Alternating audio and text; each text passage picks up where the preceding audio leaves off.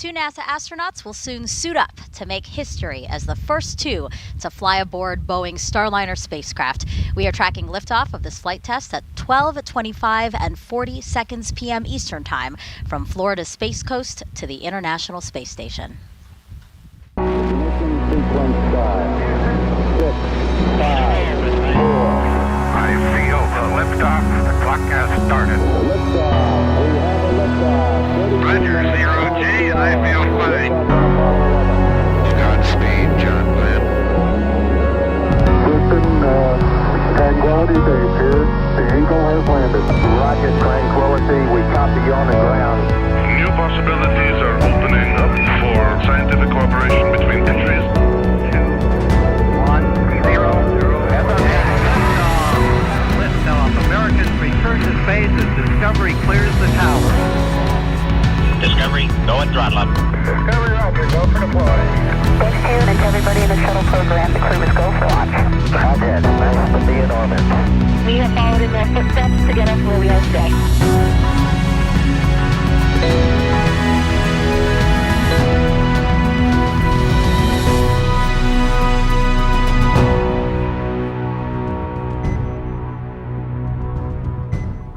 Good morning and welcome to NASA's Kennedy Space Center in Florida for NASA's Boeing Crew Flight Test, or CFT. I'm NASA's Megan Cruz. And I'm Dee Russell with Boeing Communications. Joining us also is NASA astronaut Mike Fink. Nice to have you here. Thank you. I'm really thrilled to be here. Go Starliner. Yeah, absolutely. For those who don't know, this will be our second attempt to launch NASA astronauts Butch Wilmore and Suni Williams on a United Launch Alliance Atlas V rocket and Boeing Starliner spacecraft. We initially tried to launch on May 6th, but teams decided to stand down 2 hours before liftoff because of a faulty oxygen relief valve on the Atlas's upper stage. Since then, ULA has replaced the valve, and Boeing has addressed a small helium leak in Starliner's propulsion system and developed another deorbit burn option for its return to Earth in about a week. We'll talk about more of that in just a minute. Right, because now we want to focus on what's happening right now. We are once again poised to make history. 4 days ago, our cameras were there as we welcomed back Butch and Suni, who returned home from Houston after the first launch attempt. Boeing employees, you see them there, greeted Butch and Suni with cheers and signs, and then Suni snapped a selfie with all of them. And then 2 days ago, the Atlas V rocket and Starliner spacecraft rolled back to Cape Canaveral Space Force Station's Launch Pad 41. The last time an Atlas-class rocket sent humans to space was 61 years ago for the final flight of NASA's Mercury program. CFT will be only the 6th time NASA astronauts will launch on a new spacecraft designed for crew. Now, Mike, I know you're really great friends with Butch and Suni. You actually got to chat with them late last night. So how are they feeling? Oh boy, Butch and Suni are excited for today. As astronauts, especially Butch and Suni, consummate professionals, test pilots, so they got their steely-eyed game faces on, but inside they are excited for today. All of us, the whole team has been working for a long time. It's not just Butch and Suni, they're at the literally tip of the spear, but they are very excited to go do their part for this test flight and to get Starliner certified and be the first of many Starliner flights. So they are excited and ready to go. Awesome. And as Butch just said, NASA and Boeing want to certify Starliner for regular flights to the International Space Station as part of NASA's Commercial Crew program. Mike, why is it so important for us to have a second commercial spacecraft to ferry astronauts back and forth to the space station? Yes, so right now the ways to get to the International Space Station are with SpaceX and Dragon. That's part of the Commercial Crew program. Of course, we still trade seats with the Soyuz for the Russians. But in case any one of those go down, it's great to have another one to go. And not only that, it's important for NASA that we have many different ways to the International Space Station for crews and cargo, but it's also really important for this low Earth economy that we're building, so that we can have different ways for Americans to go into space that aren't necessarily for NASA. Yeah, and actually we are getting our first look inside of the historic suit-up room within Kennedy Space Center's Neil A. Armstrong Operations and Checkout Building.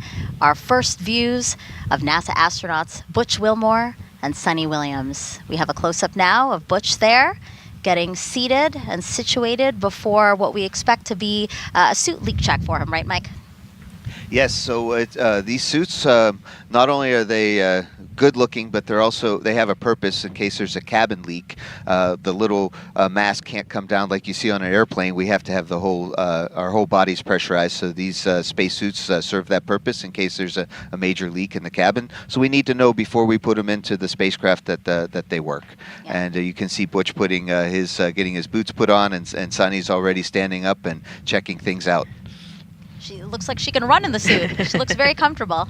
Yeah, those boots are really fantastic. The whole suit is manufactured by David Clark in Worcester, Massachusetts, and Reebok is also another Massachusetts company, so they work together for some cool space boots. But you can see Suni is enthusiastic and very excited today. Right. And the suit leak check is going to be very visually evident, right? I mean, their suits are literally going to puff up in flight. Yes, if you're familiar with the Stay Puft Marshmallow Man or person, yeah, they get really. But that's good. That shows that we get up to about 3.6 pounds per square inch of pressure, which will help the crew stay alive if there's a major cabin leak, and that's a good thing. Boeing and NASA really care about crew safety for sure. There is a lot to learn about this crew flight test, so we have people here at the Cape and in Texas to help explain every part of this mission. Let's start first with ULA's Dylan Rice and Boeing's Lauren Brennicke, who are monitoring the spacecraft and rocket from United Launch Alliance's Advanced Spaceflight Operations Center, or ASOC. Yeah, Dee, Dylan and I are in a really unique location here over at the ASOC. We have a great vantage point on all of the operations that are going on here today. We're able to actually see all of the launch control team down here behind us. We also have mission directors to one side and engineering support to the other side. So we are really right in the middle of what you might consider the game. It feels sort of like we're in a press box at a football game. And so we're tracking everything that's going on with the countdown from here. And right now we're waiting for the pad team to start making their way back over to the pad because Dylan, fueling has been wrapping up. Well, Lauren, Atlas V and Centaur are fueled and ready to go. We rolled the rocket out to the pad this past Thursday, where we connected it up to all the pad utilities. Countdown started at 1:05 this morning. We powered up the rocket, began all the final checks of our avionics systems, and all the final preparations out at Launch Pad 41. All that work wrapped up around 5:30 a.m. And with the launch vehicle ready, we started cryogenic tanking at 6:25 a.m. after completion of our pre-cryo built-in hold. Cryogenic tanking takes just under 2 hours to complete. That just wrapped up here in the past few minutes, and the teams are now polling downstairs to initiate re-entry of Pad 41 so that we can bring the team out and start loading crew into Starliner.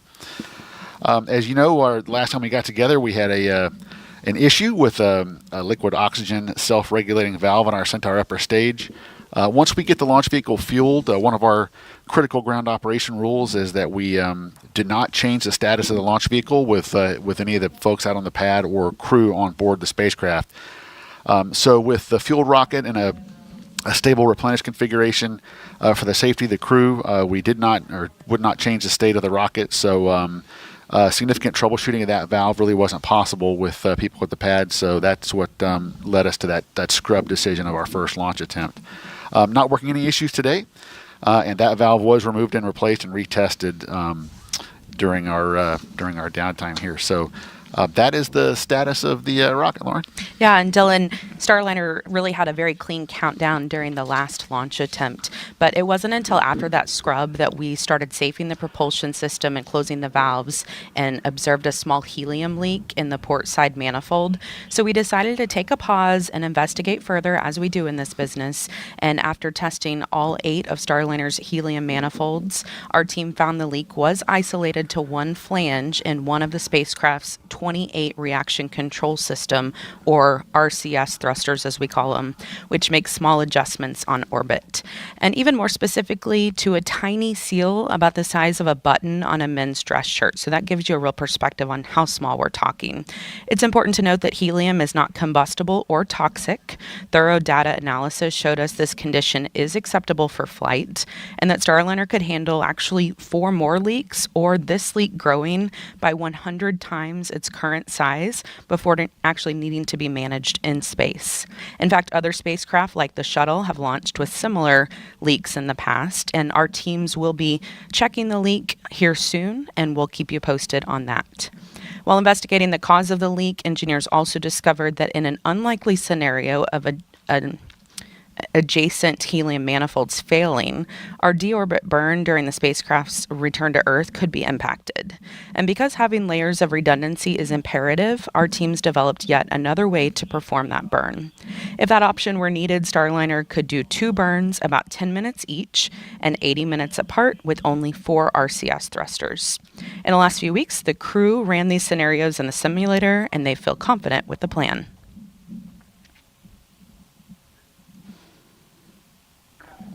Butch and Suni have been on a lot of our phone calls working through these challenges for the past couple weeks, and it's been really nice to hear their voices. You know, they've been voices of reason as we're working through these.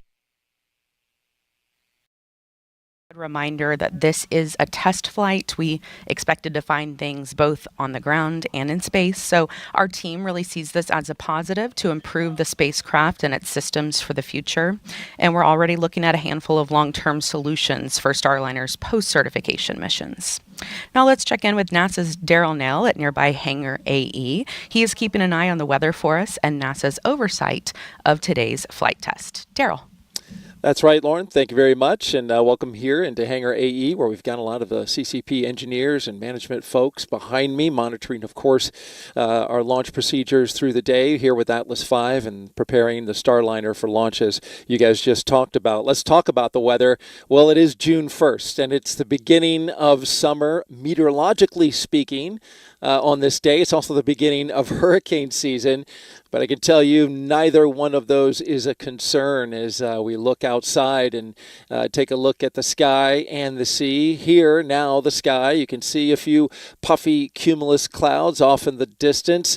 Overall, not a problem and not a concern for today. We are 90% go, according to the launch weather officer, for today, which is great. Conditions are fantastic. One thing they are watching, though, and we know our host desk knows this well, they're watching the ground winds, which are really they're stronger than normally we would have expected, but we've got strong onshore flow from a high-pressure system that's just off the coast of North Carolina, and so that's creating a lot of that strong flow, which is coming in directly from the east. So you can see those cumulus clouds as they go kind of whipping by the pad. They'll be watching that. That is the only concern, and that is the 10% possibility for violation. Overall, though, we couldn't be in a better position. We were in a similar position during our last launch attempt, and come to find out, even though it's the beginning of meteorological summer, we're not having summer conditions here at the pad yet, and that's a good thing. So we'll send it now back to the host desk with Megan, Mike, and Dee. Daryl is absolutely right. We know these winds very well as they are whipping around us right now. And Mike, talk to us about why these winds would be a concern for launch. Well, here at NASA, it's safety first. And so if there were a problem with the rocket, the capsule can pull off and abort and fly over the shore and land in the water.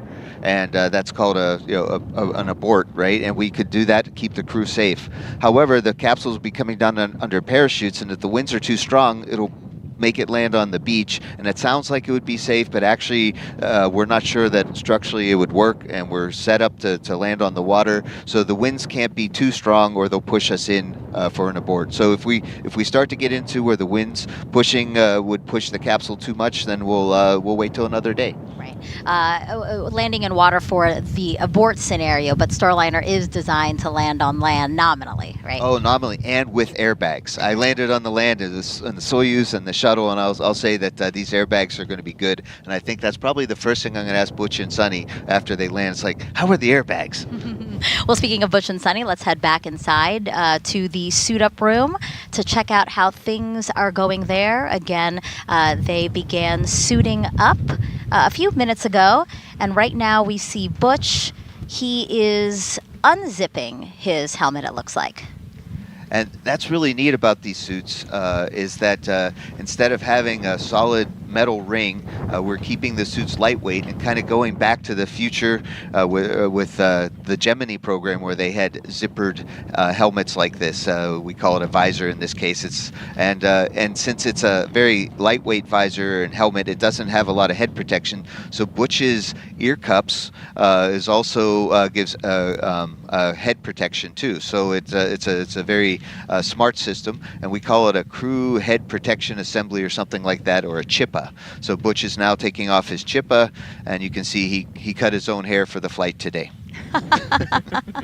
This is the kind of insight we wanted from you, Mike. As you can see, guys, we are very fortunate to have Mike here with us because he's a veteran of 3 space flights, Expedition 9 in 2004, also Expedition 18 in 2009, as well as STS-134 in 2011. We're cycling through some pictures of those previous flights now. In total, he spent more than a year in space and has conducted 9 spacewalks. He then worked with NASA's Commercial Crew Program to help bring SpaceX's Dragon and now Boeing Starliner online and ready for today's flight tests. He trained alongside Butch and Suni as their backup pilot and was with them for CFT's first launch attempt.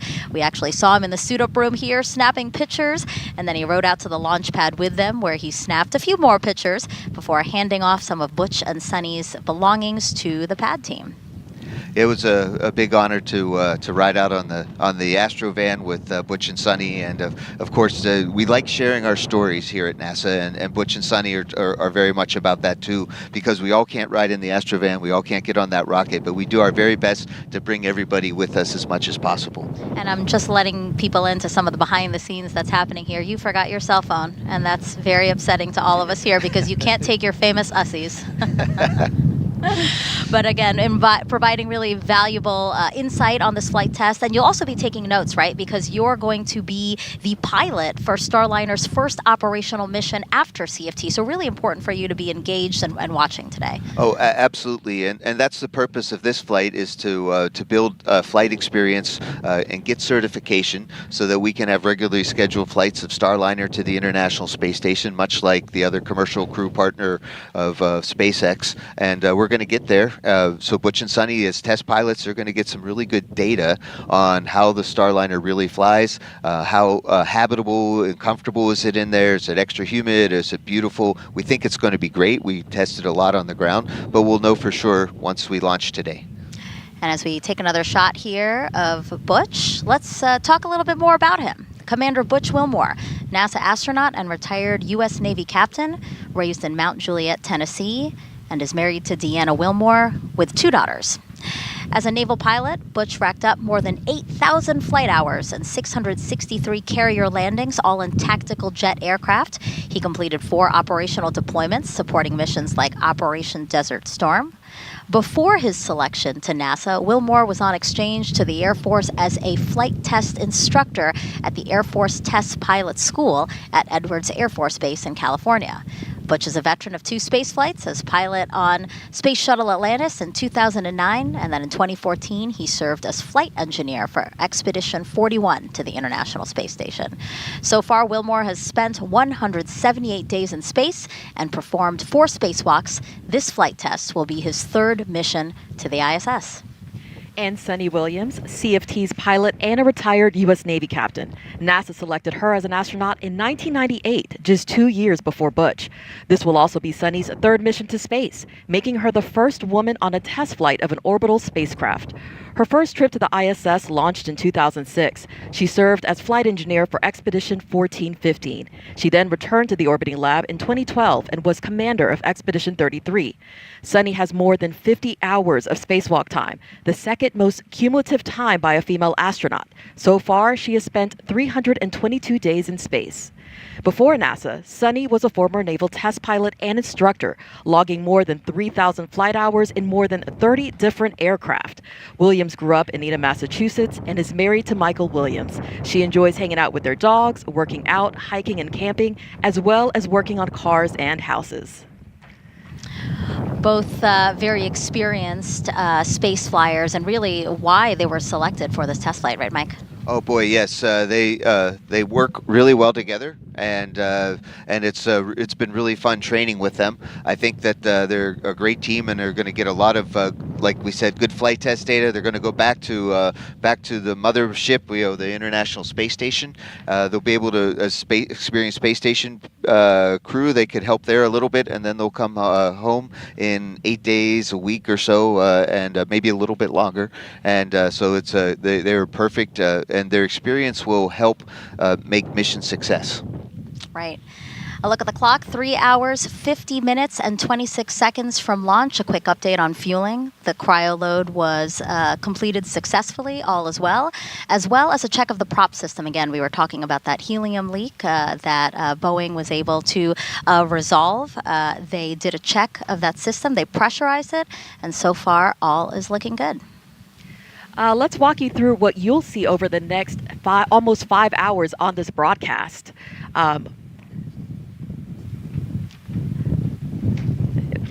After suiting up, Butch and Suni will walk out of the ONC building to say their goodbyes to family and friends before their ride out to the launch pad in an Astrovan. And then once at the pad, the crew will ascend ULA's Crew Access Tower to board Starliner in a process we call ingress.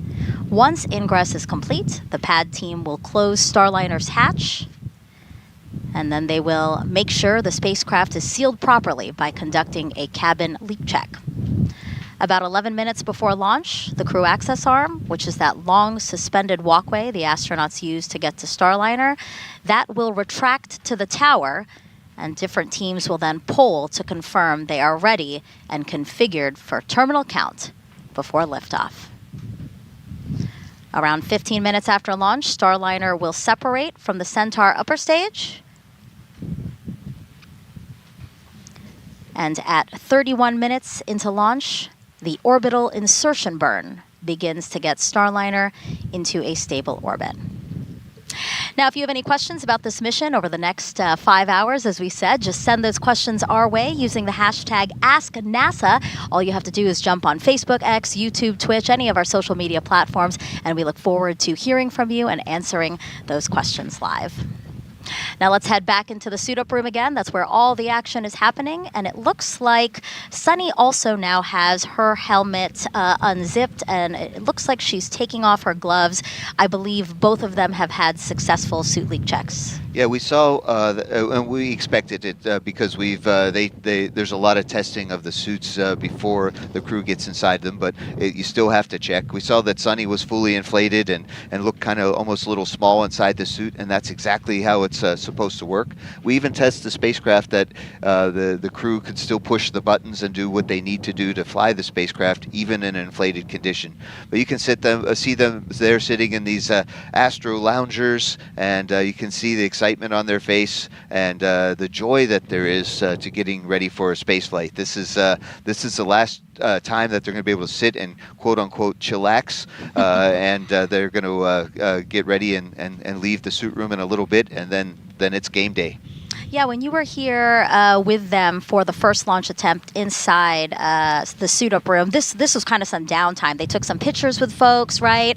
Because really there's a strict timeline that they're keeping to, and if they're a little bit ahead, they have some pad here, right? Yeah, our timelines are built for the whole day in case for the case when we have 4 people. That's something we're checking out to see if a 4-person timeline is workable. But we only have 2 people, so it does give us a little bit of extra time. And Butch and Suni have really focused on the team because we realize as astronauts that we're part of a really big team, and that's really cool. It's like the biggest sports, bigger than regular sports teams, and we all work together, and it's the greatest team sport. So Butch and Suni did want to spend time to recognize our suit-up team that you can see working in the room, who are making sure and that they're ready to go. There's also another team in there that checks the equipment to make sure that they have what they need: their wrist mirrors and watches and pens and pencils, what's going on their knee board, and we check all that to double check to make sure, because once we're in the capsule, you got what you got. Yeah. A quick note about the suit. Again, this is a new suit that developed for this Starliner launch. And the full suit, which includes an integrated shoe, weighs about 20 pounds with all of its accessories. And that's about 10 pounds lighter than the launch and entry suits worn by space shuttle astronauts. Right, Mike? Yes, it's definitely more lightweight. We took some really good ideas from previous spacesuits, and David Clark put together a great suit. Okay. And it's definitely more flexible, elbows and knees. You saw Suni kind of showing that. There's vents that come in right underneath our chins that allow us to be cooler and still pressurize the suit. All right, we have commentators at Mission Control in Houston monitoring Starliner's flight to the space station. Let's check in now with NASA's Brandy Dean and Boeing's Jim May.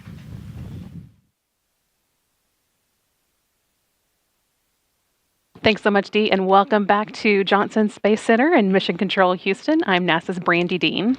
And I'm Jim May with Boeing. We're incredibly excited to be here today with the flight control team that will be seeing Starliner safely through its first ascent with crew members on board.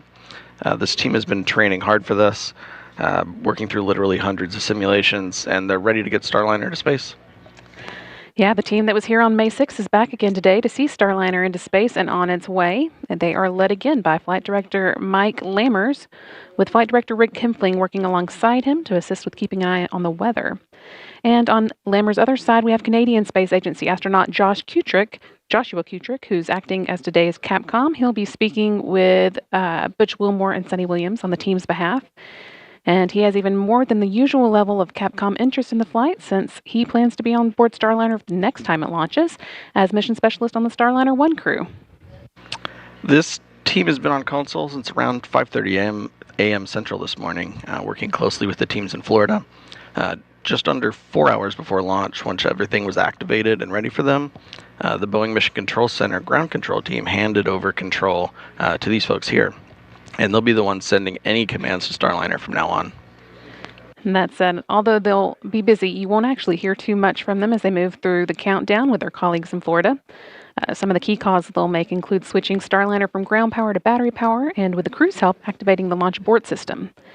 And of course, Lammers will speak on behalf of his team when he gives his go or no-go to the launch conductor during the final poll 7 minutes before launch. And at liftoff, they'll work hand in hand with the ULA team, who will be controlling the Atlas rocket, which is lifting Starliner into orbit. For the first minute and a half of flight, we'll have Atlas and its solid rocket boosters providing the initial lift to get Starliner going. And then the final stretch of launch, we'll see the second stage Centaur engines finish the job of getting Starliner into orbit. And they'll be done with the job about 12 minutes into Starliner's flight, then be jettisoned 3 minutes later. And after that, Starliner will be on its own to make its journey to the International Space Station. So let's take a closer look at the details of what to expect during Starliner's ascent, coming up at 12:25 p.m. Eastern this afternoon.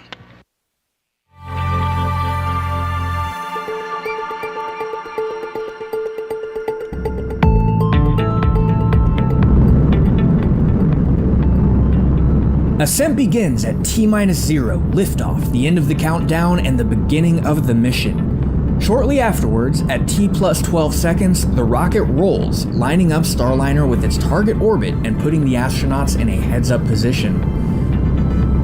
Then, around T+40 seconds, max Q starts. That's also known as max aerodynamic pressure. This is a critical time when the atmospheric forces reach their highest. Next, at about +1 minute 35 seconds, the two solid rocket boosters run out of fuel and burn out, and about a minute later they separate from the booster. The Atlas booster engine continues to burn for almost 2 more minutes. Then at approximately +430, booster engine cutoff, or BECO. About 5 seconds later, the booster separates, and so does the ascent cover on top of Starliner. At around 4 minutes 45 seconds, the Centaur upper stage ignites, continuing the push to orbital speeds. Then a little after 5 minutes, Starliner is free of the atmosphere and doesn't need additional aerodynamic support, and the aeroskirt is jettisoned. After a long 6+ minute push from Centaur, main engine cutoff, or MECO, happens around 12 minutes after liftoff. Then, when Centaur successfully separates almost 15 minutes after launch, ULA's job is done. But Starliner is not quite in orbit yet. After a 16-minute coast, Starliner ignites 4 of its orbital maneuvering and attitude control, or OMAC engines, for the orbital insertion burn, and then 31 minutes after liftoff, the ascent profile is complete.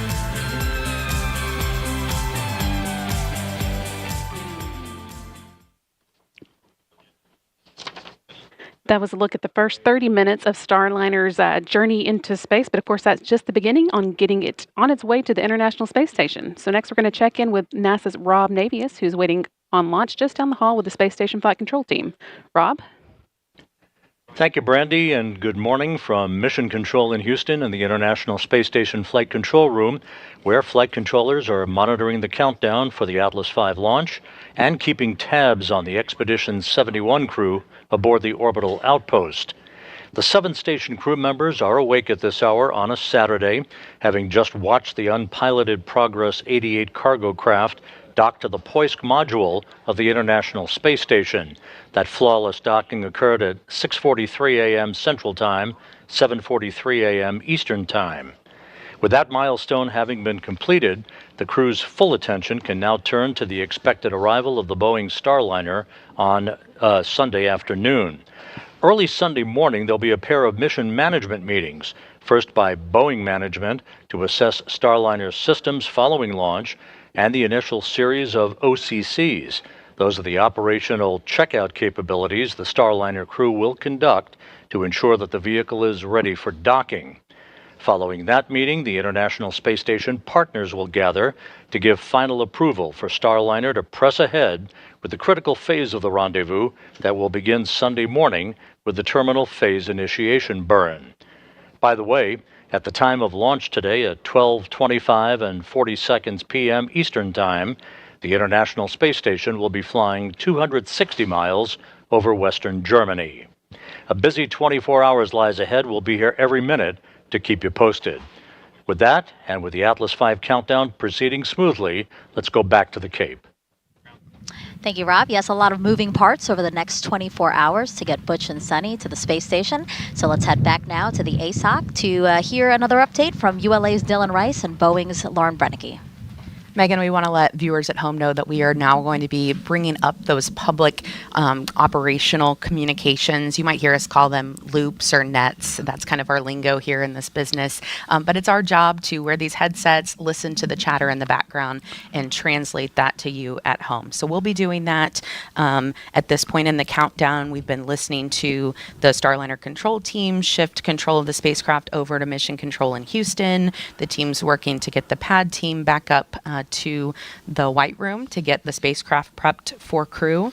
And our teams have also been cycling the thruster valves, and they are now in the open position. This is the third time for Starliner to launch, but of course the first time with crew on board. So if you've watched our launches in the past, the prep for this one will be a little bit different. That's why we're coming to you a lot earlier before launch today. It is important to remember this is a test flight, so we are going to learn a lot to be more efficient in the future. Dylan, how are things progressing with the rocket? Well, Lauren, things are continuing to go very, very well. The ULA team is up on the crew access tower now, configuring the White Room for what happens next with the crew's arrival. So we are standing by at T minus 4 minutes. That's the T is the terminal count clock. All the rocket activities are sequenced to the terminal count clock, as you can see on the screen there, the L count clock or launch count is counting down to our T0 at 12:25:40. So that T clock holding at T minus 4 minutes, indicating that the rocket activities are basically nothing happening right now with the at your convenience. Roger. Nothing happening right now with the launch vehicle, but we are configuring the pad for loading. Go ahead, Mike. This is the 100th launch of the safe and reliable Atlas V rocket and the third flight of the 172-foot tall N-22 configuration. This rocket's configured with a dual-engine Centaur upper stage, which is uniquely capable to deliver that performance that we need to shape that trajectory to maximize crew safety on the ride to the space station. And of course, from this point on, as you hear some of those operational communications, the nets or the loops come across, we will pause in our commentary so that you can hear them. So if you notice us pause, that's what we're doing. We just want to make sure you can hear everything. So now let's check in with NASA's Daryl Nell over at Hangar AE. Daryl. All right, thank you very much. And as you can see on your screen here, this is the card game. LC SMD on channel 1 for a comp check. Cuddy here. I have you loud and clear on channel 1. I have you the same, LC SMD out. You just heard the launch conductor there. Nothing LC too big to flight, report. Com check on air to ground 1. I have you loud and clear on channel 1. Copy, I have you loud and clear on CST, air to ground 1. This completes hold call authority com check. Roger. Okay, so ground, some comm checks that you can hear there. But again, this is the traditional card game. You see Suni and Butch there with Joe Acaba, the lead there for the mission today. And I see two camera angles here for the first time, so we actually get to see their cards. But the point of this game, and of course Mike Fink and Megan can talk more about this, but as we're looking at it, since we're watching it now, they're playing a card game, and they're going to play this game until the commander, Butch, loses. And the whole point of this is to take all that any bad luck and get rid of it on the card game, right? So they want Joe there to win the hand, and they're playing the hand out. Minus 3 hours, 35 minutes. So they're going to play another hand, because I think that they may have won, so we'll see what's going on. Anyways, we also want to talk weather, which is a factor. Not too much today, only 10% no-go. We are a 90% go, and so we're looking really good there outside. But we do want to continue to watch this tradition, which goes all the way back to the space shuttle program.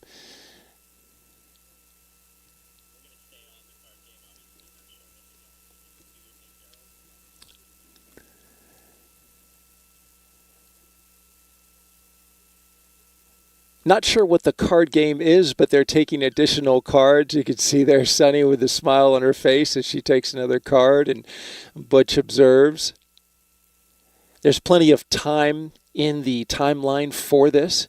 They're suited up. They've done their pressure checks, and so along the timeline, they've built in a period of time, of course, some margin just in case, they have to do some extra checks. But there you go. Card game is complete. The bad luck, they've gotten rid of it, and Suni gives 2 thumbs up to say, hey, we've got the good luck on this one. We're going to have hopefully a good flight today.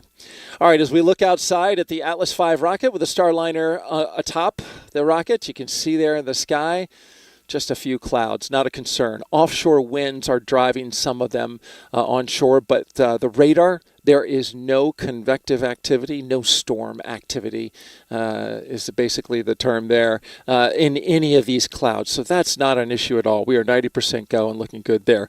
Also tracking NASA's oversight of the mission today, NASA Operations Manager Richard Jones just recently polled his team within the hour. They were all go. So we're looking good there as well. If you're wondering whether or not you can see this launch from an area of the southeastern United States, we actually have a graphic that we can show that gives you an indication of where you can see this rocket at what point in time in the launch. So as you're looking at this here, if you're in the southern area, if you're in Florida along the coast or southeastern Georgia, you can see that at certain stages, the plus 30 seconds, you can obviously see that all along the Space Coast. But as you get to level 2 and level 3 and level 4, this then expands your area to be able to see this rocket. We have clear skies in the area thanks to the high-pressure system, so most of the folks along the eastern seaboard should have a view.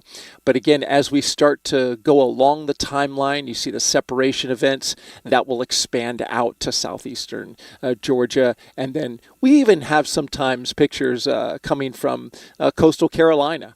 If you have those, of course, send those to us. #AskNASA. We'd love to see them. That's our report from here at Hangar AE. Now we'll send it back to Megan, Mike, and Dee. You had a lot of interesting commentary here at the host desk while we were watching the card game. What is that game? Yeah, so this game is called 31, or SCAT, although I think Sonny's niece and nephew, they call it CAT because Sonny likes dogs. So it's just a little jab. But the point of it is kind of a little bit like blackjack, except you're supposed to get 31 of the same suit. And you saw there that Butch and Sonny successfully got rid of the bad luck, and they're getting ready right now to walk downstairs and say hello to their families and get into the Astrovan. So I think that's coming up pretty soon. Yeah, we are watching the clock here in about 2 minutes because 3:28 is when we expect them to depart the suit-up room. So in those few minutes, let's actually head outside and take a look at the Astrovan that Mike just mentioned. The Astrovan will be their ride to the launch pad, and right now it is parked right outside there of the operations and checkout building. A great view there of, again, their ride to Launch Pad 41 on Cape Canaveral Space Force Station. Now, NASA chose the company Airstream back in the 60s to create a crew quarantine vehicle for when astronauts returned from the moon. And that picture you see there, President Nixon talking to the Apollo 11 astronauts inside said quarantine vehicle. And then during the shuttle program, Airstream created the first generation Astrovan, a 27-foot motorhome that transported astronauts across 3 hours, 30 minutes. KSC to their launch pads. And both Butch, who you see there in that picture in the front, and Suni rode in that Astrovan. And now, here's a closer look at the new Astrovan. It's wrapped with pictures of Starliner, has a license plate that says Ride to Space. When the door opens, steps fold out. The inside can seat up to 8 people with room for the astronauts' portable air ventilators that keep the crew cool. The Astrovan also includes a TV and sound system, so crew can watch or listen to whatever they want on their way to the pad. Yeah, this Astrovan was it's super comfortable, and even though it held 8, there was just 3 of us last time, and Butch and Suni are going to ride out today just by themselves. They told me last night that they'll miss me, but I'm not sure that they really will, because they're getting ready to go to launch. It's a very smooth ride. We have great drivers, and we even have a backup Astrovan. Oh, I didn't know that about a backup Astrovan, really. Yeah, well, it's not where the backups ride, because I rode in the, in the primary one. But, yeah, no, it's the really important thing is that we have to launch on time. So if for some strange reason they got a flat tire or something, we'll just hop out of one van and go to the other one. Makes sense. All right, again, look at the clock. 3 hours, 28 minutes, and 40 seconds until liftoff of NASA's Boeing Crew Flight Test. And in about 30 seconds, we expect Butch and Suni to leave the suit-up room inside that building you see there. Here they are. Commander Butch Wilmore and pilot Suni Williams walking to an elevator at the end of the hallway to depart astronaut crew quarters. Looks like they have some roses in hand. Oh, that's really sweet, Mike. They're handing it out to some folks there in the ONC. Again, Butch and Suni are really about the team, and Butch made sure that there were roses for the ladies, and I think even some of the guys. Yeah, one just got a rose right there. It's the thought that counts, really. And it's really they take such good care of us while in quarantine, and Butch and Suni. LC Slick on channel 1. Longer quarantine than usual. Hatch open ops complete. Confined space checks are nominal. Roger. A wave there from Butch and Suni as the elevator doors close. That elevator will then transport them down 3 floors, and we will soon see them walk out those doors you see there. And in the meantime, we heard that the capsule, the spacecraft hatch is open, ready to receive. You know, Butch and Suni have been training on Starliner for years, And Starliner training takes place at Johnson Space Center, where they can simulate just about anything they might experience in space, even zero gravity. They performed a lot of their training inside a real-size mock-up of Starliner at JSC, which just happens to be right across the room from a real-size mock-up of the International Space Station. And just down the road, they spent hundreds of hours inside Starliner's simulators, running through various possible scenarios they could face during this flight test. Now, Mike, when they returned to Houston after the first launch attempt, they actually did get back into some of these training simulators, right, to walk them through some of the procedures that they were testing given some of the issues that were found? Oh, very much so. Butch and Suni, as consummate professionals, insisted that they keep up their skills, and not just their own skills, but the skills of the entire team it takes to go fly the spacecraft. And so as we looked at how to handle a helium leak, we came up with new techniques and procedures. And Butch and Suni, we're helping work with the team to make sure that we have everything in place in case we ever need it. So great resources available to them, again, back in Houston. All right, so we asked you for some social questions. We have one right now. Why don't we take that up on the screen there? So this one is from Abibak on Instagram asking, what are you testing on this mission? We are testing the whole thing, right? So we have all the little pieces work together, but how does Starliner fly with humans on board? Is the ECLIS system, the environmental control system, working? How do the spacesuits work? Can we push all the buttons? Does it fly like it's supposed to? All of these things are really important. How does it dock? And then can we use it for its purposes as a rescue spacecraft? And Butch and Suni are get a chance to check a whole 6-month mission in a compact several days aboard the space station. So this is really important. We'll take a lot of flight test data, talk about it when we get back, and add to the certification so that Starliner can fly on a regular basis. We have a minute before they walk out of those doors, so let's sneak in one more. Nor on Instagram asking, how do astronauts feel after coming back to Earth? Yeah, it's really amazing because you're weightless for a while and then you come back and you have 1G again and your body is adapting. Some of us feel sick. Some of us just feel a little bit not well, but it's really amazing because within minutes to days we feel back normal again. And my experience was on my last flight was I was hungry when I came back, so they had some sandwiches ready, and here they are. Our CFT crew taking their first steps outside for their historic flight test to the International Space Station. Commander Butch Wilmore on your left and pilot Suni Williams to your right. Waving to the crowd there. Their friend Mike here at the host desk applauding them from afar. Some roses still left in Butch's hand. I'm sure he'll hand them off to some of the crowd there that's outside of the ONC. I think his wife and daughters are there, so he definitely wants to show appreciation for how patient his family has been. Well, and you did say that Butch and Suni have been in quarantine for a very long time now. April 22nd is when they went into quarantine. Yeah, it's been a long time.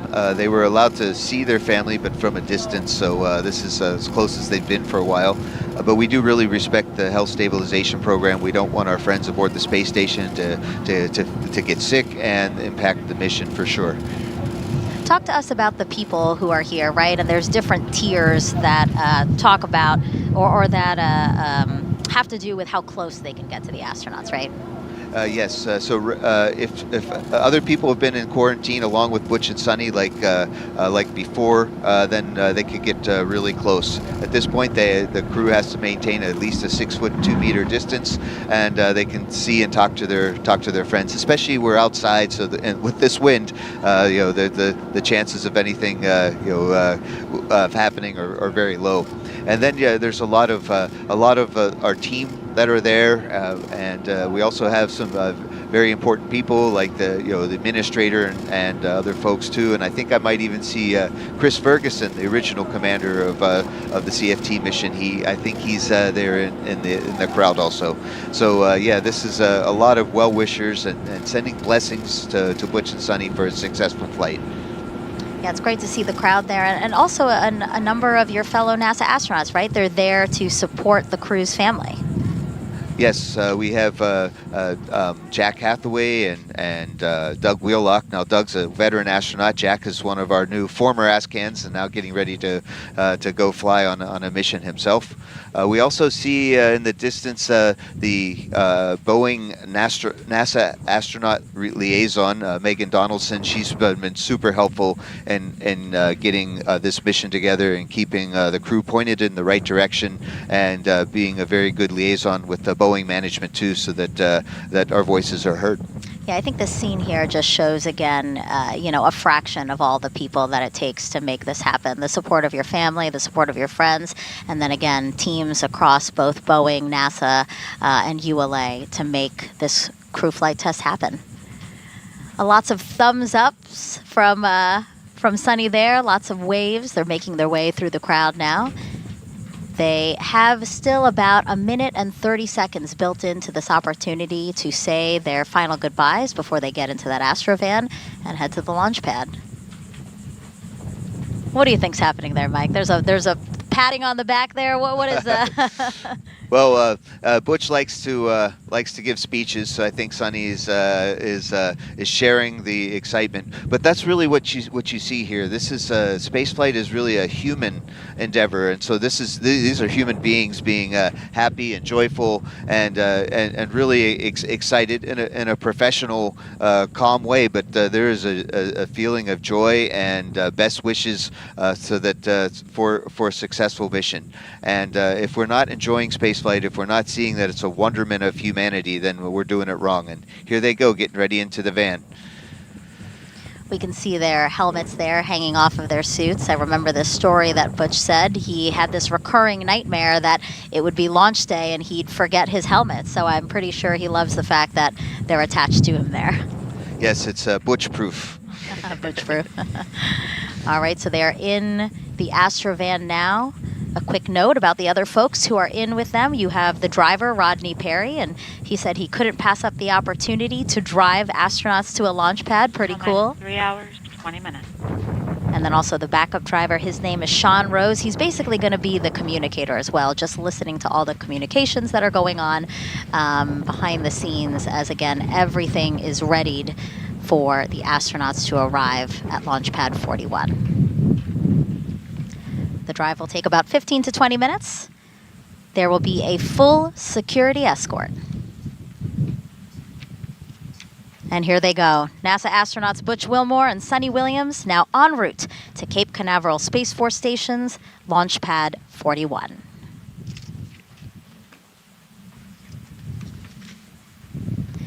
And as both Butch and Suni make their way out to the pad, there's only one way for those two to get amped up for launch. And I know that Mike knows because he was inside the Astrovan with them on their first ride out to the pad on the first launch attempt.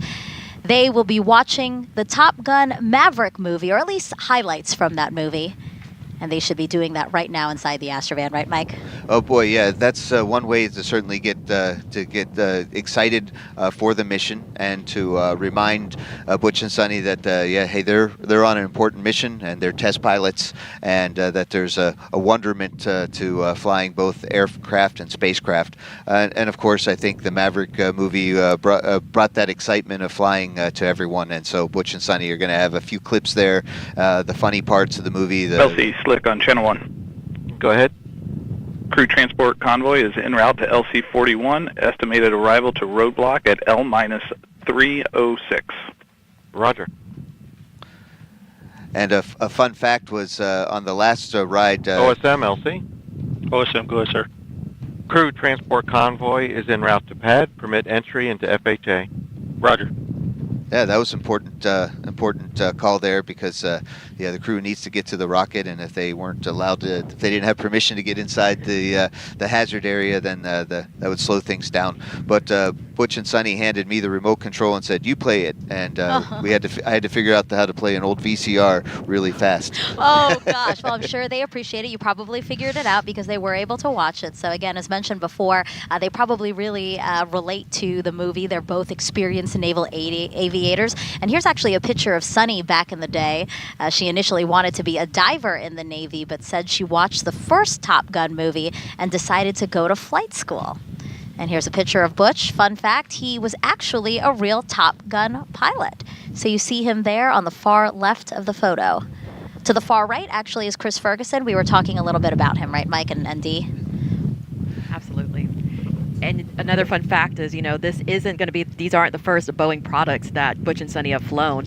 In that picture, Suni was standing in front of a CH-46 Sea Knight, and Butch was standing in front of an F-18 Hornet. And of course, today, they'll both 3 be... hours, 17 minutes. And of course, today they'll be the first to fly Boeing Starliner. Now let's check back in with NASA's Brandy Dean and Boeing's Jim May, who are monitoring things at Mission Control at Johnson Space Center. Thanks, Megan, and go Butch and Suni. Here in Houston, things have been going smoothly for the flight control team and Mission Control. The team here took control of Starliner a little less than an hour ago, and they've been working through a number of steps in the pre-launch checklist since then. But even before that, one of the first things they did after coming on console was a weather briefing with the crew and crew quarters, and that was a quick conversation because the weather's looking very good for today's launch opportunity. The team here in Houston is continuing to work through their pre-launch checklists. Right now they're working in a little bit more of a monitor mode, keeping the spacecraft stable while Butch and Suni head to the pad, and the teams in Kennedy Space Center are preparing Starliner for their arrival. Once the crew gets strapped into their seats and the hatch is closed, things here will start to pick back up as we perform cabin leak checks and monitor Starliner's life support systems, hosting crew for the first time to space. And then in the last 20 minutes before launch, there are a few important actions they'll work through, switching Starliner to internal power and working with the crew to activate the launch abort system. This carefully choreographed pre-launch process has been practiced many times as a fully integrated team. We capped off our training with a mission dress rehearsal just a week before our May 6th attempt. And we got some bonus live training from that attempt as well as our final preparation for Butch and Suni's mission today. And of course, all of that aiming to get the crewed Starliner to the International Space Station for its crewed flight test. So let's check in with the destination, the International Space Station. Rob Navius is with the Space Station Flight Control Team, standing by to give us an update. Rob? Thank you, Brandy. Mission Control, a busy place today, with the white flight control room down the hall where you are, poised to take over Starliner mission operations at liftoff of the Atlas V rocket. And in this room, the International Space Station Flight Control Room, we are ready to collaborate with our colleagues once Starliner moves into integrated operations around 11 a.m. Eastern Time tomorrow. That's about 3 hours prior to Starliner's scheduled docking. Once the new spacecraft is docked to the station's Harmony module, there'll be a period of around 2 hours to conduct leak checks on both sides of the Starliner Harmony docking interface before the hatches will swing open, allowing Butch Wilmore and Suni Williams to enter the station, which has been home for both of them on previous missions. Wilmore and Williams will configure Starliner systems for docked operations, then will join the 7 Expedition's 71 crew members for a typical safety briefing. That will be conducted by Station Commander Oleg Kononenko of Roscosmos. The Starliner crew will then begin to transfer equipment to the station from their spacecraft and begin to settle in for this historic visit. Among the cargo items being transported on Starliner to the station is a spare pump module for the station's urine processing assembly. That's the unit that converts urine into potable drinking water. So this is a timely delivery by Wilmore and Williams. Countdown clocks are ticking backward as we close in on the launch of this test flight, and we're ready here in Houston. So let's turn it back to the Cape for our continuing coverage. Thank you, Rob. 3 hours, 13 minutes, and 30 seconds from only the 6th time NASA astronauts will launch on a new spacecraft designed for crew. And if you're curious about the first 5 crewed test flights, here they are. First, Mercury Redstone 3, Alan Shepard, May 5th, 1961. Next is Gemini 3 with Gus Grissom and John Young, which launched on March 23rd, 1965. Great historical footage there. Then we had Apollo 7, Wally Schirra, Don Isley, Walt Cunningham. Launched October 11th, 1968. Then we had STS-1 with astronauts John Young and Robert Crippen, which launched April 12th, 1981. And then NASA's SpaceX Demo 2. You see Doug Hurley and Bob Behnken waving there. That launch was May 30th, 2020. And then, of course, today you've got NASA's Boeing Crew Flight Test with Butch Wilmore and Suni Williams. And as Butch and Suni's convoy passes the historic vehicle assembly building here at Kennedy Space Center, we should, of course, acknowledge what will be the 7th time NASA will fly crew on a new spacecraft off our planet. And that will be the Artemis II mission next year. You see the Astrovan now passing by where we are at the press site across the street from the vehicle assembly building. Again, the Artemis II mission next year, that'll be NASA astronauts Reed Weissman, Victor Glover, Christina Cook, and Canadian Space Agency astronaut Jeremy Hansen. They will orbit the moon, and their Space Launch System rocket and Orion spacecraft will be assembled in the vehicle assembly building.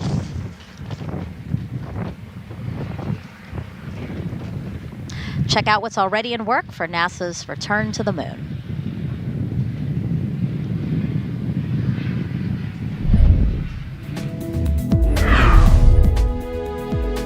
Engineers inside the Neil A. Armstrong Operations and Checkout Building at Kennedy Space Center lowered the Orion spacecraft into a vacuum altitude chamber with the help of a 30-ton crane.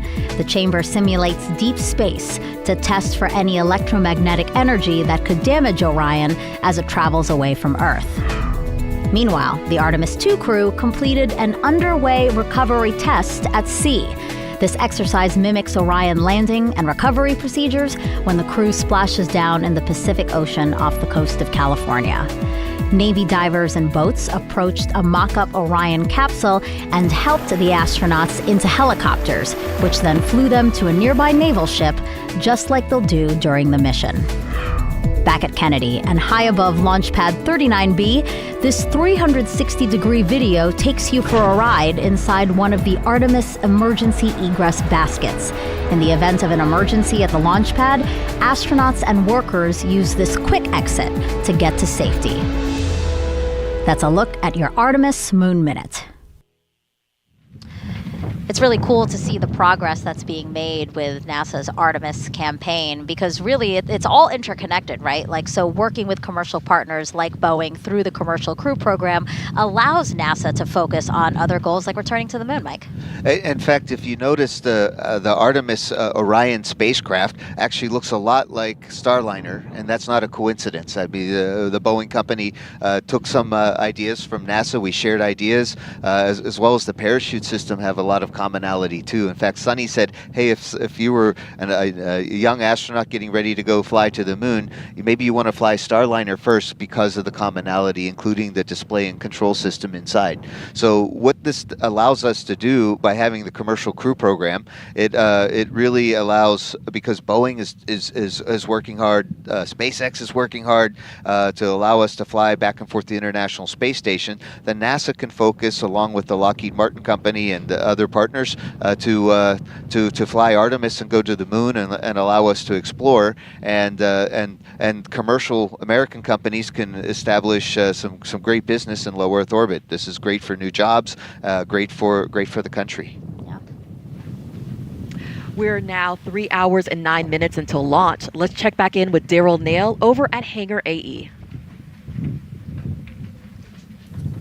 All right, thank you very much, and welcome back to Hangar AE as we look at this beautiful day here at the Kennedy Space Center, watching the crew travel out to the pad.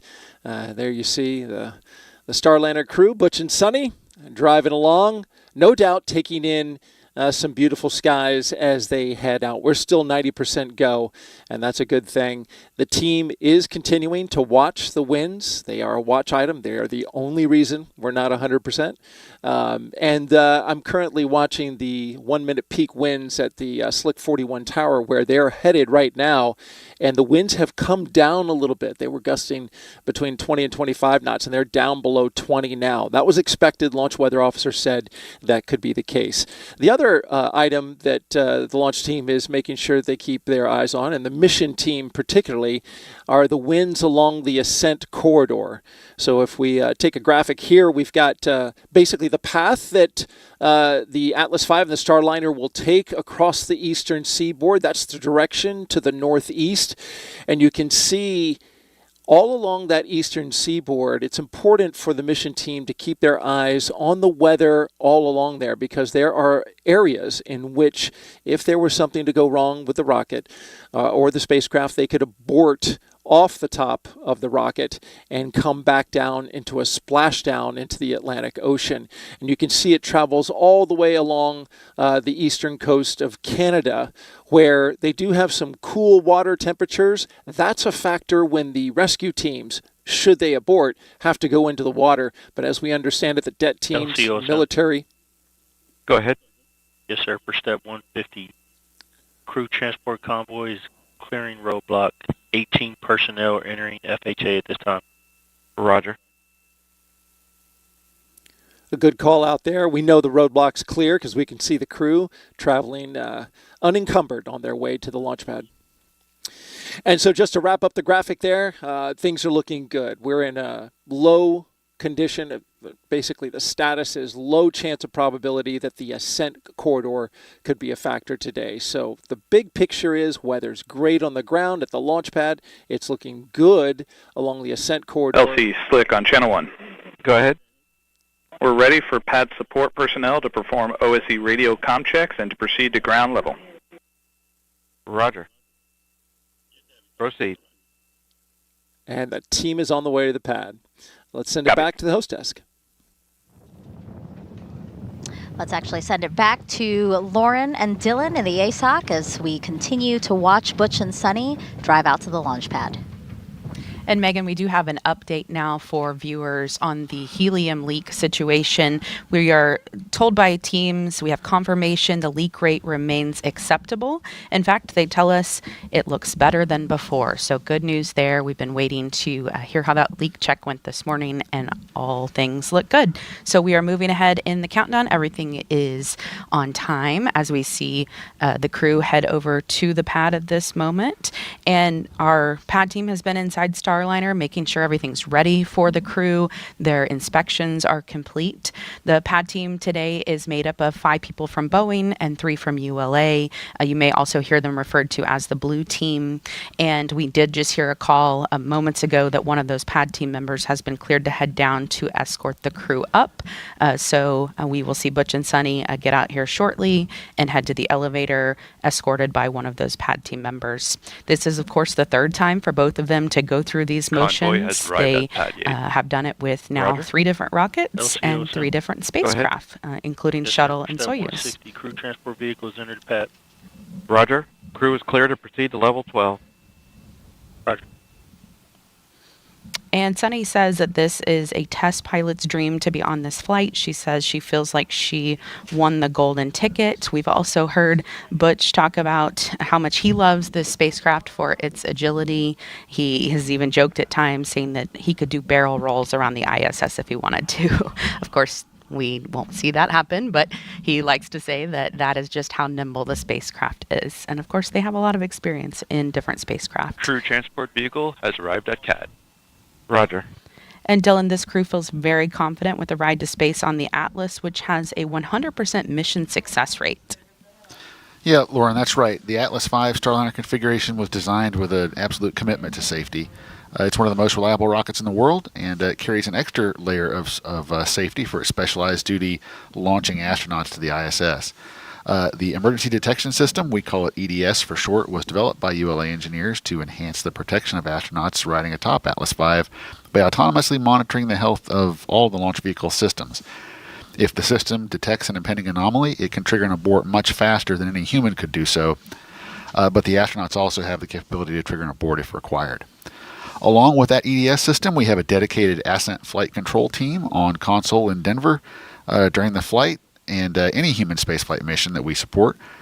This team monitors the health and performance of the rocket during ascent to space.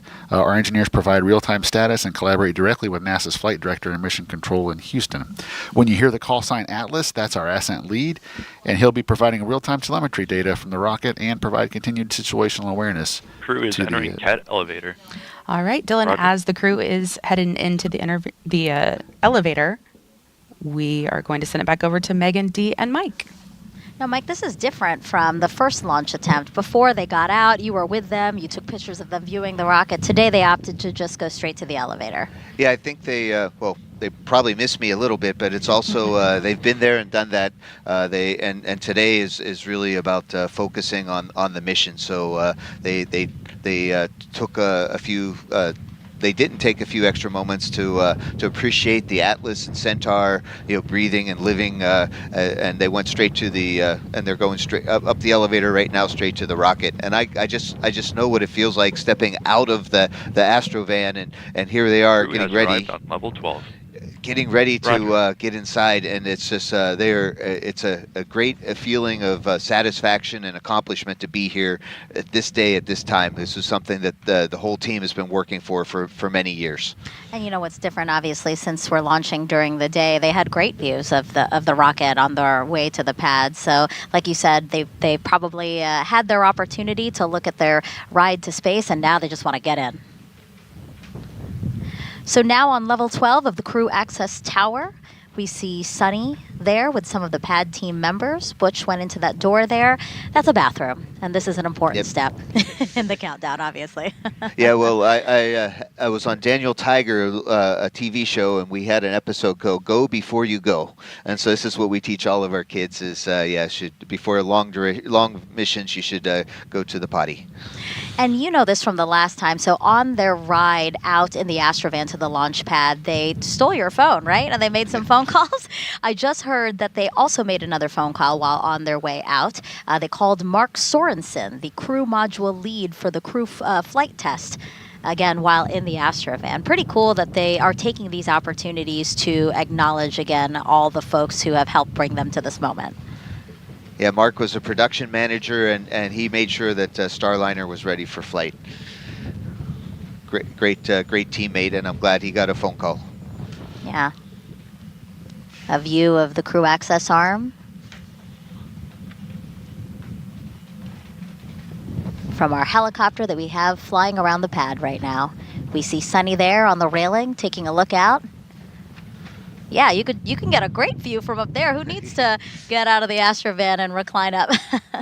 So this is the last time for a while that Suni's going to have the breeze in her face and the smell of the ocean air and the joys of being on planet Earth. Now she's going to see it all from a great distance. And here it looks like Butch is now back with the pad team and Slick Suni. on launch ops.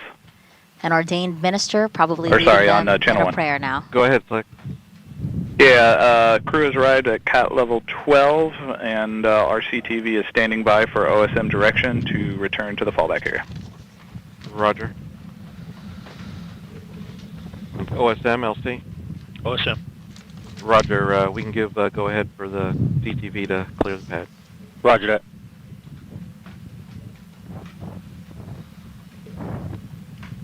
A nice moment here before the hard work of ingressing into the spacecraft and launching to the International Space Station. Well, they just cleared the crew transport vehicle to go away, so Butch and Suni are stuck there now, so they might as well go launch.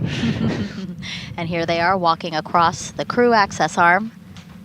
Butch stopping to take a quick look at his spacecraft and launch vehicle. And you can see they stepped on that little white sticky mat to make sure that anything that they may have had on their boots doesn't get inside the spacecraft and possibly into the space station. We do try to keep a very clean ship both up and down and aboard the space station. Looks like they're saying a quick prayer for a successful mission. Yeah, these are other pad team members who are in the white room now with Butch and Suni. The White Room, a literal name for this room from back in the Gemini era, to quite literally describe this room that will be the last stop before they get into the Starliner spacecraft. It's environmentally controlled to keep out dust and dirt and humidity. It's actually a little bit overpressured, so it has more pressure inside so that no air can come inside to the white room, and it all blows out. So even the door that goes to the white room was always cracked open a little bit to let the extra air out. And this is how to keep the particles from getting inside the spacecraft. So for the first launch attempt, to the left of the hatch was a mission patch for CFT, and Butch and Suni took the time to sign that.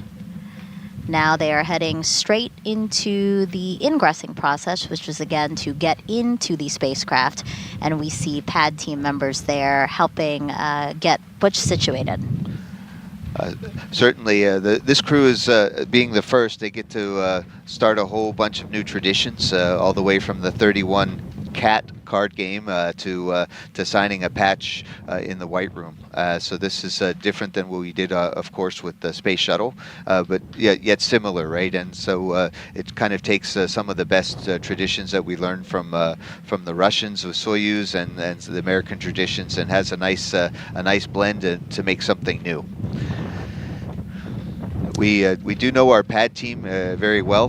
They've trained with us and trained us. So we especially now after this second launch attempt, it looks like Butch's wrist light is working. He has a good sense of humor, and so he showed it to us that his wrist light was working. It is a little bit dark sometimes in the capsule, so inside the spacecraft, so having an extra source of light, like we all do at home. We have our cell phones. We use that to light the way, but we don't have cell phones, so of course we have an extra wrist light. Yeah, off to the left side, off camera a bit, pad team members are going through what's called his helmet bag, right, Mike?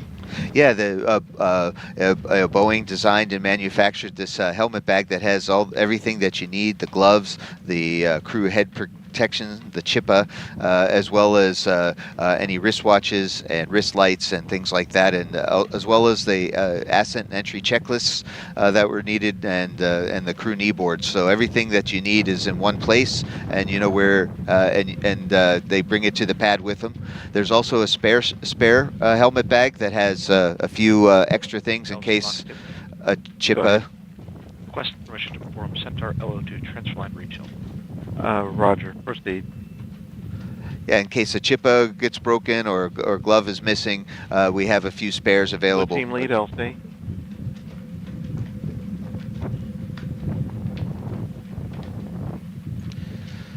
The launch conductor's calling. Go ahead. Yes, sir. Per step 160. 16 personnel have exited the FHA roadblock. Roger. Just a call out there to mark that folks have left the pad as well as the flight hazard area. So the area that's designated as where we don't want people to be if they don't have to be. So that's that call out there.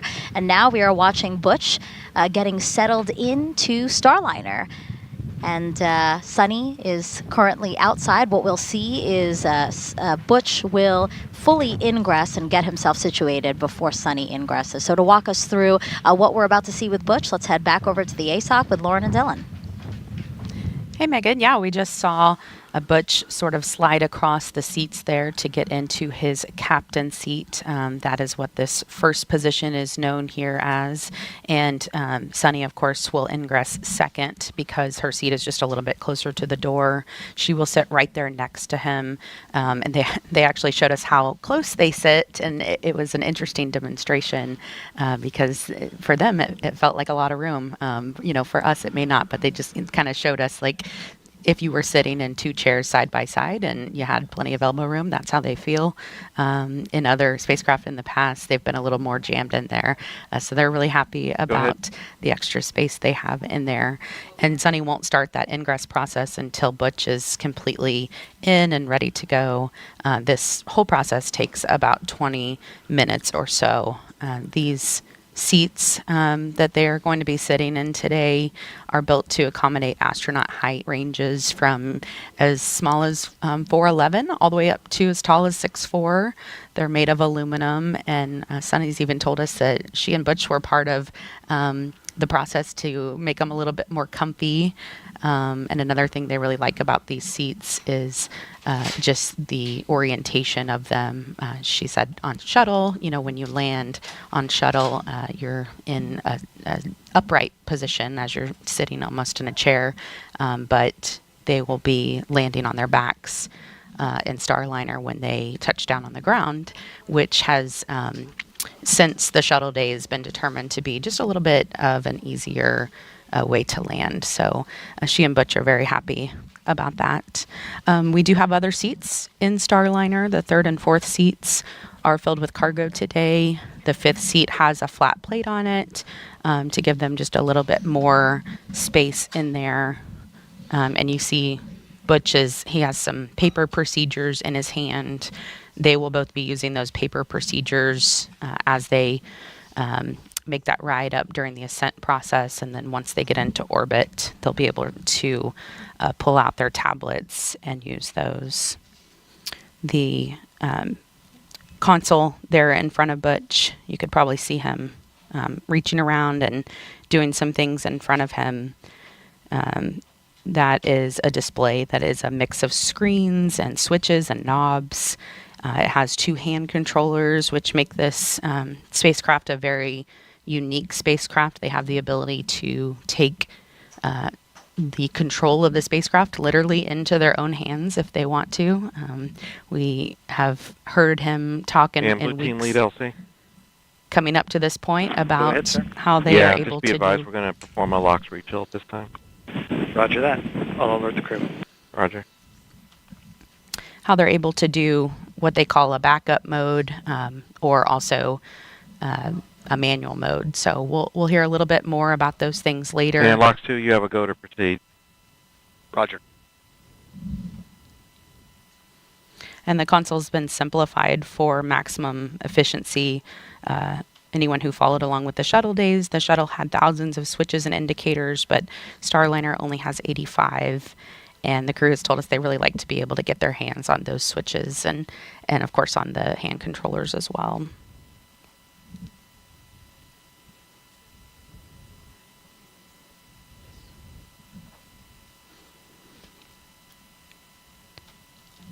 And we have confirmation that the prop system is activated and the pressures are as we expected. So things are going smoothly in the countdown. And Dylan, our team's really started working several days ago. The countdown didn't just start this morning for us. Yeah, that's right, Lauren. The countdown actually started back on Thursday when we rolled the Atlas V at Centaur with Starliner atop. We rolled it from the VIF out to Complex 41. The VIF is a vertical integration facility. It's just about 1,900 feet to the south of the launch pad there. So once the rocket arrived at the pad, we started connecting it to all of our pad utilities. So that's the pad air conditioning system, the pad electrical systems, and all of our propellant transfer systems. So the hydrogen and oxygen for Centaur, and then oxygen and kerosene for the Atlas booster. Once all those connections were made, we powered the rocket up, gave it a health check, and did a little bit of testing on that on Thursday afternoon. Then powered the rocket down and secured it for the what we call a crew sync day. When we have a countdown that starts late at night, we will essentially have the crew start to shift their schedule, so there's no planned work on that Friday. Then we came in overnight and powered up the rocket again for our activities today. The rocket remains ready, waiting on the opening of our launch window and the loading of Butch and Suni, which, as we know, is going on right now. All the activity on the launch pad is really up there on the crew access tower. You talked about the members of the blue team. So we have 3 members, the ULA teammates on the blue team, and those folks are there really to manage all of the crew access tower systems.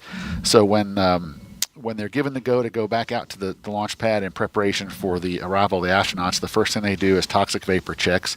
So they have some test equipment, and they just go make sure that the atmosphere inside the white room is safe to breathe. And when all that is done, they'll start to prepare the white room for the arrival of the team, which, as we saw, has gone very, very smoothly so far. Once the astronauts are loaded and the Starliner crew is ready for the hatch to be closed, and once all those closeouts are done, then our team will pick back up and start to configure the crew access tower's hydraulic systems in preparation for retracting the arm prior to launch. But for now, our team is really just standing by as Butch and Suni get situated in the Starliner and waiting on the opening of our launch window today at 12:25 and 40 seconds. So there on the smaller screen where we're still watching Butch get strapped into his seat and getting his gloves on, as you can see there, we have 2 pad team members working with him, and one is Armando Lally, the other is Garrett Pender. So these 2 work the entire time inside with both Butch and Suni to get them ingressed into the spacecraft. You may have seen a few seconds ago, Butch was sort of moving his legs up and down. They have stirrups there for their legs to go into with straps that one goes over their foot and the other goes over their knees. And you can see he's, getting a good adjustment on his gloves at this time. I actually have had the opportunity to try these gloves on, and you'd be amazed at just how much you could do with them. They're very flexible, and of course that's important when they have so many things to be controlling there with their hands. They also have a 5-point harness seat belt that they're going to be helping them get into. There's a little bit better of a shot, a close-up shot. The cameras that we're using inside the spacecraft, we refer to them as the Mustang cameras. It's a system of 4 cameras, so we have some different views where we can monitor what is going on inside the spacecraft. Those views will not be live today, but as soon as we get to the International Space Station, we'll be able to download what is taking place with the crew as they are on their way up, and get a great look at that. The countdown is still going smoothly in the background. Dylan and I, of course, are listening to all the chatter on the loops. Yeah, and thankfully not much to talk about right now. Actually, everything is cooperating, and the team is really just watching the vehicle, make sure it remains stable as we get our astronauts loaded. We like when it's quiet. You can see there at the bottom, sort of right side of your screen, the umbilical hookup on Butch's chest.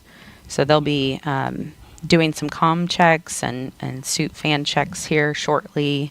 That umbilical area is where they're able to put a comms cable through, and then also, and that'll be like a small black cord that we'll see, and then we'll hook up an air supply to that as well. It'll be a blue hose, so that's when we see that, that's how we'll know. Butch, of course, a former flight test instructor at Edwards Air Force Base with a Master of Science in Aviation Systems. Here is more on retired U.S. Navy Captain and CFT Commander Butch Wilmore. A large part of the desire within us is to do things that are of benefit to others. In this job, we get to do things that are of benefit truly for all mankind as we explore the heavens that not many people get to experience, true, but we don't go just to get the experience. It's about the team and it's about the benefit that it brings. My name is Butch Wilmore, and I am the commander for NASA's Boeing Crew Flight Test mission to the International Space Station. Life in Tennessee, God's country, that's where I grew up. Very fortunate, had loving parents, took us to church. When I was young, 7 years old, I believe, they bought a little land out in the country, 6 acres or so. We had horses and cows, and I raised chickens and ducks, and just enjoyed life in the country. I went to Tennessee Tech, started working on an electrical engineering degree, and played football, which was a very difficult combination, I learned, because they're both full-time jobs. So it was a lot of effort over those years, but it molded me and it helped instill the work ethic my parents had instilled in me when I was younger. I entered the Navy and was fortunate to fly the A-7E. It was a single-seat attack aircraft, and I flew that for a couple of deployments. And then I transitioned to the F-18 Hornet, and through that process, was selected in the test pilot program. You learn a lot about yourself as you go through test pilot school, where you're lacking in certain capabilities that are necessary to do a test pilot type of job. When it comes to flight test, the minute details matter. When we're doing our runs, hey, well, let's run it this way. Let's do it that way. Let's add this in. Let's take that out. And let's look at it in that regime so we can see how the spacecraft responds. And that's what you do with aircraft, that's what you do with spacecraft, and that's what this test is all about. This crew flight test is a series of these various tests to ensure that the operational requirements and the design meets those requirements. And I think everybody that does flight tests would agree. Focus, understanding, and also the team coming together to give you the overall understanding of the test and the capabilities of the spacecraft or aircraft that you're testing is vital. Sitting in this seat over here in the Starliner sim and doing the things we've done and learning about the spacecraft, developing a lot of the capabilities of the spacecraft, it's very humbling when you see and you interact with some of these professionals, and our human spaceflight and our nation has a debt of gratitude to them. Every single training evolution we have is brand new. We're the first to do it. Whether it is checking the survival equipment in the pool with a mock-up of the spacecraft and how you egress, get out of the spacecraft, whether it's the side hatch or the upper hatch, while the seas are rough and all those type of things. There's a thought of how things should be, but then there's the reality of how things need to be. And that's what this test is all. Everything we do is test. It's been a process over years that is such a benefit in all aspects of the capabilities of this spacecraft. And we're excited to be a part of it. And, hearing Butch talk about this is a test flight, he and Suni have been an integral part of really every aspect of the development of Starliner. They are so integrated with our team and, are able to make changes, say if they don't like something or they want something to be different. They really are the first two to pave the way for their comrades in the astronaut office. So when they get up into space, they're going to put the spacecraft through the ringer. They are both test pilots at heart. It's what they did in the Navy, and they love this job. I think I mentioned earlier that Suni said she feels like she won the golden ticket. So that's pretty cool to hear that from the very first person and first woman to be doing this test flight on a spacecraft that's going to the ISS. Want to tell you a little bit more about these pad team members because they work very closely with Butch and Suni. And the two that I mentioned that are inside the spacecraft, Armando Lawley, he is there just to Butch's right. If you happen to see, he'll have the number 5 on his back. You can't see it in this shot, but you might be able to in other times. He is the senior project engineer covering Boeing's Florida Space Coast. He's also a private pilot, so they have that in common. And in the past, he's worked on F-15s, F-18 Super Hornets, and 777, all for Boeing. He has been part of the build and development of Starliner really since the beginning. So he's been waiting a long time for this day, just like many others on the program, and he could not be more excited. It's pretty cool to interview him because he just really beams with excitement over this flight and this crew. And he has a great relationship with them. And then our number 6 is Garrett Pender. He is over there toward the back of the screen. You might be able to see the 6 on his back as he's sort of turned around there. He's a mechanical technician, and he's the one who will actually close the hatch today. He helped build the rig that opens and closes the hatch, so he has a true attachment to it. And you can see him there. Armando just passed something over to him. And his teammates say that he's really the guy who can just fix anything. So great to have him on the team. We see number 4 there. That's Nate, and he is the pad team lead. He's a test engineer manager. He manages the fluids team who performs a variety of tests from leak checks to acceptance testing of integrated vehicle subsystems. You can see another look of him there.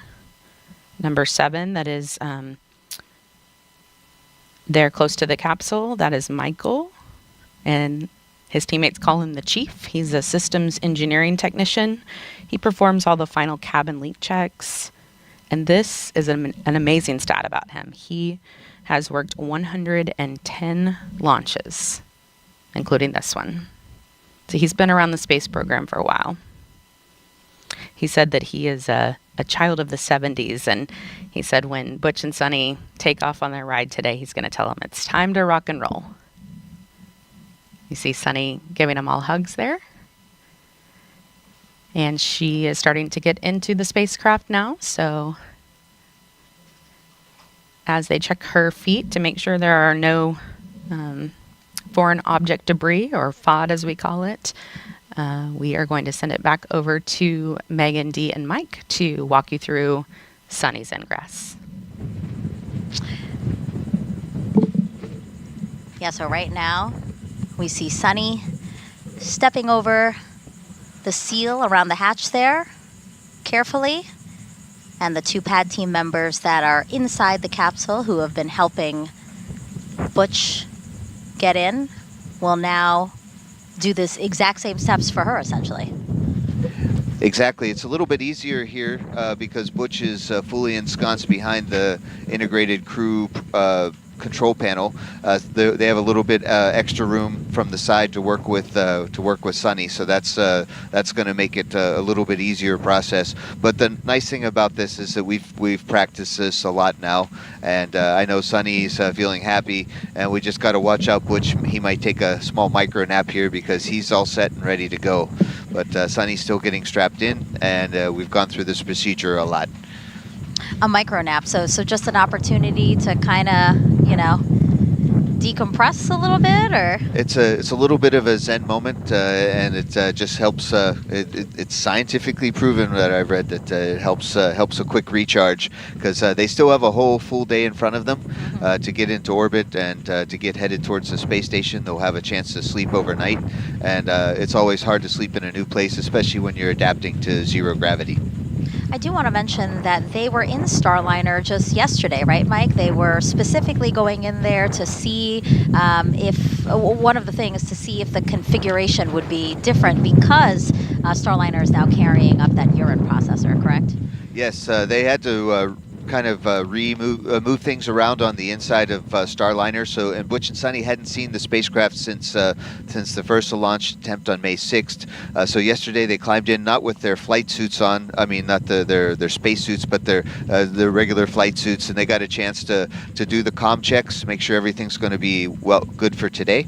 And then they also checked out the cargo configuration because it is a little bit different.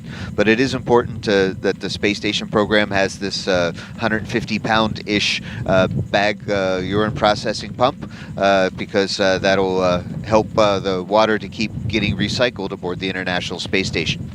Yeah, talk to us a little bit about this urine processor and how important it is and how great it is that we do have Starliner flying up there today. Yeah, it is. It is really cool what we've done by having the International Space Station as a test bed for exploration, which means that we've learned how to recycle over 97% of our water. So especially like during the shuttle program and early space station, we didn't recycle all of our water. We were like at 30%. Now it's up over to 97%, and this regenerative ECLS technology, the good things and the bad things we've learned from it, we can definitely use for the Moon and Mars. So for the International Space Station, it takes about $5,000 to send a liter of water to the space station. So it's good that we recycle it over and over. But 97% is great. On the Moon, it's going to be really hard to get water there, so we're looking to use the water that we find in the south pole of the Moon. So this is all really interesting and exciting. But one of the things we recycle is urine, right? So this urine processor has a pump to move the urine fluid to get fully purified. And so it broke recently, and the space station program was very fortunate to have Starliner available as the next ride up to space station. So this urine processor will help us aboard space station not to have to keep a lot of the urine stored in big bags off to the side. We'll be able to recycle it sooner than later. A beautiful aerial view now of Starliner. Again, we've been looking at views inside with both Butch and Suni seated in Starliner. And I think the Boeing team should be really proud. They worked very hard to put that Starliner together, and boy, she's beautiful. This is Calypso, is the name of this particular spacecraft. That's right. Actually, we have a picture. Let's see if we can pull that up early since you did mention it. So the spacecraft, there it is. The spacecraft is named Calypso, as you said. Suni named it Calypso in 2019, and it's after Jacques Cousteau's ship. that he sailed all over the world to teach people about the ocean, and Suni believes Starliner will do the same for space. So again, a picture of Jacques Cousteau there. Starliner named Calypso as his ship was named Calypso.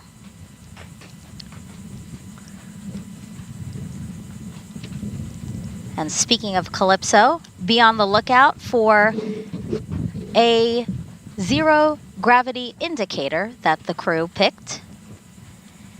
We saw it in the first launch attempt very briefly. Again, a zero gravity indicator is usually a soft toy that a crew picks to fly with them. And once the toy begins to float, it's that visual indicator that they have reached the weightlessness of microgravity. Because again, they are buckled in, snug, safely in Starliner. So really the only thing that should be floating around is that zero-G indicator. And Suni's niece and nephew helped her choose this zero gravity indicator.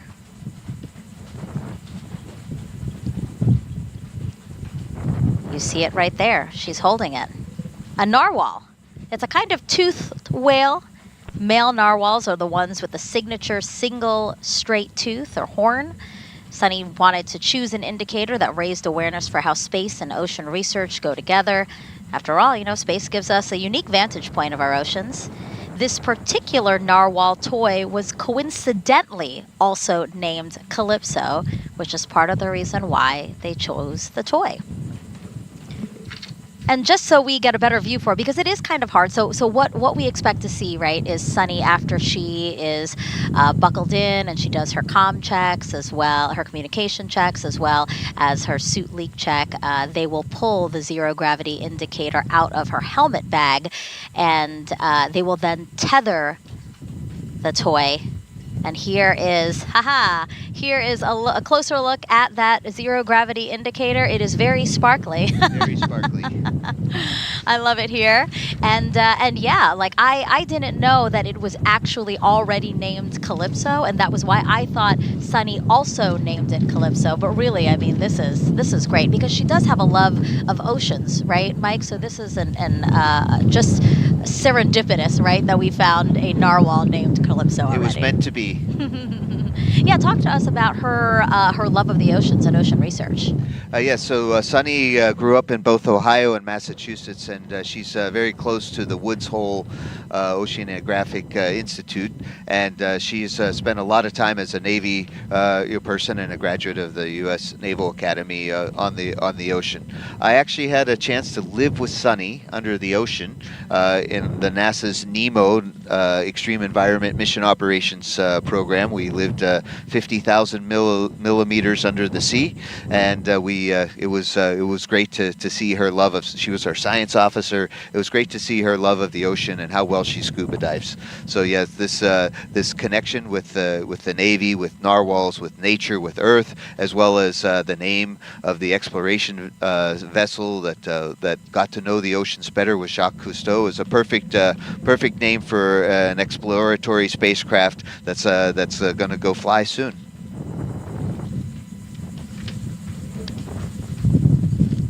And you mentioned the fact that Suni once lived underwater for 9 days while working within the robotics branch of the International Space Station. So why don't we learn a little bit more about her journey? Again, the retired U.S. Navy captain, Boeing CFT pilot, Suni Williams. Exploration is curiosity. It's asking the question why. It's taking that next step. Every time we do something for the first time, we're expanding our knowledge. My name is Suni Williams, and I'm the pilot for NASA's Boeing Crew Flight Test mission to the International Space Station. I feel really lucky to have grown up in a small town outside of Boston, Needham, Massachusetts. It was a great town because we were able to ride our bikes everywhere we went. My brother, sister, and I, we were all swimmers, and it was just a great childhood. My dad was a doctor and also did neuroscience research. We were the strange family who had pictures and diagrams of brains on our dining room table. My older brother went to the Naval Academy. I started researching a little bit, and I thought, well, what the heck, I'll try this out. And when I went, I found that I really loved it. teamwork, followership, leadership, those opportunities that we had right from the very beginning, and to accomplish something a little bit bigger than yourself. And I think that paved the way for the rest of my career. Got a basic engineering degree from the Naval Academy. I really didn't know what it was all about when I went through that course curriculum, but when I went to test pilot school, all of that stuff sort of gelled together. I was like, oh wow, this is why we do math modeling. This is how we try to predict how change in an engine is going to affect the way the helicopter flies. Time on the International Space Station is priceless. People always ask, do you get bored, or, is it terrible being up there for a long period of time? And for me, I loved every minute. There was always something to do. You wake up, you look at your timeline like, wow, I got to do this experiment today. I got to get ready for a spacewalk. Every day was different. And just life on the space station becomes routine, which is sort of crazy to think about it. At one point in time on my first mission, I was like, I don't even remember really what it's like to walk. I've been flying around for so long. I don't even know what it's like to sit down. I got assigned to the commercial crew cadre in 2015. We went to the companies, found out the shell of their programs, and then actually started working with them to make them what they are today to accommodate astronauts. For Starliner, we've been heavily involved in the last couple of years in the software with the folks doing the development to make sure its capability will allow us to come home. And we've been involved with all the suit development, making sure every different size of person could fit in all these suits and they could operate the spacecraft adequately. We've had our fingers on every single procedure that we work inside the cockpit, as well as operated it with our mission control team to make sure that everything that future crews will do will be right. We haven't had the classic training as we had for Shuttle and Soyuz. We've sort of helped develop the training as well as the hardware. And this is sort of the shape of things to come as we get ready to go back to the moon. All of that is going to be developmental, and we're going to have the same mindset. It's not already established. We all have to be part of this big team to help develop it and make sure that integration, as the astronauts use all this equipment, is going to be top-notch and ready to take us even further.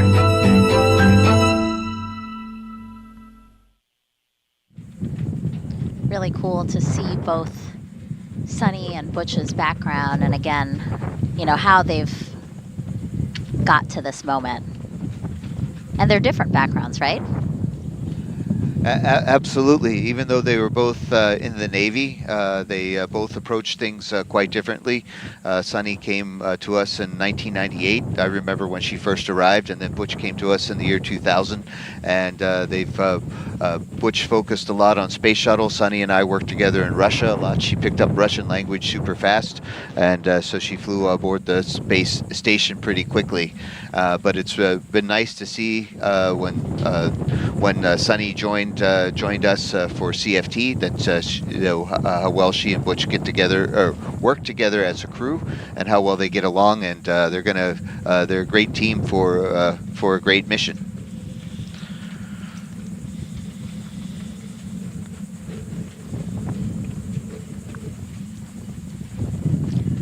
A check of the clock, 2 hours, 24 minutes, and 25 seconds until liftoff of NASA's Boeing Crew Flight Test. The first time astronauts will fly on Starliner's spacecraft, the Starliner spacecraft that you see right there on top of a United Launch Alliance Atlas V rocket. Another beautiful aerial shot of the spacecraft and rocket on pad 41 at Cape Canaveral Space Force Station. Now, I don't know if you can hear it in our mics, but the winds have really picked up here at the host desk, Mike, but it seems like they're still within the acceptable range to fly, but we definitely feel it out here. Oh yes, well it's a nice cooling effect, but I do think our weather team is all over it, and they're watching carefully so that the offshore winds or onshore winds in this case will be safe, and so we're still keeping an eye on it, but all predictions show that we should be okay. We'll find out. I do have some breaking news from Mission Control Center in Houston. Butch and Suni, they just had a taco breakfast delivered to the flight control teams, just because they're thinking of other people, and that's what's really neat. I didn't get one here. I don't think we got one, but I know. But I'm really happy for the guys at the Mission Control Center. So thanks, Butch and Suni, for looking out for others. Oh, that's really sweet. Yeah, it's been very thoughtful. The whole broadcast so far, we have seen them call people, acknowledge people, hand out flowers, and now a taco breakfast, huh? It does look from appearances that we might be running a little bit early. Again, our timelines are built for 4 people, getting ready for Starliner 1 next year. Go check 5. NPRV, all logs extended and caps are pushed in. Pad copies all. So that's the negative pressure relief valve right behind. Coming out. Pad. Copy 2 O2 monitors being removed from the vehicle. Right behind Suni's head, and they are getting ready to close out the cabin and pretty soon close the hatch. So it looks like we're running Starliner crew, it's been an honor not to stop in my group with my friends. Anything else you need help with before we leave?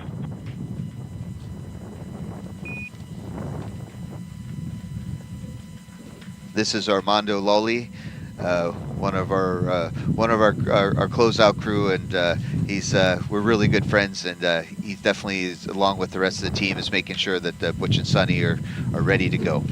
Yeah, for those just joining us, again, if we look at the clock, 2 hours, 21 minutes, 45 seconds until liftoff. And yes, the team is ahead of schedule in a nominal timeline, as we call it. You know, they were expecting to maybe be done with the crew ingressing or getting into the spacecraft at around 1 hour and 37 minutes before launch. And as you can see, they are done well beyond that time. LC Fuel 2. Go ahead. Just wanted to make you aware that my topping valve I to P has failed and dropped to 0. Roger. AC, LC. AC on 1. Roger. Fuel 2's reported a I to P has given an anomaly. Please screen the anomaly team and provide a recommendation. We'll go. LC Locks 2. Go ahead. I've just experienced a similar anomaly with my LOC 669 FCB I to P as well. Topping valve locks also commanded and is currently 0. Okay, so you're in a stop flow effectively? That's a firm, not flagged, but the valves are all closed in the skid, so we're not closed into the vehicle. Copy that. Yeah, AC also for Locks 2. Copy that. Yeah, we can hear the launch conductor, Mr. Lebo, Doug Lebo, working some small anomalies right now that just popped up, some sensor indications for some loading valves. We'll see how the anomaly team works on it, but this is kind of how launches go. They receive some data and start looking at it and see what's possible and what to have to work on. So we'll hear more about that. In the meantime, it looks like they're getting ready to close the hatch. Starliner Houston for the entire crew, comm check on air to ground 1. CDR, loud and clear, air to ground 1. TLT, loud and clear, air to ground 1. Starliner Houston has both crew members loud and clear, air to ground 1. Stand by for a comm check of air to ground 2 via the T0 line. You're going to hear me and reply on air to ground 2. Stand by. That's Josh Kutrig, the Capcom, my crewmate for Starliner 1.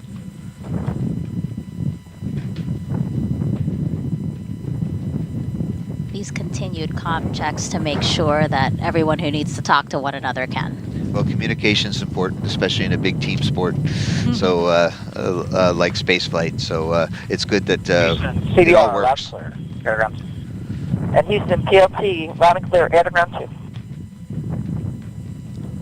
And just to set expectations for our viewers, they will continue to hear comm checks almost up until liftoff. Like we hear them even within that final half hour, just to make sure that everything is still working as it should.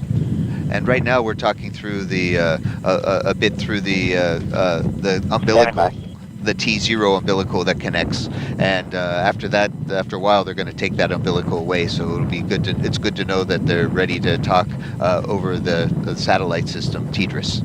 Right, there's different pathways of communication Starliner that they have to Houston test. on air to ground 1, audio system checks complete. In 10 seconds it will be L minus 2 hours 18 minutes. 3, 2, 1, mark. L minus 2:18. Good check. Copy, good check.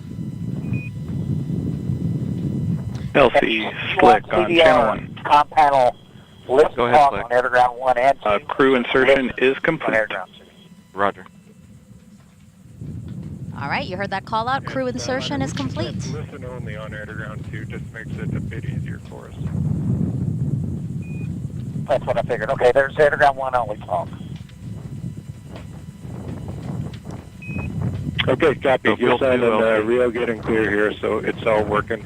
One other note from us is a thank you. Everyone here is enjoying a lot of breakfast, and we understand that you two had something to do with that. Roger, so you also command a stop below with this one. We'll go. Field 2 is complete. Hey, it's our pleasure. A well-fed team is a well-ready team, so we are happy you guys are well-fed.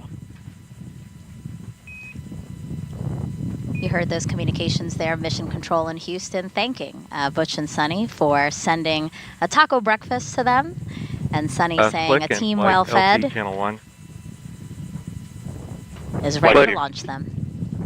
Yeah, just for your awareness, we're troubleshooting a control issue on both the Centaur locks and hydrogen topping valves. So we're currently have both those tanks in a stop flow condition, so we're not actually topping at this point. No safety concern at this point, but just want you to know we're troubleshooting that. Roger. Flight copies following on channel 6. Roger. So those communications between members of the launch team acknowledging that they are currently watching an issue with the control center locks and hydrogen topping valves. Mike, can you talk to us about what topping is? What are these valves? Really break it down for our viewers. Certainly. The Centaur is the second stage. We're kind of looking at it right in the center of the screen right now. It's a little bit thinner than the rest of the rocket and spacecraft. It has two. This one's a dual engine Centaur, meaning it has two RL-10 engines, and that allows the Starliner, after it gets off the booster phase, the first stage, it can fly us in a really nice shallow trajectory over the North Atlantic exclusion zone to give the crews more chances in case of abort. So the Centaur is a well-proven upper stage. We've used it quite a bit in the U.S. space program as well as for national security launches. Its engines use liquid oxygen and liquid hydrogen, which is super efficient. Tory Bruno, the president of United Launch Alliance, calls it a Porsche or a sports car of engines, very high specific impulse, so it gets great quote-unquote gas mileage. Liquid hydrogen and liquid oxygen are wicked cold, as they would say in Suni's Massachusetts. They're very cold, and so you can see it kind of some liquid oxygen right now boiling off right under at the bottom of your screen there. And what they do for topping is that as the liquid oxygen normally boils off, just because even no matter how insulated you make it, it's still going to turn from a liquid to a gas. That they top it off, and it sounds like both for liquid oxygen and liquid hydrogen. And so in this case, it sounds like that the top off valves, they were having some issues with them, and they're looking into it. And I'm sure these are things that United Launch Alliance has perfected over time. So we'll see what answers they come up with as they work together on the anomaly team.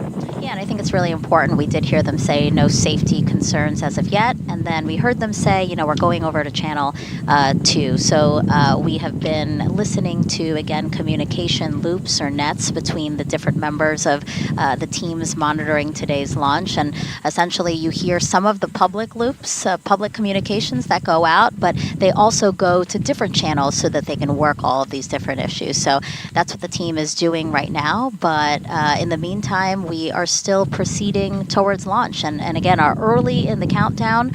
They were expecting to be closing the hatch around 1 hour and 37 minutes to launch, but here we are at 2 hours and 13 minutes to launch.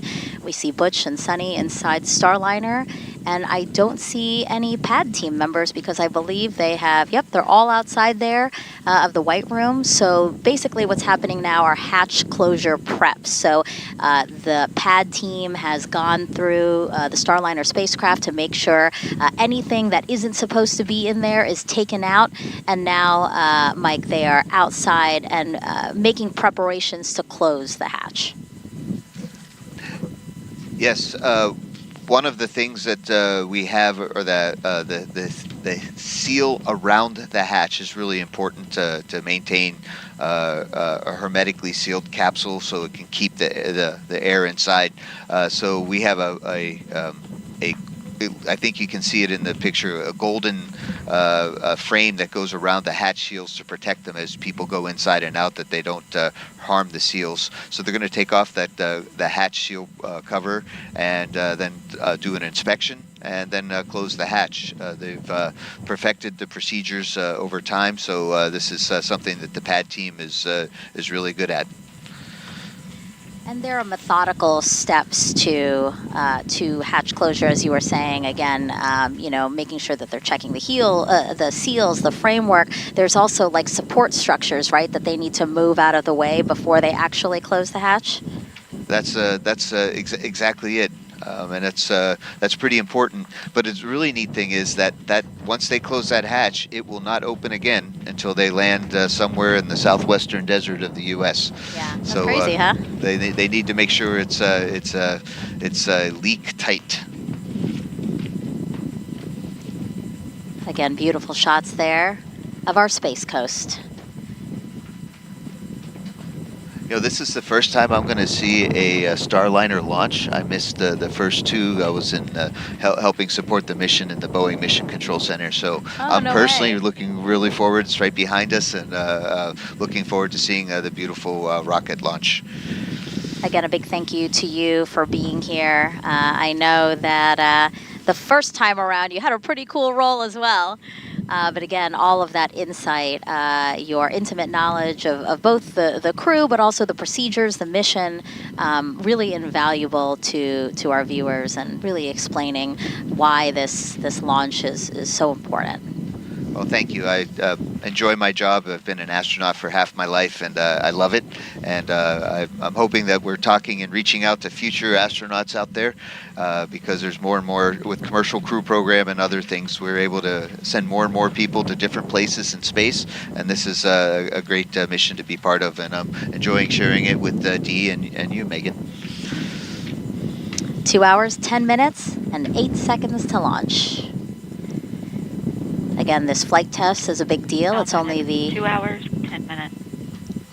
6th time that NASA astronauts... ETS, Go ahead. Adjust the ISA flow rate to 170 pounds per minute. Roger. Only the 6th time that NASA astronauts will fly a new crew vehicle. And here on NASA TV, we're all sharing this adventure together.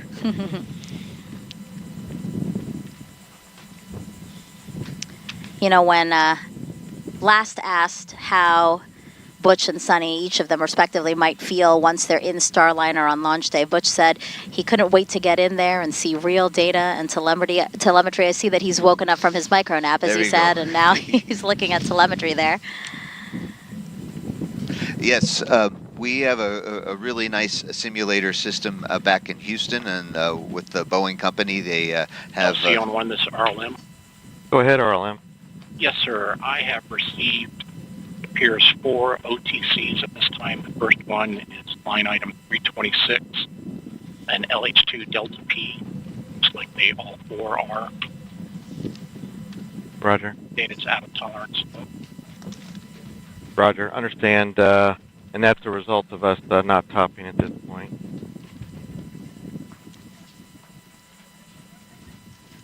Are all 4 of those OTCs Delta P related?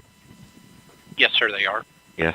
Okay, let's continue to monitor that while we're troubleshooting the topping valve situation.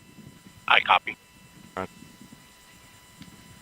I think that was some conversation that talked about with they stopped topping the second stage, the Centaur tanks, so they were receiving some more telemetry saying, hey, we're not being topped right now, and so they're saying, yep, that makes sense to us. They're going to continue troubleshooting and see how it progresses.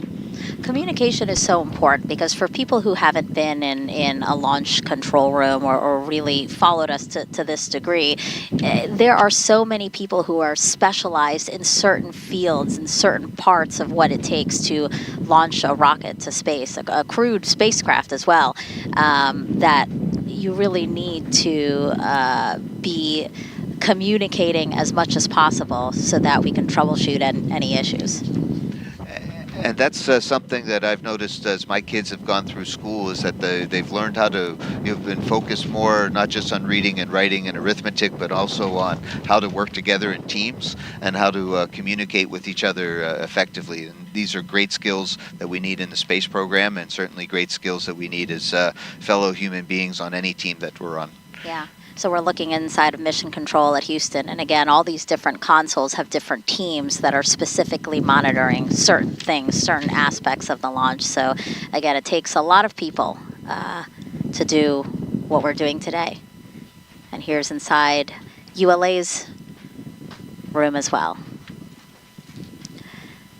You can see it takes a large team of dedicated professionals to get people into space. And again, Butch and Suni are sitting at the tip of the spear, but here's the rest of the team that's working hard to get the mission accomplished today. Now,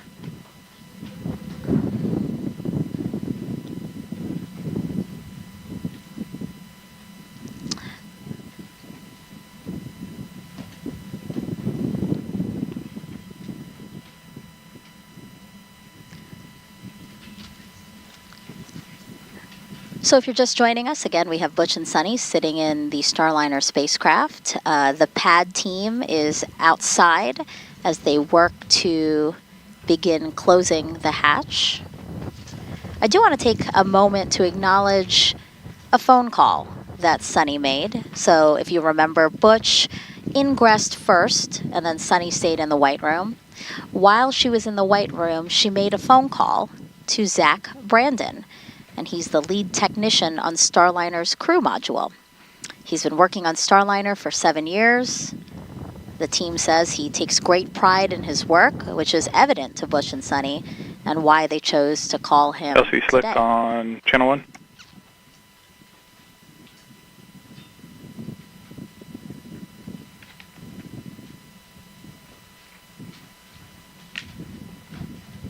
Brandon now watching the launch with family and other Starliner coworkers. Yeah, no, I gave you crew insertion is complete, so the team did exit the vehicle, put the last couple bags in, and they're starting hatch closure preps, and we'll stand by for approval to close hatch. Roger.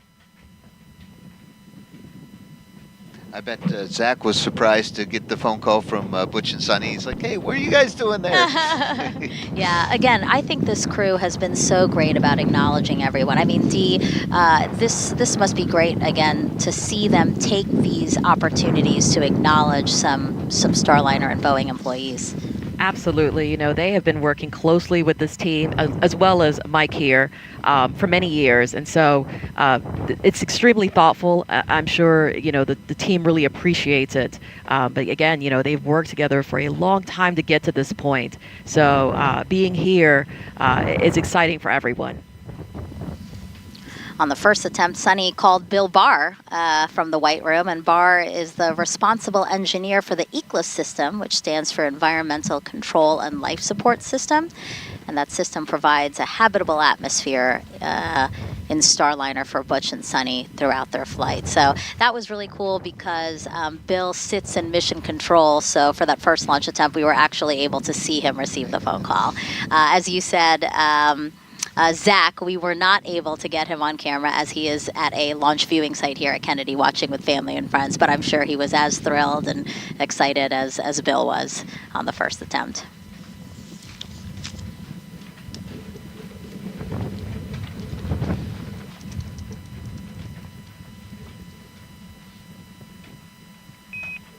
Starliner, Houston 01.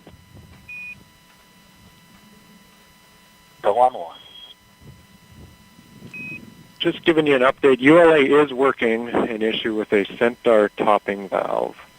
No safety concerns. We're monitoring, and we'll let you know where it goes, but that's the reason for the delay on hatch closure. We'll keep you abreast. All right, thanks for the heads up. And that was Capcom, right, Mike, calling out to the crew? Yeah, that's Josh Kutrick, my crewmate, and launch and entry Capcom for Starliner. So he won't be able to do both of those tasks at the same time for Starliner 1. In the meantime, it's amazing as a crew member at the tip of the spear, as Butch likes to say. Sometimes we don't get the information that we can hear down here on the ground. So that was really nice of Josh to step in and give the crew an update and say, hey, the hatch isn't closing because we're working on something. We still have time to sort this out, and so we'll just delay closing the hatch. Yeah, two important things there for sure, that there is still a lot of time, a lot of pad built into the countdown to still have them close the hatch and launch on time. Again, 12:25 and 40 seconds p.m. Eastern Time, an instantaneous opportunity today. And two, no safety concerns as ULA works this issue.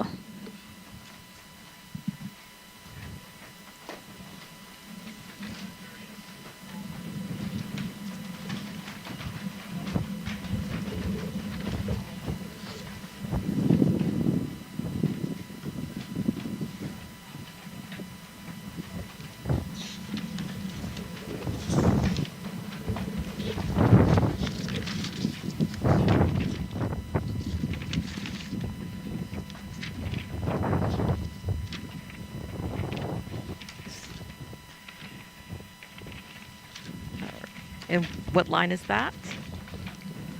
Okay, got it.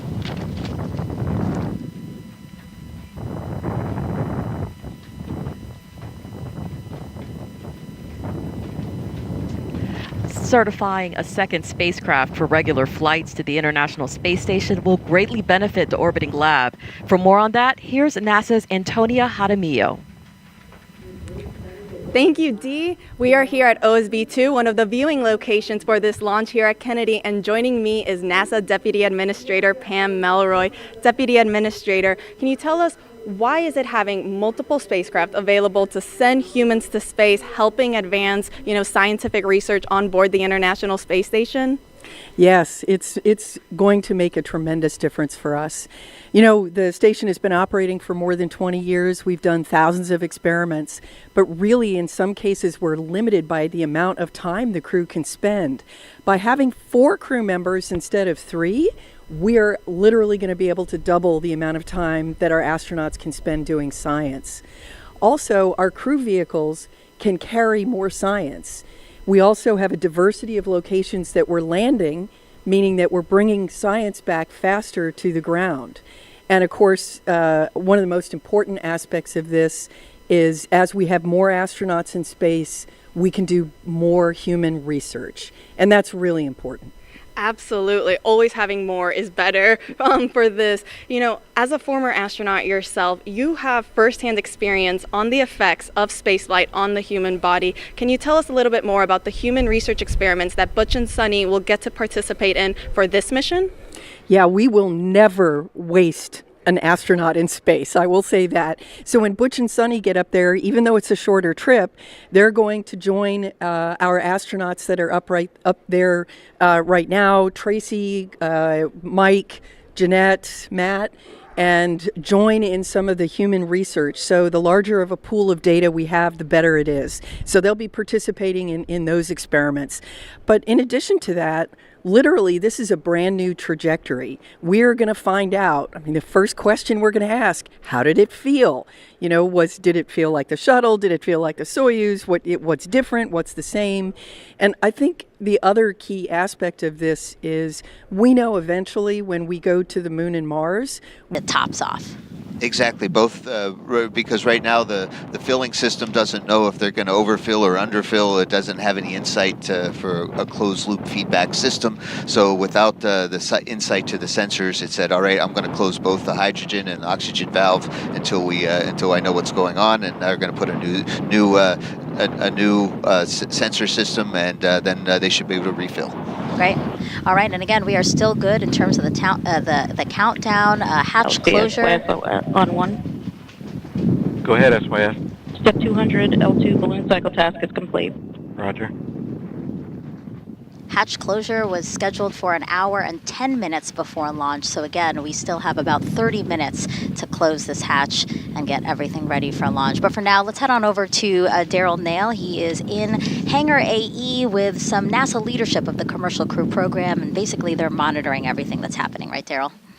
Yeah, that's right, Megan. NASA Operation Manager Richard Jones is listening in and talking to his team about the operation that's currently underway. You heard Dylan describe it, going to that redundant control system in order to get data from the LH2 valve, topping valve, and the LOX topping valve in the Centaur upper stage. And as you also heard over the nets, they are currently still running that test in a lab where they execute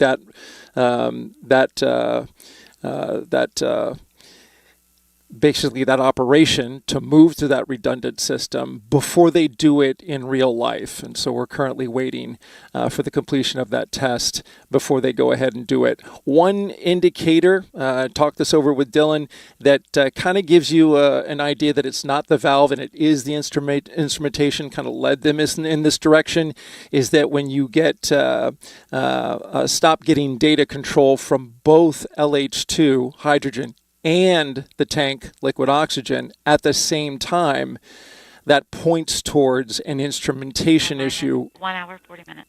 rather than a valve issue. So all of that was a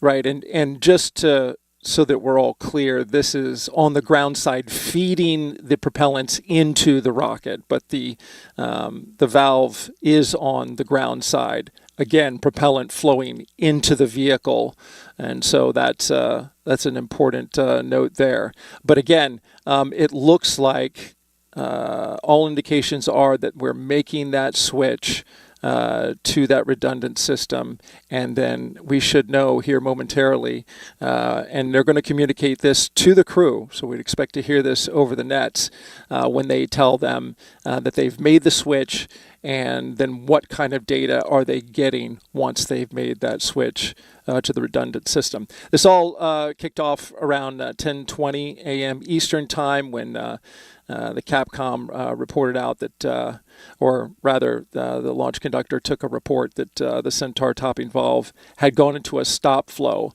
So stop flow was initiated as a safety parameter for both the liquid hydrogen tank on the upper stage and the liquid oxygen tank. So they are no longer in replenish. And remember, they're in replenish for the entire time up until just before liftoff, when they cut those, when they turn it off and pressurize the tanks to flight level in order to fly. So as we're speaking, the levels are coming down ever so slightly in those tanks due to the natural boil off, a little more in the hydrogen tank because it's substantially much more colder than the liquid oxygen. But they'll get those replenish valves open back up and feeding that propellant back into the launch vehicle if, as expected, they get the redundant system to tell them where those levels are inside the tank. That's key. That's why they went into stop flow, is in order, because if they don't have visibility on the tank fill rate, then they need to make sure that they do the safe thing and stop flow into that. So again, you can hear the clear communication between the launch team of ULA communicating to the crew, Butch and Suni, inside the Starliner capsule, keeping them up to date on everything that's happening, even testing in the lab. And so the crew is standing by to get an update. You heard the launch director tie in air to ground to the main net along with the pad so that everybody can hear what's happening and everybody is on the same page. So, a critical part of, as Dylan mentioned, this is a team sport, and you want everybody communicating and on the same page. All right, that's the latest here from Hangar AE. We'll send it back to the desk. Thank you, Daryl. You know, not only is Starliner flying Butch and Suni today, it is also bringing up nearly 800 pounds of cargo to the space station. Let's check in again with Boeing's Lauren Brennicke and ULA's Dylan Rice. Thank you, Dee. Yes, you're right. They are taking a lot of cargo up, and actually even more than we originally thought back on May 6th, along with Starliner's most precious payload, of course, Butch and Suni. We are also carrying about 760 pounds of cargo up today. More than half of it is Boeing cargo, like CFT patches, mission coins, silver Snoopy pens, American flags, and a hard drive with about 3,500 pieces of artwork from children across the world. Also tools, emergency life support equipment, and a late ad at NASA's request. Just yesterday, our teams packed a new pump for the space station's urine processing assembly, which is part of the water recovery system on the ISS. The 150-pound pump replaced 2 non-essential cargo bags. Now, it's all methodically packed weeks in advance, 25 bags for Boeing and now 10 bags for NASA, which are carrying things like food, clothes, exercise gear, medical supplies, and things the crew wanted to bring with them as well. On the way back, Starliner will bring about 750 pounds of cargo, so a little bit less on the way back, and that includes 1 empty NORS tank, which is a nitrogen-oxygen recharge system, and that will be refilled for future missions. Now, Dylan, we have been focusing on what's going on with the rocket. There's also just been a lot of other nominal procedures going on in the background. Yeah, Lauren, that's correct. And so one of the big differences between a countdown for a regular, what I'll call a regular satellite, a payload that doesn't talk back, yes, is the length of our built-in hold. So typically, for a robotic mission or a communication satellite, we would use a built-in hold of 15 minutes or 30 minutes, depending on the length of the launch window that we have. So the launch window for today is, the built-in hold for today is 4 hours, and that really accommodates that crew loading. So that's the big difference between a countdown for an uncrewed mission versus a crewed mission. During that hold, normally we're into our propellant replenishment, which is the anomaly that we're about to hear an update on. Steps to switch the card on the BREC. Roger. LD, gentlemen. LD on 1. Proceed, AC. Okay, we did run through this through the SIL. Slight modification from what I described earlier. First, SOS option 547 to disable her safety. Option 548 to switch BREC 3 to 1 for both the analog and PCM. Then there is a couple command lines that the SYS has that will be utilized during the switch.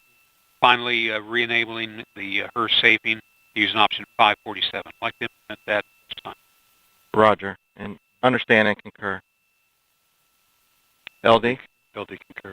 Roger. SYS LC? Yeah. Roger. Are you ready to implement at this time? Affirmative. Roger. Proceed. In work. We'll report when complete. Roger. And Fuel 2 and LOX 1 LC? LOX 1. Fuel 2. Roger. So during this transfer, you may pick up plume on number 29 and 31 due to a miscompare, but there's no issue with that, and we'll just clear that after the switch is complete. Copy. Roger.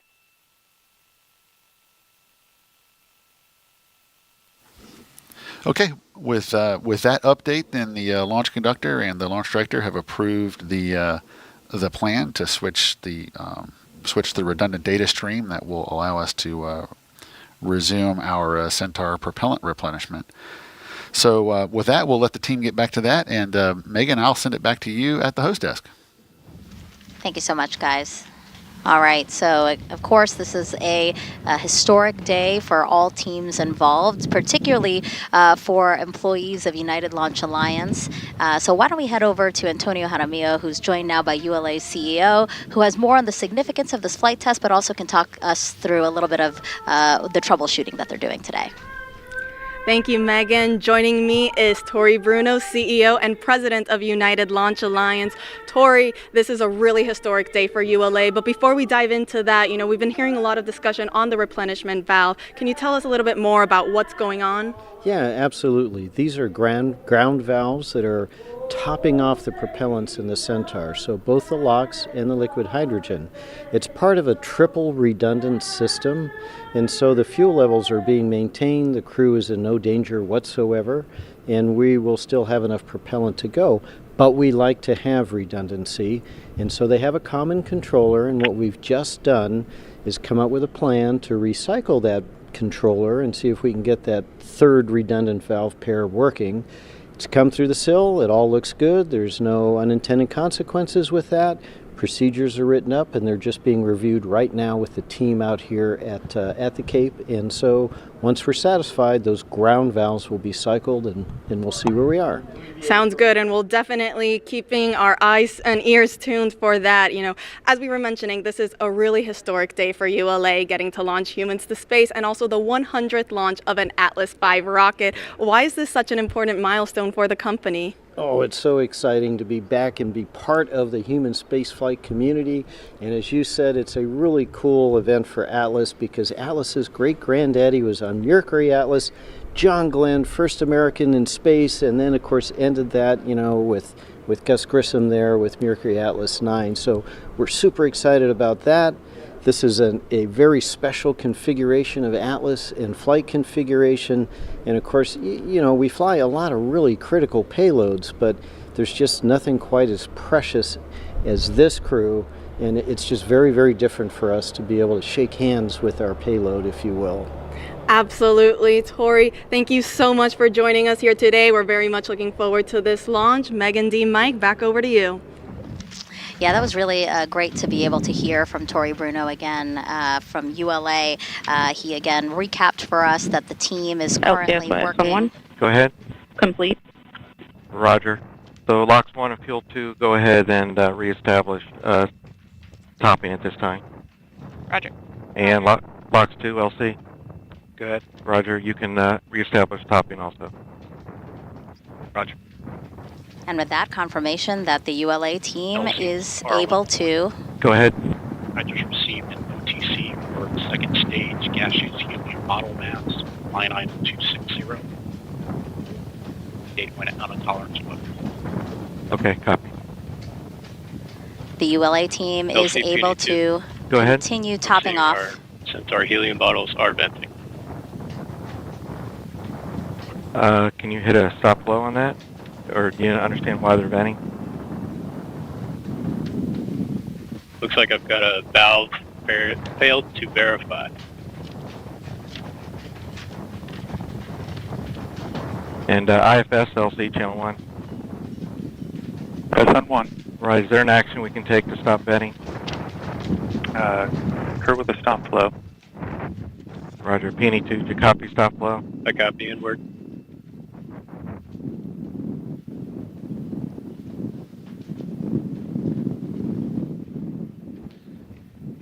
Yeah, well, it sounds like the United Launch Alliance engineers. LC, that's complete, and it did stop the vent. Roger. They re-enabled the ACLC channel 1. ACL 1. Roger. During the transfer, it appears that we did pick up Centaur helium bottle venting command, which looks like, I don't know, we vented about 1,000 psi. If you would please convene the anomaly team and provide a recommendation. We'll go. And as they re-enabled comm with the valves, looks like they had some startup transients, and they're looking into what happened, including the helium pressurization tanks. So they definitely are looking at it with the anomaly team, and they should have some recommendations soon. So basically, they had transferred to that redundant data tracker. And when they did that, they felt confident to start topping off liquid oxygen and hydrogen in the Centaur again. But in doing that, they got another Go ahead, Loxdale. At this time, I'm about to indicator. resume topping, but I will need to perform the transfer line shuffle. Roger, proceed.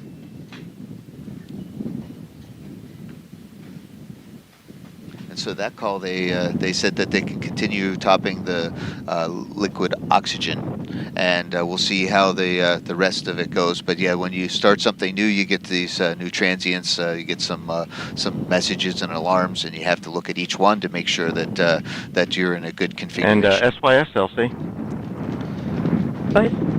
Roger, just as a result of the switch there to VRIC 1, you're seeing all normal operation at this time?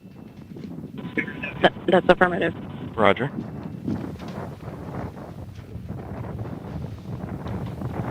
And LOX 1, advise when you're reestablished topping.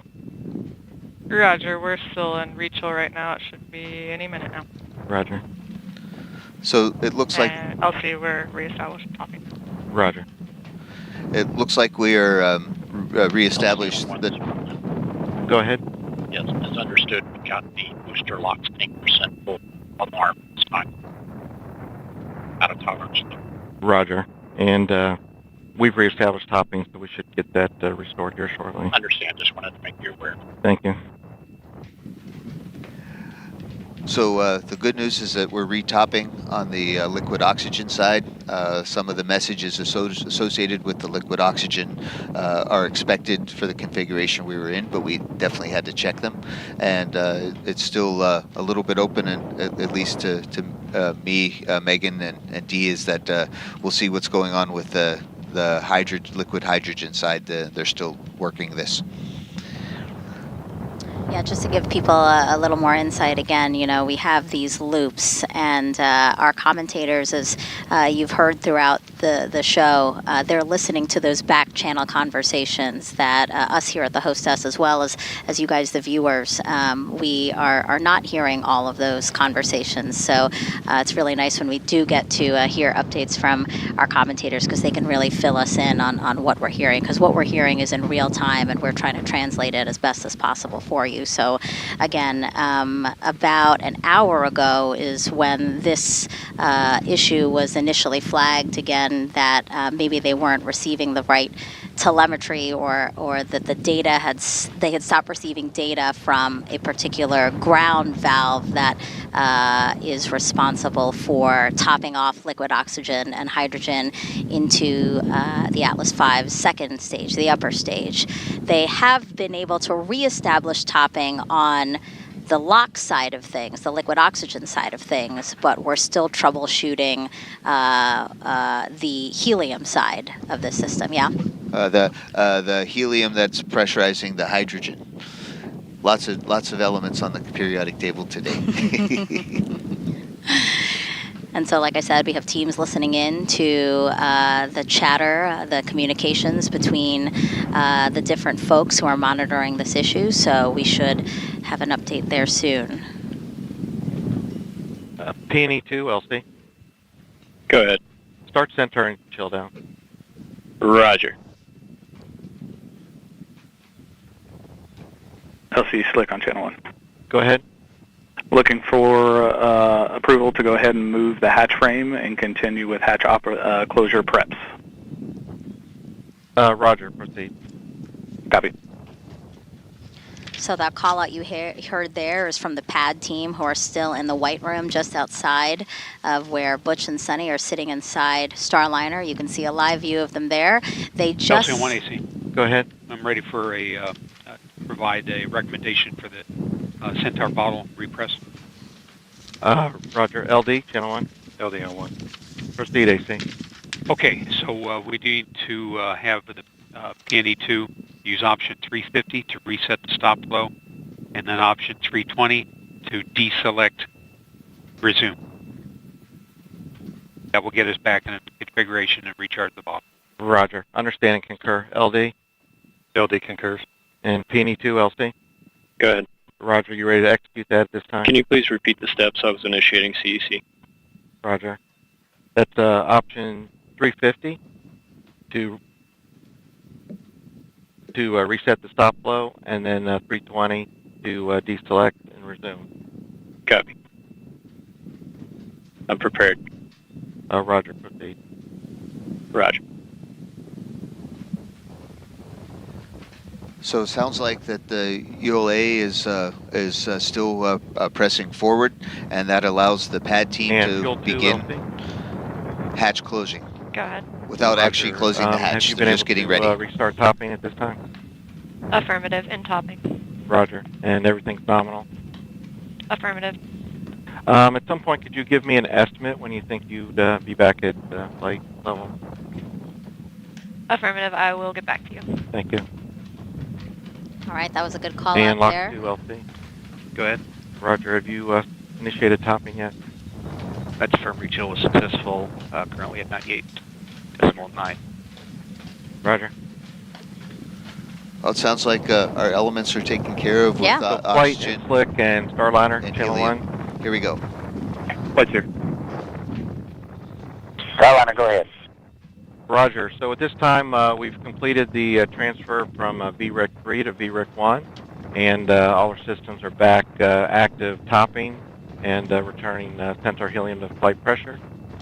So at this time, I think we're on track to continue with the countdown, and in flight, I think we can demerge these nets for the time being. Good news, LC. Nice work. Roger. Thanks, Starliner. Good news, flight copies will deconfigure. All right, a lot of good call-outs there, a lot of good updates. So why don't we toss it Go back ahead. over to ULA's Should be Dylan Rice. approximately 20 minutes. Roger.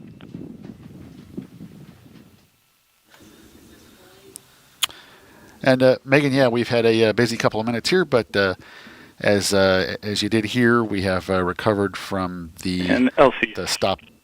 Slick on channel 1. Go ahead. Wondering if you had an estimated for hatch closure weather brief. Yeah, getting ready to issue that right now. Roger. RC, LC. RC on 1. Conduct weather briefing on Channel 8 Weather Conference Net. Roger. LC locks 2. Go ahead. Centaur LO2 at flight level. Roger. LC Peony 2. Go ahead. Bottles have returned to flight mass and flight pressure. Roger.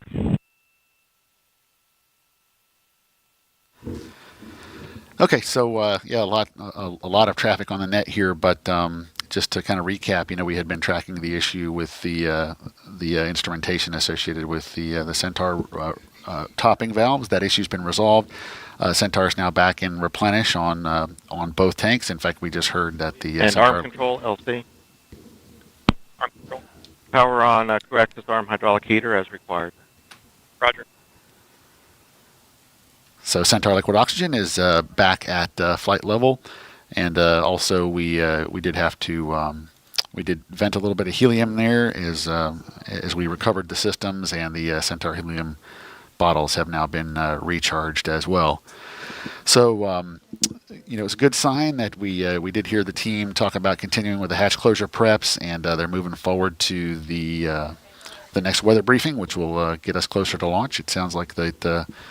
Although we had a really exciting past hour, hopefully we have all that behind us now, and we get back to nominal operations as we continue to march toward our plan T0 of 12:25 and 40 seconds Eastern Time.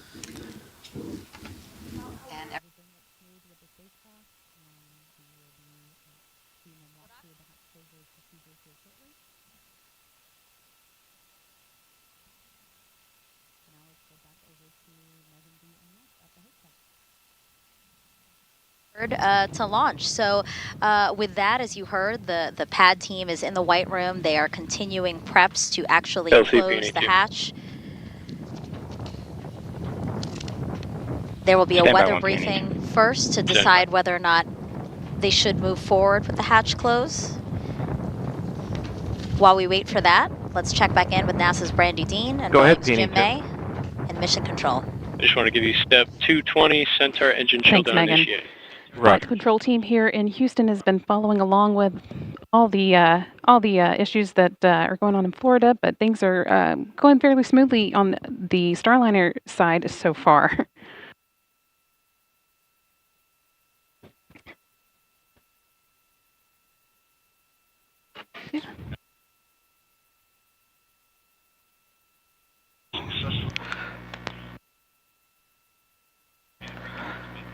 So once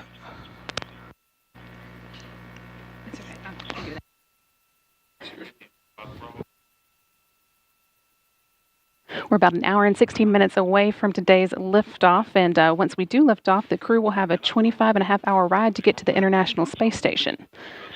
And with this being the crewed flight, they'll have a number of test or flight test objectives to work through, putting the Starliner systems through its paces to prove them out before operational flight begins.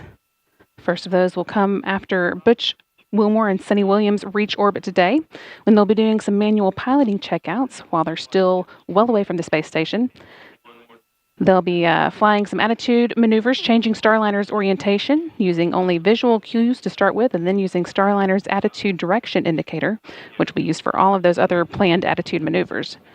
And they're also going to point the spacecraft's tail to the sun to demonstrate that it can use solar arrays to recharge its batteries.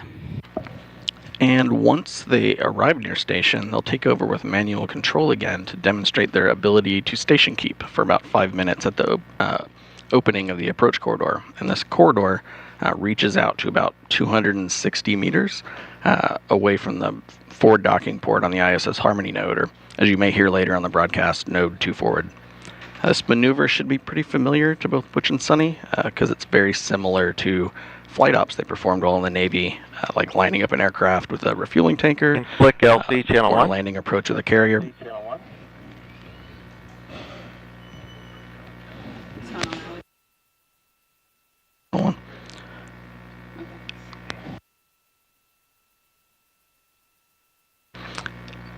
Like lining up an aircraft with a refueling tanker, landing on a carrier, Slick on channel or also hovering. Roger, Slick. You have a go to proceed with hatch closure. Roger.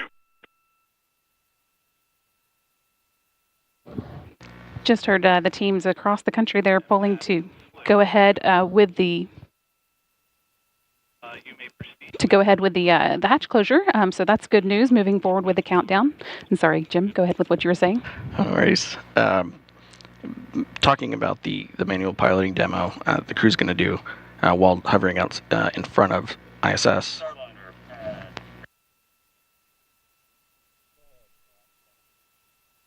Starliner, be advised we've been given a go to proceed with final hatch closure.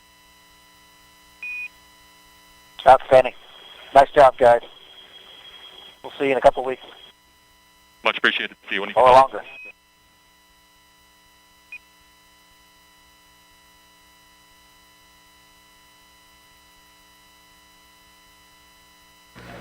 And with Butch planning on staying up there longer, maybe he'll do a couple extra manual piloting demos for us while he's around there. But when they fly with these manual flight controls, it'll be 6 degree of freedom control using both joysticks.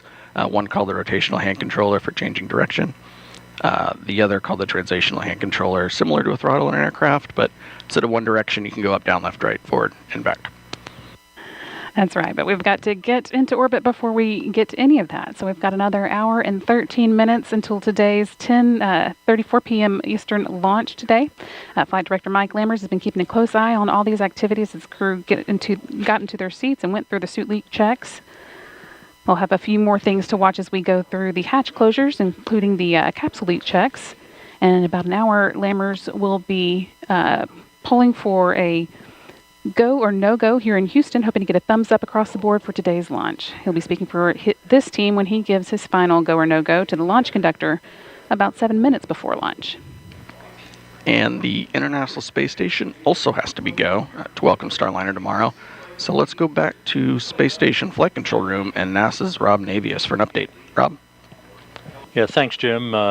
Flight Director Pooja Jasrani on console at this hour with the Orbit 2 team of flight controllers. They'll be polling their team to get the green light to proceed with the countdown and the launch. that hopefully will culminate with a docking by Starliner to the Harmony module of the International Space Station at 1:50 p.m. Eastern Time on Sunday.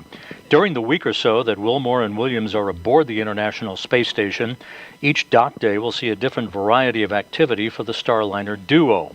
On Monday, for example, Wilmore and Williams will continue unloading cargo they brought to the station and will transfer some used emergency equipment from station to Starliner for the trip back to Earth. They'll stow their launch and entry suits aboard the vehicle and conduct a debrief with NASA and Boeing officials about the rendezvous and docking phase of the mission. Once Starliner's batteries are charged through station power resources, Starliner will be configured for quiescent operations.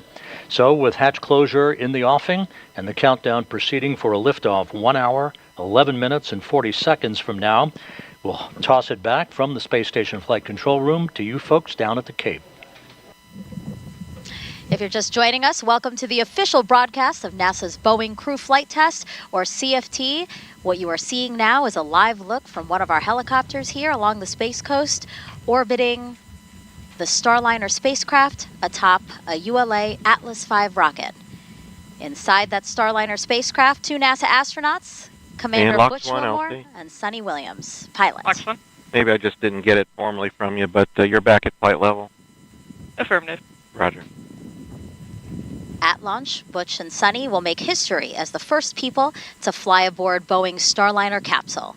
And liftoff is targeted for about an hour and 10 minutes from now at 12:25 and 40 seconds p.m. Eastern Time. And we are happily proceeding, marching towards that T0 after a busy hour. Mike, can you kind of recap for people the last hour of the launch countdown? Well, in the last hour, we got to see some really great engineering and launch operations and teamwork happen. So the second stage of the Atlas launch vehicle, called Centaur, it is powered, its fuels are liquid oxygen and liquid hydrogen. And it's already has all the fuel in it, but since they're liquid, they're very cold and they kind of boil off, so we just add a little bit more on top, so we top it off. -1 hour, 10 minutes. The 2 valves that were used for topping off lost insight for their control algorithms, so they couldn't see the sensors, and it was an upstream bus, so they changed the control algorithm and logic and got back in business. So we were back on the launch timeline. The crew was informed. Everybody was talked to about it. Never in danger. Just a way to just having to relook at a different control system and sensors. So in the meantime, the pad team was held off from closing the hatch just in case they needed to get the crew out today. LC, Channel 1. And they're RC, closing the hatch now. Verify range ready for FTS open loop test. Verified. FTS LC. This FTS? Start final open loop FTS test. Roger. And FTS stands for Flight Termination System, in case the rocket were to go off course. Of course, by that time, the Starliner, if the FTS were needed, the Starliner would fly out of the way. And but that's just a normal test right now. And you can see they're closing the hatch. We're getting ready to launch in 1 hour and 8 minutes. Very exciting. Yes, very exciting. You know, teams are periodically briefed on the weather for today's launch. Let's check back in with Daryl Nail over at Hangar AE with the latest. Daryl? Thank you very much, Dee. And here at Hangar AE with the team, monitoring both the launch operation as well as the weather. We got a great weather report from our launch weather officer just a few minutes ago. Winds were the one watch item, and they were driven, as you look at the satellite map, by a high-pressure system off the coast of North Carolina that you can see there, that clearing area. You see how it's turning in a clockwise direction. That's what's bringing all of our onshore flow. That is what's driving these winds. You see the clouds clouds going by overhead. So this image from College of DuPage, they've got our GOES 16 data streaming through, and it's a great representation. You can also see the ascent corridor as a result of that high pressure system is also fairly clear all the way up the eastern seaboard. That's the track that Starliner will take. That's good as well. Only some moderate concerns for high sea states because of those winds. But overall, we are looking good in the corridor. We are 90% LC go. Slick on channel 1. Go ahead. Hatch closure is complete, and we're moving into hatch gross leak checks. Roger. All right, hatch closure is complete, a great milestone that we've reached in this operation to get to liftoff. And just to wrap up, 90% go here at the pad. We're good to go along the ascent corridor, and so for weather, we're looking fantastic for a June 1st day, and which is the first meteorological day of summer. Usually we have rain and thunderstorms this time of day. Unfortunately, we don't. There you see the graphic, 90% go. And everything look weather-wise. Starliner Houston back with you, ready for pre-launch cabin leak check. You can prepare for cabin pressurization per your checklist. Configure the HIU valve sensitivity knobs to maximum. Teamwork.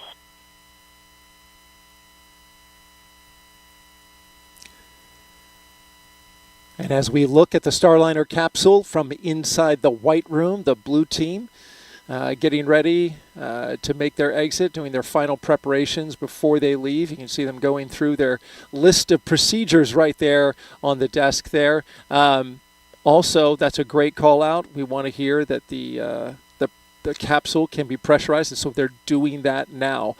At this moment, I want to welcome into Hangar AE Deputy Program Manager Dana Hutcherson, who is here now with me. Thanks for taking the time to come over and talk to us. You're on console. You've been listening to the teams, both ULA and Boeing, as they prepare this rocket and spacecraft to go. It's been a little exciting over the last hour or so. Talk a little bit about that, what you observed from ULA team and your team in getting through the ground valve issue where they were able to do a redundant system. Is removed. And they were able to get that stabilized, get back into flow. Yeah, it's been an exciting last hour or so, I guess, on the count. It's really cool to see the teams reacting to any anomaly that's been popping up, and they've been able to work through it. They've ran tests offline to validate the procedures and been able to jump right back into it to be able to get us back into the flow and the process. So it's really neat to see how everyone is ready for this launch and on point and just getting everything together for this launch today. I was particularly impressed in listening to the ULA team and how quickly they worked through the problem and how fast they were able to bring the flow back in after resolving that redundant data issue that they had. That was impressive. Let's go over to the Boeing team.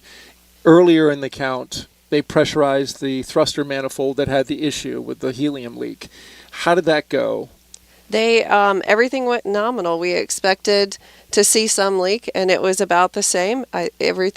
All the other checks came out nominal as well. So I believe that we are all systems go in that front. Haven't seen any other issues that have alerted us or alarmed us as well. So we're happy that we've discussed that at length, and we've planned out our procedures and our process of how we would react to that. But so far, everything is looking good with the helium system as well. You mentioned discussed at length. This team, your team, along with ULA and Boeing, have worked extremely hard in the weeks leading up to this. I've sat in on a few of the meetings.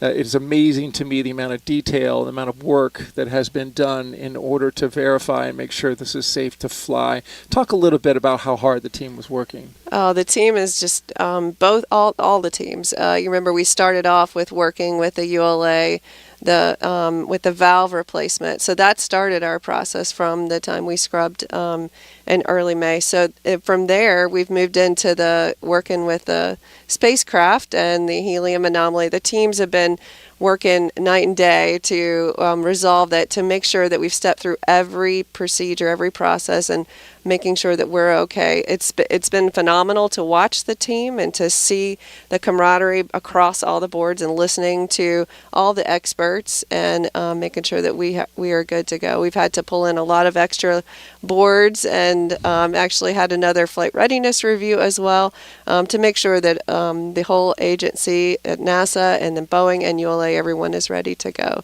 Very awesome to see this teamwork and the seamless teamwork across the board. That Delta FRR just a couple days ago that was held, and we had a press conference yesterday, and the team reported out that everything is moving forward.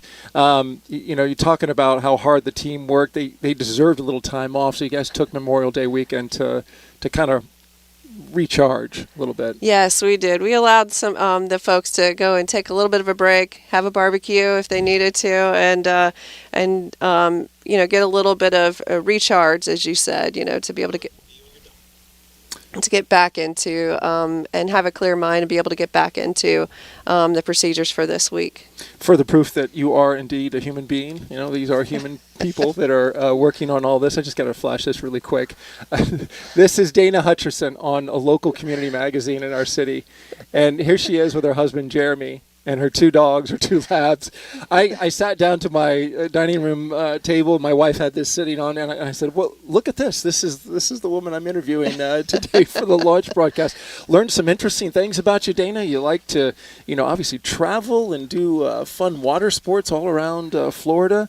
And it also says here that you're an introvert. Yes, I am very much so an introvert, but you wouldn't know it, I guess, some days. Yeah. But yes, that was really a surprise to get to see that and have that opportunity.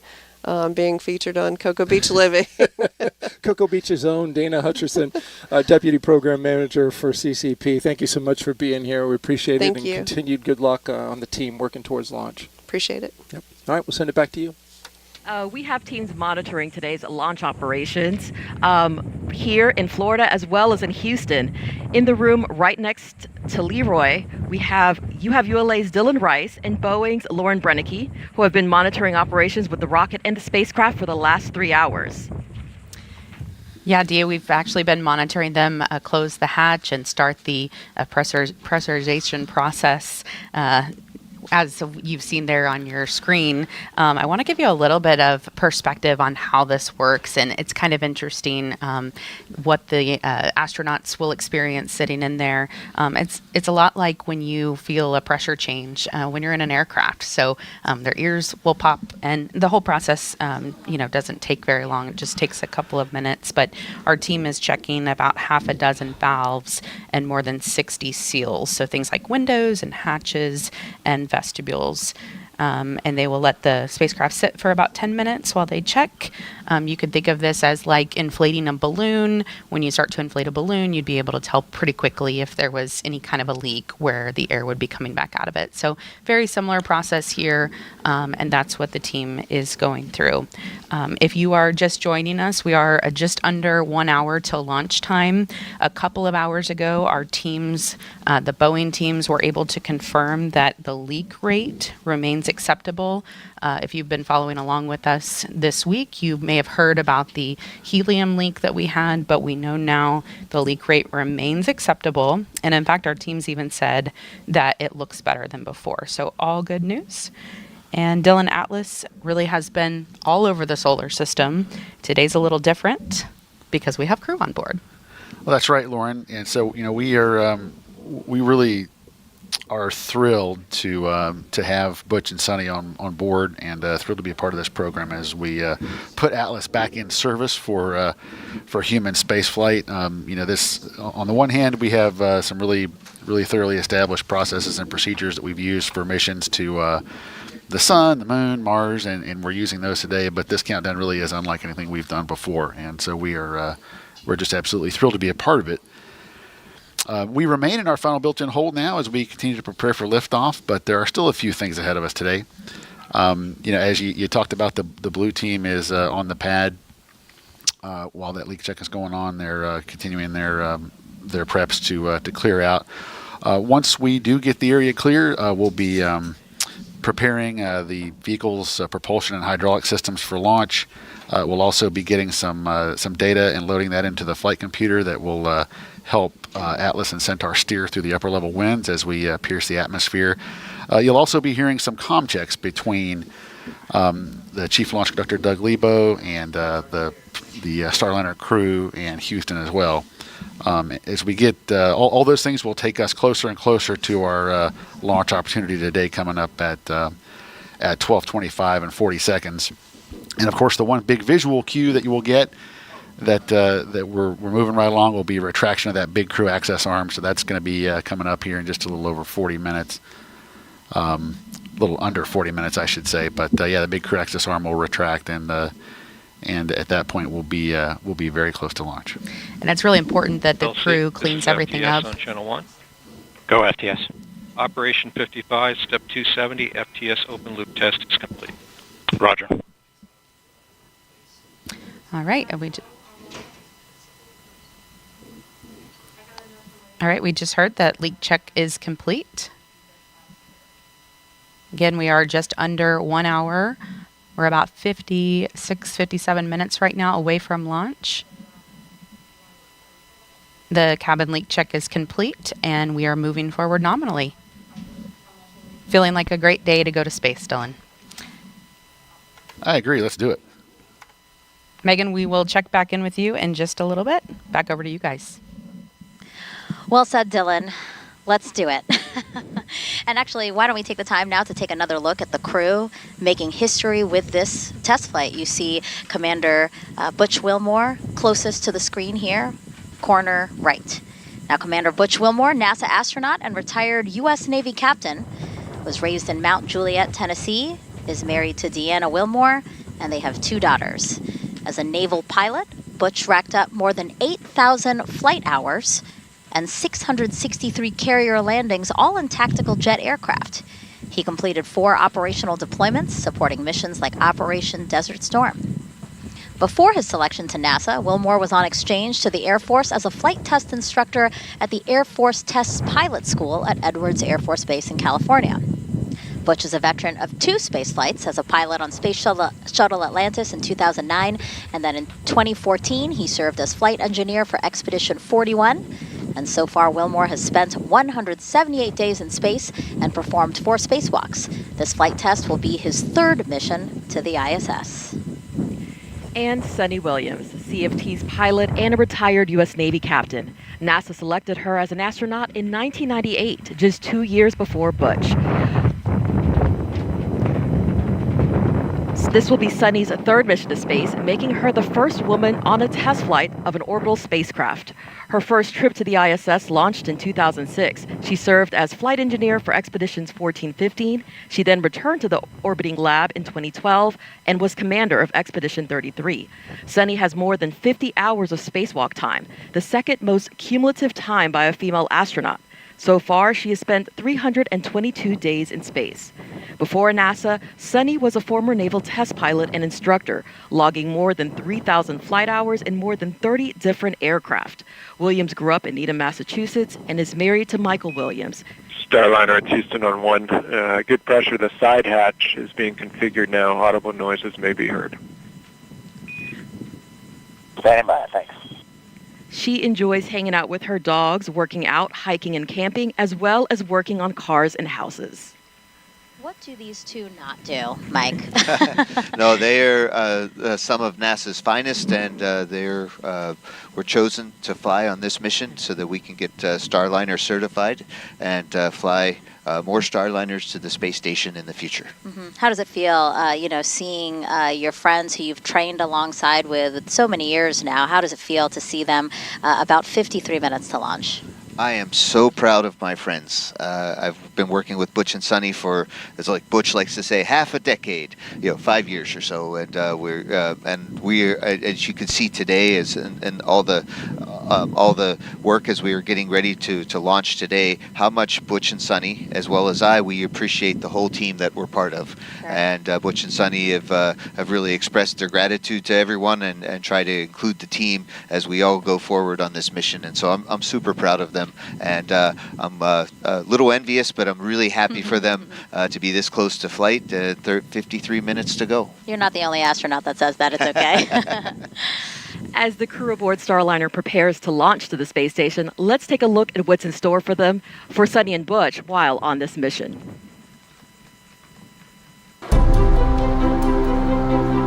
The mission of the Commercial Crew Program is to provide transportation for astronauts to the International Space Station. Multiple providers provide you redundancy. Redundancy is important, as we know. In our systems, we have redundant systems. But actually, more importantly, it's providing the aerospace workforce the opportunity to test out new ideas, new technologies, and work them into spacecraft. Butch and I are the first two to fly the Starliner, so this flight will be a crew flight test, so there'll only be two on board. We're going to fly it up to the space station, dock it, and test it all out, and then come back home. Everything's new. The procedures are new. We have procedures now that we didn't have a year ago because we've learned as the process has gone forward. We've had 2 test flights uncrewed previously, but this will be the first time we're putting people on it. We're test pilots, and so we're going to be testing the spacecraft in all aspects of the flight, from launch, on orbit, all the way to entry and landing. We're testing out the environmental control system, we're testing out the manual flying of the spacecraft. Then while we're docked to the space station, we have a bunch of tasks to make sure that the spacecraft can act as a lifeboat. And just in case anything bad goes on the International Space Station, the crew on board can come to the Starliner and make sure that they're okay. This has a mode where we call it backup mode, which is your get home mode, if you will. We can, without any communication at all, we can still effect a return to Earth, do a deorbit burn, and hit the point where we're trying to land, even without our computers. You know, that old mantra, failure is not an option, because it's a very dynamic thing we do flying in space, and it's not very forgiving, and we know that. And that's why we have these multiple systems and multiple redundant capabilities, because human life is special, and we want to preserve it at all costs. I think exploration is just in the human heart. Butch, he describes himself as the first thing he said as a kid was why. And I think that's in all of us. Maybe we don't verbalize it, but we all ask why. And that's what exploration is. It's that next step of why. So why not go back to the moon? Why not try to live on the moon? It seems like a natural stepping stone to the next thing, Mars, which just calls us. Like, why is that planet there? What is the future of that planet? What is the future of our planet? And to be able to take these next steps in exploration, we're going to start answering those questions. We stand on the pinnacle. This is kind of where everything, integration, everything comes together, which is where Suni and I sit. And this is just a part of the ongoing process of growing and expounding our knowledge and our understanding of all things for the benefit of mankind. I am Suni Williams, and I am ready to fly NASA's Boeing Crew Flight Test. I'm Butch Wilmore, and I am ready to fly NASA's Boeing Crew Flight Test.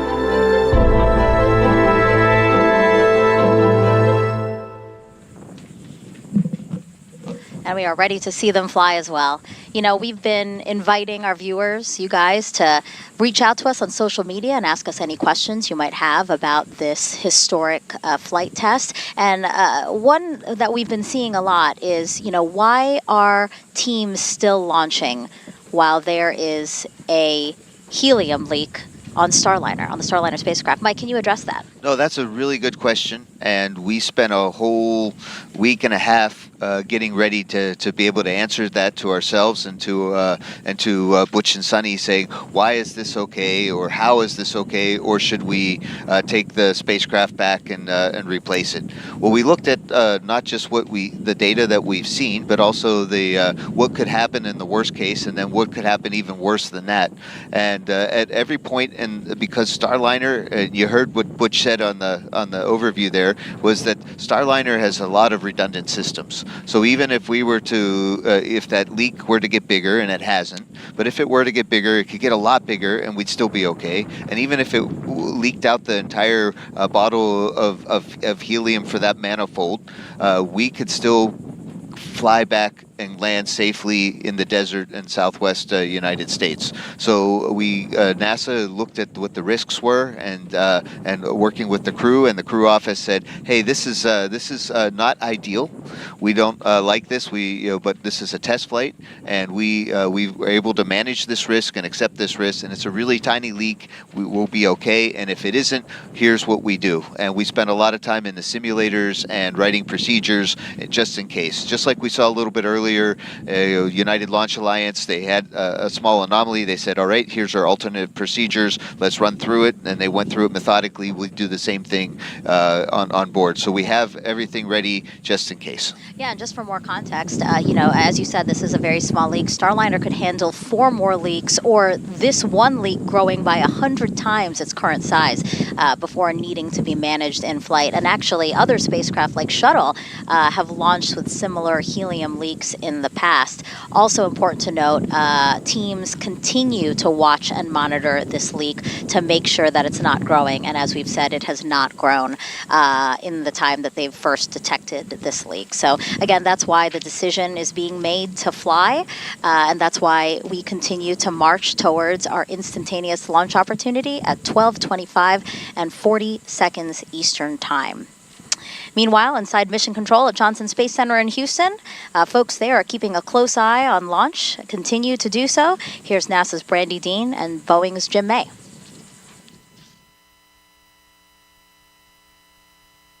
Thanks, Megan, and welcome back to the Starliner Flight Control Room in Mission Control Houston, where the flight control team is continuing to follow along with all the activities going on in Florida now that we are 46 minutes away from today's launch. Once Starliner gets off the pad, Jim and I will be with you through Ascent, giving you play-by-play and expanding on the calls that you'll hear Capcom Joshua Kutrick making to Butch Wilmore and Suni Williams on board. There are a number of major milestones you want to keep an eye out for during Starliner's climb to orbit. The first call that you'll hear from Starliner's crew is roll program, coming from Commander Wilmore, indicating that Starliner is rolling into the right orientation for ascent and orbit operations. Then about 45 seconds into the flight, the crew and Starliner will reach max Q, which is the maximum dynamic pressure that they will experience during ascent, and that happens just before they reach Mach 1. Then 1 minute and 35 seconds into flight, the solid rocket boosters that give Starliner its first major push into orbit will have used up all of their fuel. Starliner will hold on to them for a little more than 1 minute after that, and then jettison the boosters before second stage takes over and take Starliner away the rest of the way. Starliner will actually reach orbit around 11 minutes and 58 seconds into flight, at which at that point the Centaur main engine will cut off. Starliner and its crew will hold on to that stage for a couple minutes and then separate from it at around the 14-minute, 58-second mark. From there, Butch and Suni will be free flying on orbit in Starliner. During Ascent, you'll hear Kutrick mentioning a number of abort-related milestones as Starliner moves past them. Starliner can safely abort all the way up to orbit, including off the east coast, off the coast of Newfoundland, and off the coast of Ireland. Beyond that, it will be able to safely reach abort to orbit, just staying in space as an abort. And of course, we're hoping not to need any of those. Request permission to begin white room closeout. Roger, thanks, Slick. Blue team, perform toxic vapor and O2 checks when raising environmental seal and configure white room for launch. Roger. And Slick, if you get a annulus purge disconnect time.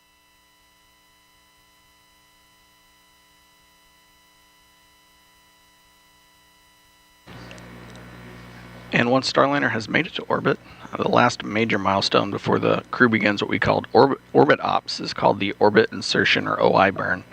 That will move Starliner into an elliptical orbit as opposed to a more circular one. Slick, we're calling it 1537 Zulu. Roger.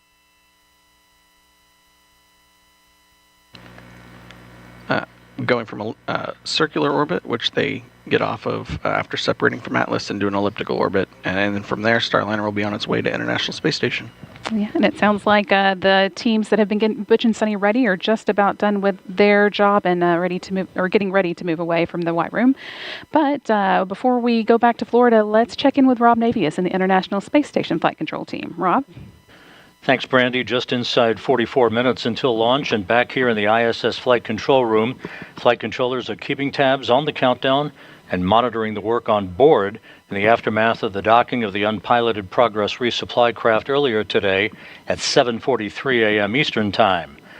Now, NASA astronauts Matt Dominic, Mike Barrett, Jeanette Epps, and Tracy Dyson, along with Station Commander Oleg Kononenko of Roscosmos and fellow cosmonauts Nikolai Chub and Alexander Grabenkin, will form the welcoming committee when Wilmore and Williams arrive on board tomorrow.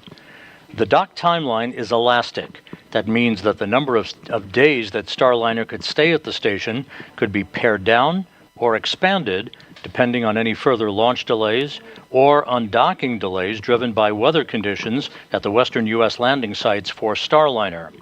One critical dock day for the Starliner crew. Starliner Houston, cabin leak check complete. You can open the vent valve. All right, great. That's in work. One critical dock day for the Starliner crew will come 2 days prior to their scheduled undocking, when they load the last of the cargo items to be returned to Earth in the vehicle and will conduct onboard manual piloting proficiency that will enable them to stay sharp for their departure from the station and the deorbit and entry events that will follow.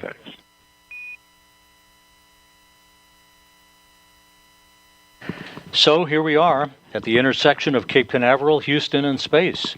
And aboard the station, two of the Expedition 71 crew members, Jeanette Epps and Tracy Dyson, recently took a moment to set the table for the arrival of Wilmore and Williams at their orbital destination.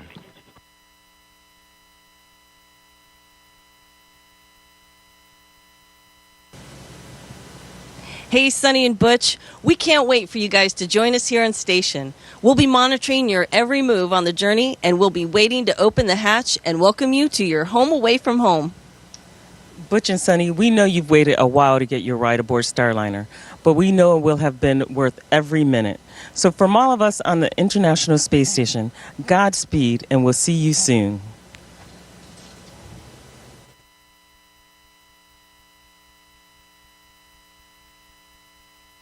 As we prepare in less than an hour to launch two astronauts to space during this test flight, let's check back in with NASA's Antonio Jaramillo, who spoke earlier today with NASA's top administrator about this mission.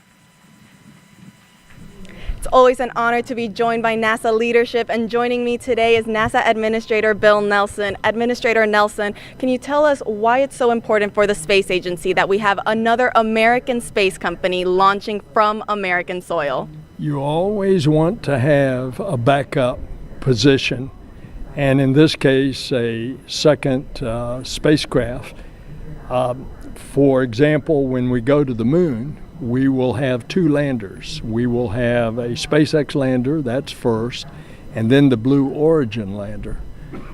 But this is a significant launch of a test of a brand new human-rated spacecraft, and it's only 6 in the history of NASA.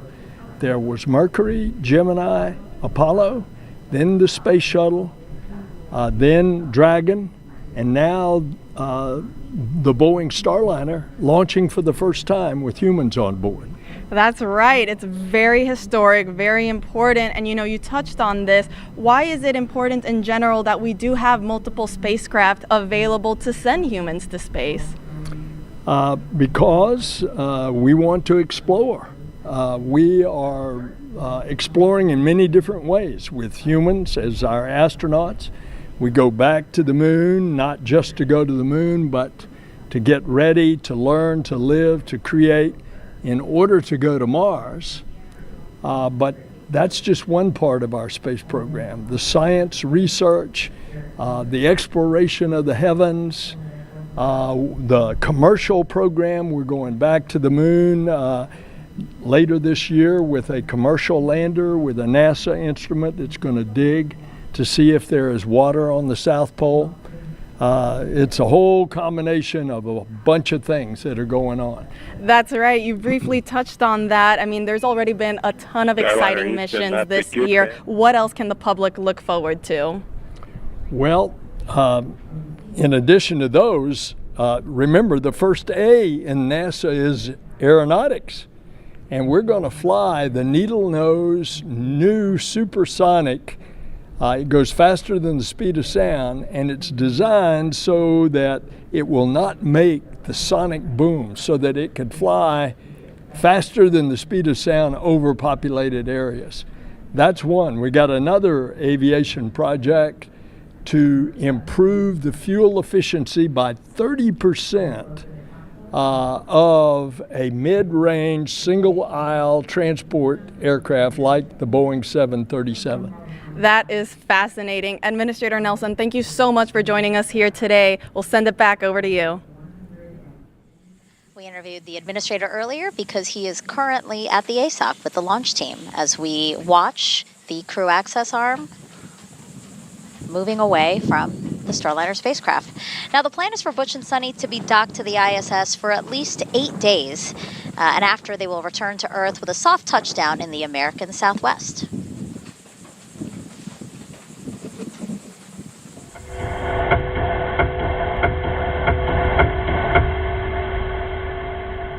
There, this is video and sound from inside Starliner during its return to Earth 2 years ago as part of the Orbital Flight Test 2 mission. Its heat shield reaches 3,000 degrees Fahrenheit during re-entry, and parachutes are then deployed and the heat shield discarded to expose Starliner's airbags.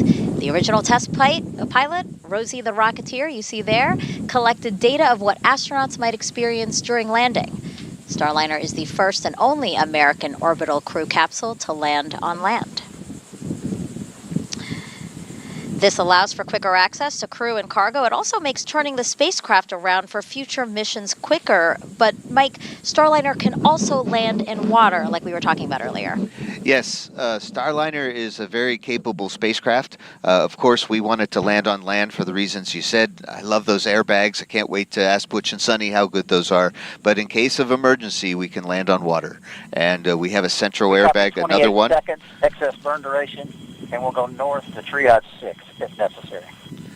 The crew was just calling in. They just got some data. And those are all good words, Starliner. Good read back. One additional item for you. In the commander's folio, you'll recall you have your 2 tablets. You've got a serial number 12 and a serial number 13. They're both ready to go, but one thing for you. Serial number 12, we were looking at footage here. Its time is out of sync. So it's no issue for you till orbit. When you're on orbit, you'll want to get that tablet, serial number 12, back in sync with the time on your DUs. It's only going to influence where you see the red line and bold. So if you did have to use bold before that, go ahead and do it on 13. Otherwise, we'll just resync in flight, and we can help you with that when we get there. All right, good words. We'll copy that, and if we have any questions when we get there, we'll give you a call. And I have confirmed that I can reach the tablets. Houston copies. That was Josh Kutrick giving some last-minute info to Butch and Suni about their tablets, as well as in case of emergency where to go left or right at the end of the slide wires. But yeah, Starliner could land on water. We'd rather not, but it has that capability, and it has a different airbag configuration for that. Yeah, the flexibility is great. We have just about a half hour left before launch. Let's check back in with NASA's Antonia Jaramillo, who's now with someone who's been a part of Starliner since the beginning. Tony? Thank you, Dee. For those of us just joining, we are here at OSB-2, one of the viewing locations for this launch. And joining me is Chris Ferguson, former NASA astronaut and Boeing astronaut. Chris, you've been part of Starliner since the beginning. How does it feel to be here and now get to watch it take flight with astronauts on board? Well, given it's such a darn gorgeous day, I'm really excited. Of course, this is the culmination of probably 12 years of, just watching and working and getting involved with the development. But I was very excited to see it all come together. It's a little breezy out here, but you can't beat the weather. Absolutely. It is a gorgeous day. Now, Chris, if you could give a piece of advice to Butch and Suni and to all our astronauts flying on our commercial crew missions, what would it be? Well, Butch and Suni are pretty darn experienced. They probably don't need my advice, but what I would say, on a very first ascent of a vehicle and a re-entry, I would say take it all in, experience it. Think about what you're feeling, what you're experiencing, what's staging going to be like, what's it like when the parachutes come out, because these are questions that everyone's going to know when you get back, right? We want to know, did we build a vehicle that's comfortable to fly? Absolutely. We can't wait to know. I mean, we're all taking it in here too. Mm-hmm. Chris, it's our understanding that your fingerprints are all over the spacecraft, in particular the launch console and displays. What can Butch and Suni expect to see and experience aboard Starliner for their flight, and how does that compare to flying the space shuttle? Yeah, I think the idea behind the design is to make sure that the crew always has reasonable awareness of what's going on. I remember with the space shuttle days, you know, sometimes the displays were a little archaic. You had to really almost have a graduate degree to understand exactly what you were looking at.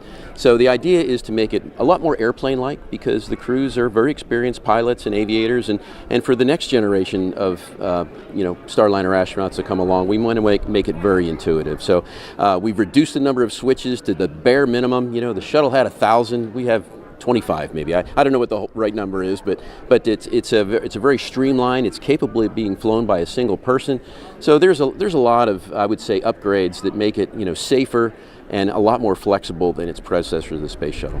Definitely a very impressive spacecraft. You know, and Butch and Suni, they're going to also perform a few manual demonstrations aboard. You also were a part of this flight test in the beginning. Can you talk to us a little bit about these manual demonstrations and just kind of the importance of why Boeing decided to have both a blend of autonomous and manual capabilities? Yeah, there's always a sort of a contentious look, you know, between engineers and pilots on how do I control the spacecraft. The pilots always want the ultimate ability to take over in a situation when they need to. So the Starliner flies very much like the space shuttle and the Apollo and the other capsule vehicles, with two different hand controllers where you can control all 6 degrees of freedom. You can maneuver it to an attitude if you needed to, say, charge your solar arrays or pick up a communication satellite, and they'll have the opportunity, of course, to check that out. And then there's also a deeper level of redundancy called backup mode, which is a means that the crew could manually fly the vehicle, even in the unlikely event that all the flight management computers fail. So there's a lot of redundancy, and it really is a true piloting vehicle, which is, I think, why the NASA customers really enjoy it so much. I'm sure. Well, Chris, thank you so much for joining us. Megan D. Mike, back over to you. All right, a quick check of the clock. We are 31 minutes and 40 seconds to liftoff of NASA's Boeing Crew Flight Test. And right now, what you just saw on the screen there, you see Butch and Suni. They are patiently waiting their launch inside of Starliner's spacecraft there. And then also, we did see the pad team who've been helping Butch and Suni into their spacecraft, as well as securing the spacecraft and closing the doors. They have since left the pad, right, Mike? Absolutely. So only thing that's left is we have a rocket and a spacecraft and 2 human beings sitting on top getting ready for launch in 31 minutes. Yeah, and so what we expect to hear coming up is just repeated communication checks with Capcom in Houston and with the crew. And also, this is an opportunity, right, to discuss any anomalies or resolutions, but we haven't heard anything. Yes, I think we hopefully got that out of our system earlier, and here we go. Go ahead. Yes, sir. Per step 20, operation 60, blast engine area is clear. Roger. They just confirmed that that it is just indeed the rocket, spacecraft, and 2 human beings. And so, yeah, so we'll hear those continued checks, and this is just an opportunity for some status updates if needed, right? This is kind of time that's built in to allow for discussion if needed. Absolutely. We're waiting for the Earth to rotate in just the right position for that instantaneous launch window. And any anomalies we had, we got out of the way. And now everybody is 30 minutes. Double checking their data. RC, conduct weather briefing on Channel 8 weather conference. And the weather. Right. Roger. Arm control, start arm hydraulic final prep. Roger. LOX 1, perform pogo suppressor charge. Roger. Prop 1, perform RD-180 transducer converter calibration. Roger. P&E 2, perform Centaur LH2 SVV cycle test. Roger. These are nominal countdown checks for the from the launch conductor, Doug Lebo, asking his team to do their 30-minute steps to get the rocket that much closer to ready for launch. A historic flight test, as we've been telling you throughout this broadcast. We've been on air now since 8:15 a.m. Eastern Time to tell you about the first 2 astronauts that are going to fly in Starliner. And again, we keep seeing live views of them inside Starliner. Commander Butch Wilmore and pilot Suni Williams. RD-180 transducer calibration is complete, and the engine FIV is in a closed condition. Roger. L minus 29 minutes. Flight control, start flight control, final prep. Roger. Now, Suni will be the first woman to test an orbital spacecraft. Another fun fact, the last time people flew to space in an Atlas-class rocket was 61 years ago with the end of the Mercury program. CFT is the final test to certify a second commercial spacecraft to ferry astronauts to and from the space station, which really is a wonderful resource to us and many countries and also research institutions.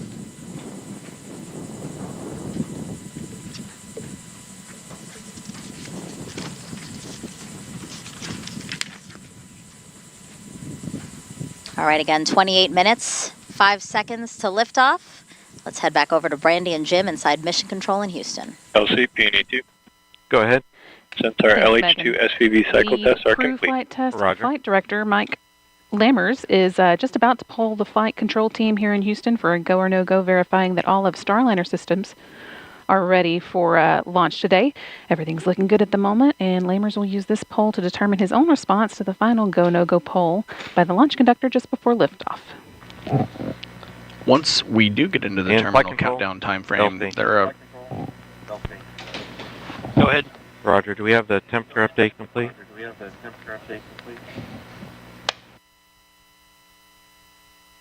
Roger, the RP1 temperature update complete. Roger. Prop 1, initiate fuel fill sequence. Roger.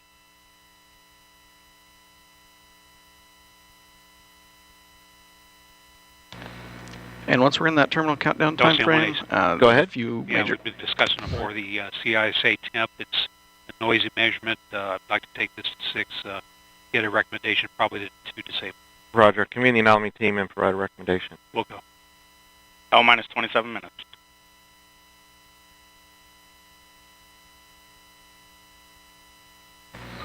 And the first... LC arm control. One of the major activities that... Go ahead. Step 100. Arm hydraulic final preps are complete. Roger.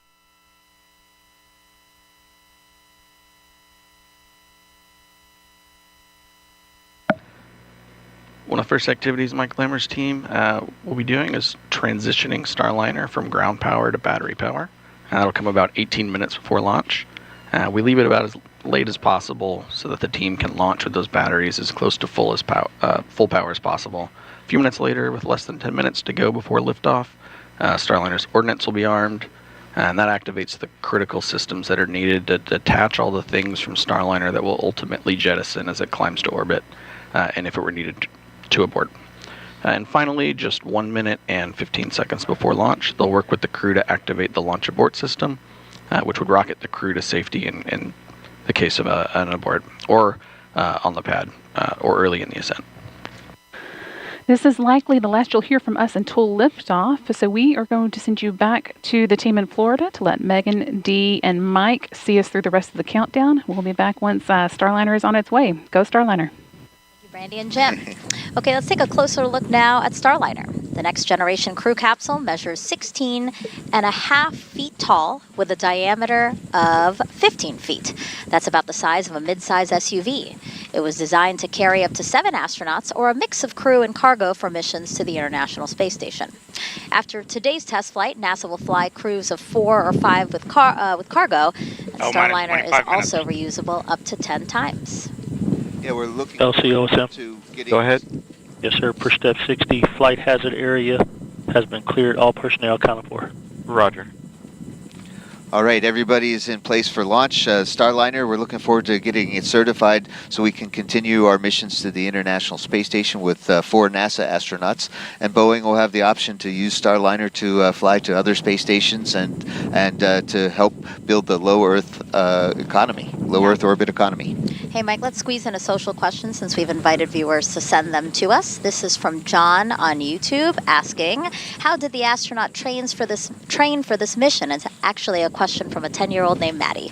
Well, hi, Maddie. Hi, John. Yeah, so we spend a lot of time practicing exactly what's going on today. We sit inside a simulator, which looks and feels like a rocket, and we push all the buttons and switches and look at our data. And sometimes they even give us these things called malfunctions, which something goes wrong, and we have to think our way through it and follow our procedures to have a safe practice mission.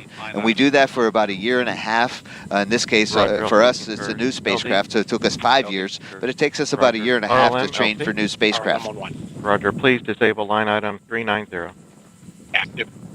Again, some nominal call-outs there as we march towards our instantaneous launch opportunity at 12:25 and 40 seconds. It's really neat that we're hearing all the voice chatter back and forth from our team. I mean, what a nice thing to be able to share with everybody watching today. Flight control final press complete and Atlas hydraulics at standby pressure. Roger. And with that, let's head back over. Go ahead. Line item 390 has been disabled. Roger. Let's head back over to ULA's Dylan Rice and Boeing's Lauren Brennicke from the ASOC.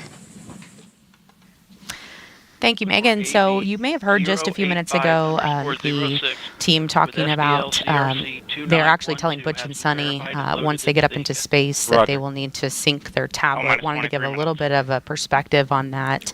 Basically, it's just the system clock in that tablet. You could think of it as it's just like going down to the start menu on Windows and syncing up the clock. It's been, of course, turned off for a little bit, and not connected to internet. So it's just something like you would do at home to re-establish the new time on your microwave.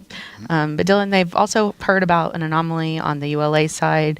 Not a big deal, but let's give them a little bit of perspective on that. Sure, Lauren. So we had, we did hear a report of a noisy temperature measurement, and this particular measurement is the interstage adapter, but so that's the adapter between Atlas and Centaur.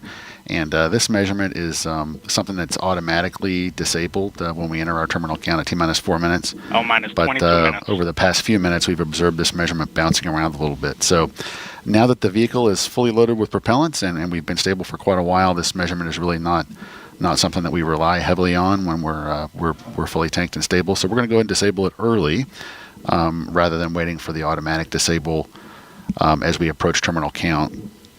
And that just would prevent any what we'd consider to be a nuisance alarm at this point. So nothing major there. It's kind of a standard operating procedure for a noisy measurement like this. And we are just a little over 21 minutes out from launch. So the suppressor charge is complete. Roger. As I was saying, just a little over, right now, about 21 minutes out from launch. And I've been thinking a lot about Butch and Suni going back to the ISS for a third time for both of them. Suni told us that really the ISS feels like home for them. If you think about it, they've both spent a good portion of time there. They both spent 6 months in their first trip up and 6 months in their second trip up. So now going back for their third time, they're going to a place that they consider home. If you think about living somewhere for literally a year out of your life, it means a lot to you. It's very special. And Suni even told us that... Go ahead. Step 90, all secondary decoms verified on RF link. Roger. And Suni even told us that she cried the last time she left the ISS because she thought it would be her last time in space. So you can just imagine how special this trip will be for both her and Butch. And we are getting very close now to that moment where they are going to be headed to space. We are coming up on a call for the visors to come down. We're going to hear Capcom tell the crew to pull their visors down and to configure their suit flow. Minus 20 minutes. Starliner, there's P1, reinitiate AHP charging. Configure suit flow. RLM, verify redline monitor and event table are in the correct configuration for terminal count. Verified. RC, verify solar radiation, acceptable for launch. Verified. All right, so you saw the crew starting to pull their visors down there. That configuration is needed for proper airflow through their suit. In case of an emergency, they could pressurize their suits quickly if needed. That is the importance of having everything zipped up and ready to go. And they really enjoy the fact that these helmets are much easier to get on. They just sit back on their suits, just like a hoodie of a sweatshirt, so they're able just to pull them forward and zip them up. Houston, Starliner, visor config complete. Houston copies, visor config complete. All right, they're all zipped up. And this config All also calls... communications switch to channel 1. All personnel and visitors remain in present position until launch. Maintain operational silence in the LCC. So, Lauren, that's kind of the LC with a terminal count briefing. If a condition exceeds the launch constraint anytime after the terminal count status check, the observer shall announce hold, hold, hold on channel 1, identify their station, and briefly state the reason for the hold. So, Lauren, we just heard a couple of our standard pre-launch announcements. During the countdown, the individual teams, so like think of the Atlas propulsion team and the Centaur propulsion team, are off working on separate nets as they perform their functions. All that work is complete, and so essentially what that last announcement does is bring the entire team back to the primary command channel, net 1, or loop 1 as we call it, and the rest of the countdown will now be conducted on net 1, Roger. And we'll all kind of hear that together. 18 minutes. Also, at this point, our operators are going to be heads down. Verification. Roger. And so the only conversation in the LCC from this point forward is just going to be the working through the launch procedures. There'll be no other ancillary conversation whatsoever. And we'll also be listening to some of those side channels that aren't public on your TV screen right now. So we'll be listening for a few polls, one that's called the Starliner Readiness Poll for terminal count. And that is one of the shorter polls, and it will be coming from the Boeing Mission Control Center, or we call it the BMCC here in Florida. The spacecraft launch conductor, Brian Gardner, will poll people in that room in charge of the propulsion system and power and many other subsystems. He will have 3 call-outs to him. minus 17 minutes. OSM, place SRB ignition SNA switch to the enable position. SRB ignition enabled. And verify FCO, RCO, and OSM hold fire switches are in the proceed position. Ready to proceed. Launch on time verified. Roger.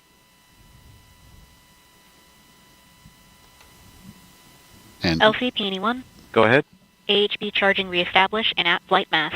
Roger. So, Lauren, we're quickly coming to the end now of the launch vehicle pre-launch procedure, and we're just about 7 minutes away from our terminal count status check. But we heard a couple of call-outs there. That one of the range safety representatives activated the SRB ignition enable, so that allows us to fire the SRB ordnance circuits that ignite the SRBs at T0. Those circuits are not enabled till just as we heard, just a few moments ago. minus 16 minutes. And also another range safety system is the hold fire system. So there are remote switches at the Space Launch Delta 45 Morel Operations Center up the road. And if any of the range safety representatives see an issue, they can press a button and stop our countdown remotely. So those switches have been enabled as well. All right, you are taking a live look at Atlas V and Starliner stacked on top with astronauts Butch Wilmore and Suni Williams inside, ready to go to space. We are just coming up on about 15 minutes from launch, and we are going to send it over to NASA's Daryl Nell at Hangar AE. Daryl. Thank you very much, Lauren. And you've heard the polls from ULA. Also polling a go. The NASA operations manager, Richard Jones, checked with his team, gave them the go. As far as weather is concerned, you heard it mentioned on the nets, there was an L-30 weather brief. We see your CM Essential. That's just to do with the internal power minus 15 transition. minutes. No action. Okay, no action. We got the suit fan DP low. It's back on now. Looking. No issue there. But again, the weather, 90% go. No concern. We're expected to be go for T0. We are go right now. Green across the board. We do have some high cirrus clouds that you can see there up in the upper parts of the sky. And you can see the ground winds. LC flight, channel 1 and air to ground 1 are now merged, going to air to ground 1. Roger. LC flight, air to ground 1, ready for comm check with Starliner and channel 1. Roger. Starliner, LC, comm check on channel 1. So we got you loud and clear. Looks like we got all suit fans failed a warning.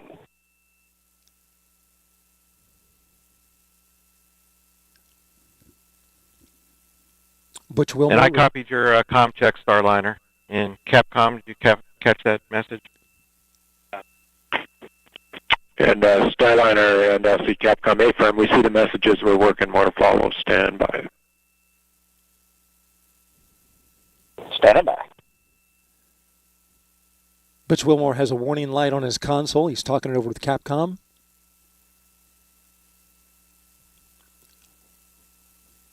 While they do that... Starliner, visors open, please, while we work the suit fans. Visors open.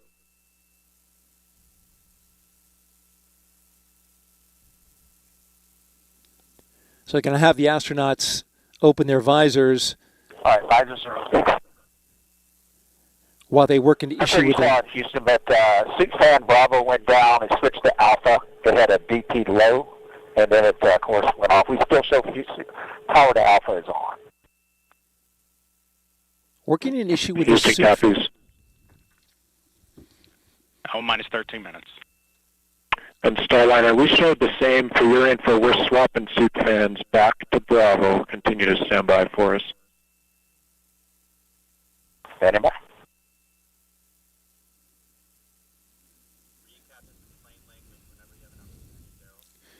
So the issue here is a problem with the primary suit fan operation. They got to have that suit fan to keep the air circulating inside their suits. With that having a warning, they've asked, Capcom has asked the astronauts to pop open their visors so they can get some fresh air, and they'll work it into a redundant mode, going into a redundant suit fan. So they continue to work that.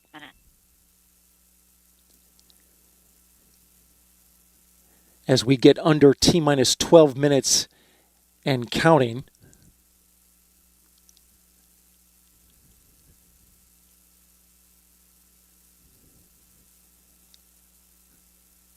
The Boeing team working an issue in real time right now. LC Flight Channel 1. Go ahead. Yeah, the condition we're in an LCT condition with both suit fans down. We're trying to get these reactivated. But we're going to proceed. Roger. So good to stow the crew access arm. I'm good. Roger.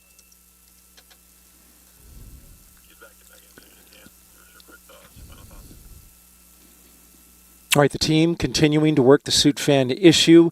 Again, just to recap on weather, we're go. And now we're looking to take the next steps. So we'll send it back to Megan, Mike, and Dee. Minus 11 minutes.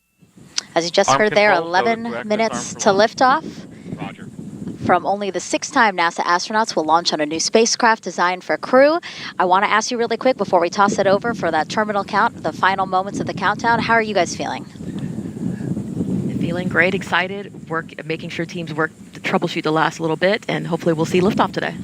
I'm very excited for Butch and Suni, and as we like to say, go Atlas, go Centaur, go Starliner. Go Butch and Suni, that's right. All right, so let's send it over to the ASOC, where Lauren and Dylan will walk us through the final moments of the countdown. All right, thank you, Megan. So what we are looking for next here is that crew access arm to start making its way back over. Starliner, on our end, we brought suit fan Bravo back on. It looked good. We need both. We need to prove that A is also there, so we're commanding Alpha on and then off at this time. More to follow. All right. Yep, we see it.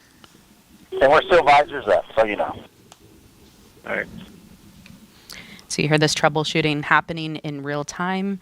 They are moving forward with everything else while they troubleshoot Flight that verify CFT 100 pan. on internal power. Verified. Starliner, configure ordnance for launch. That's in work. Starliner on internal power now. The spacecraft is running completely on its own.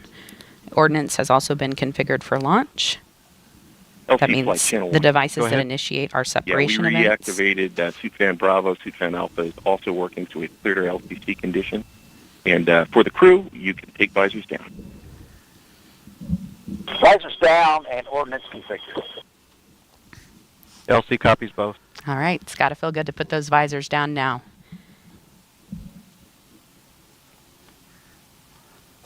So, Lauren, we were seeing that big visual cue, the crew access arm retracting. It takes about 2 minutes to retract and stow. 120 degrees away from Starliner back against the crew access tower. In the event of an emergency, it can be redeployed in less than 15 seconds. Yeah, it's pretty amazing. We don't want to see it do that, but we're glad it can if it needs to. And we have a couple of polls coming up here in about 2 minutes. The launch vehicle poll, launch vehicle management poll. Yeah, Lauren, that's right at L-8 minutes. Next door to us in the Mission Director Center, that's going to be the mission management team poll for launch. And at L-7 minutes, the final terminal count status check down in the LCC. And that is where Chief Launch Director Doug Lebo will poll his team, verify their readiness, and then the launch director next door to us will give him permission to launch today. LC arm control. Go ahead. Crew access arm stowed for launch. Roger. All right, the crew access arm is stowed. LC switch to ready position. Everything looking good? All steps are complete prior to status check.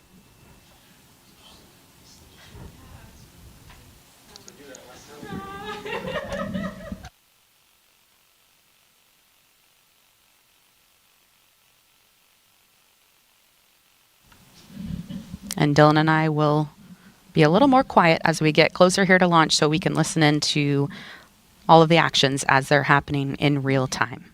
Again, just under 7.5 minutes till Starliner astronauts Butch Wilmore and Suni Williams make history as the first crew headed to the International Space Station on Boeing Starliner.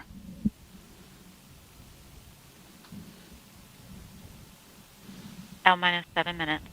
Status check to proceed with terminal count, Atlas systems, propulsion, Go. hydraulics, Go. pneumatics, Go. LO2, Go. water, Go. sensor systems, propulsion, go, pneumatics, Go. LO2, Go. LH2, Go. has gas, Go. electrical systems, airborne, Go. ground, Go. facility, Go. RFFTS, Go. flight control, Go. GCQ, Go. op support, Go. comm, Go. umbilicals, Go. arm control, Go. ECS, Go. redline monitor, Go. quality, Go. op safety manager, Go. ULA safety officer, Go. vehicle system engineer, Go. anomaly chief, Go. range coordinator, Clear to proceed. flight director, Houston flight is go. Starliner, Starliner, go. launch director, You have permission to launch. proceeding with the count. ALC, verify T0 is set for 16:25:40 Zulu. Verified. Starliner net is clear.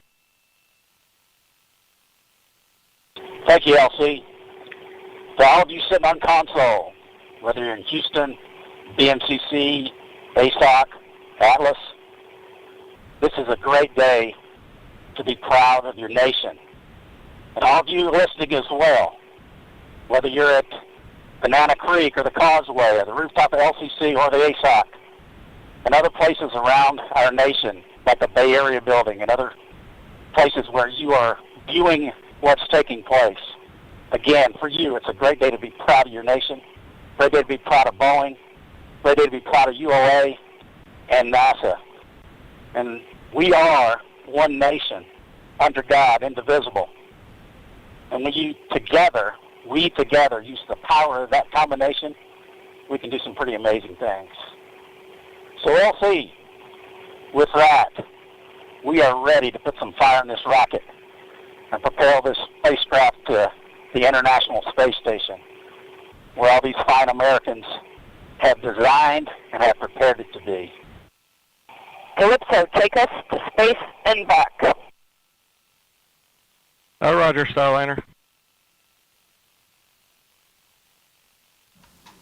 LC flight, Starliner configured for terminal count. Roger. All steps are complete prior to terminal count. And with that, we are ready to go to space, Lauren. Hard not to be emotional listening to those words from Butch. I'm sure we'll be playing On that my speech mark, back for the a long Will time. be T-minus 4 minutes and counting. 3, 2, 1, mark.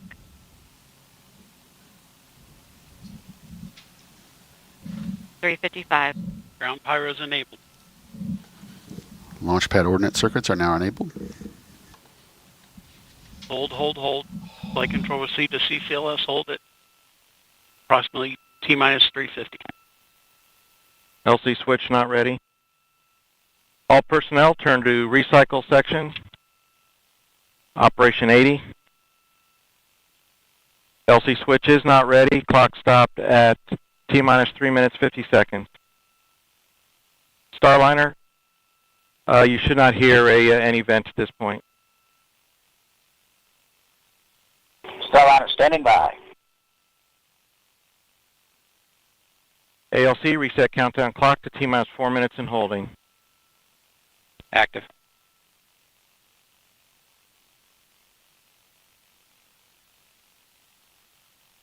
LC Puny 2. Go ahead. Centaur tank pressures are stable. Roger. LC Peony 1. Go ahead. Atlas tank pressures are stable. Roger. OSM, place SRB ignition SNA switch to disabled position. SRB ignition disabled.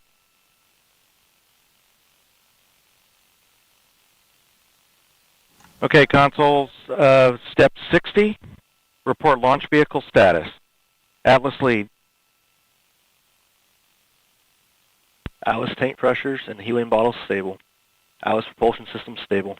Roger. Centaur lead. Centaur tank pressures and helium bottles stable. Centaur propulsion system stable. Has gas readings nominal. Roger. Vehicle electrical.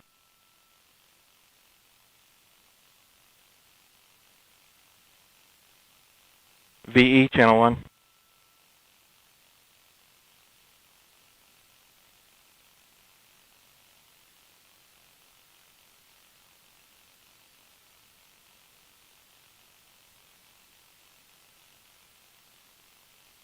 Avionics system stable.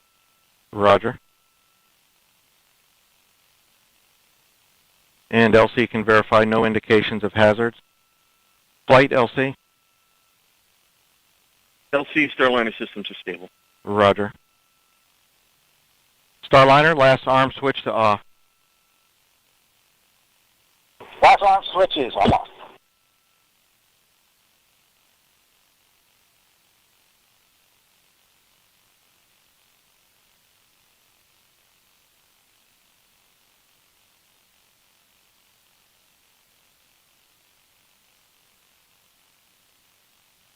FCS in pre-flight mode, SSVAPs inactive, OCU safe, and EDS in test mode.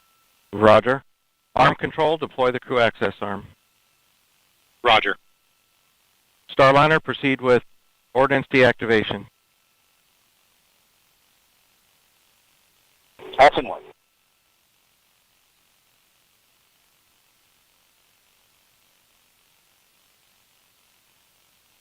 Ordnance deconfigured. All off.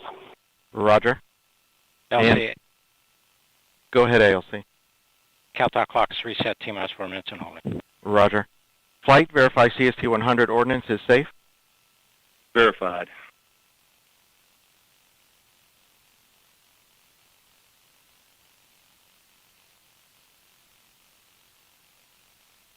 Okay, all stations, recycle systems back to T-minus 4 and holding configuration. Hold time occurred at T-minus 3 minutes 50 seconds. Report status at completion.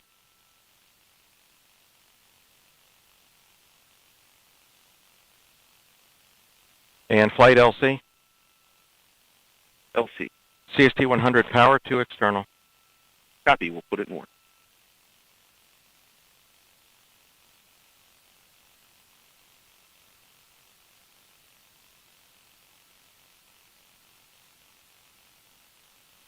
LC Lock 1. Go ahead.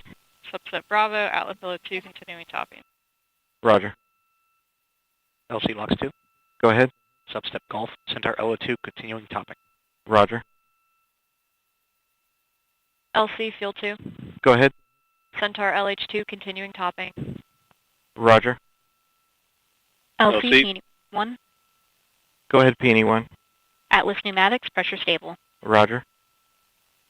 LC Peony 2. Go ahead. Substep Echo CEC active. Roger. And substep Foxtrot, sensor pneumatic system stable. Roger. LC Prop 1. Go ahead. Substep Charlie and substep Delta, Atlas propulsion and hydraulic system stable. Roger.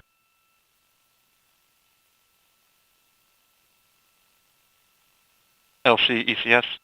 Go ahead. Substep November, ECS set point stable. Roger.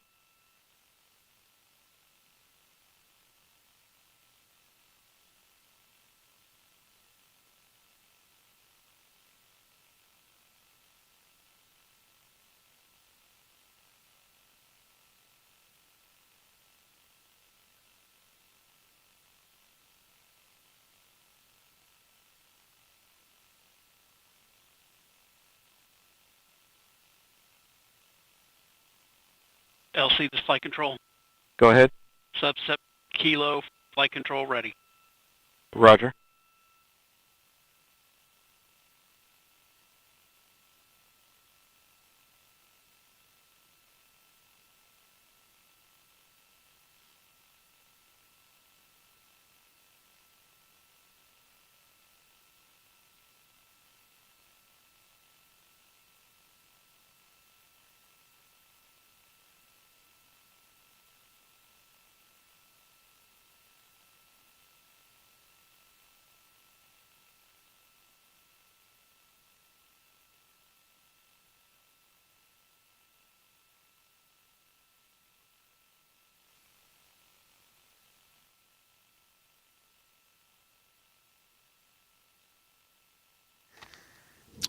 If you're just joining us here at Cape Canaveral Space Force Station. Go ahead. True axis arm is deployed. Roger.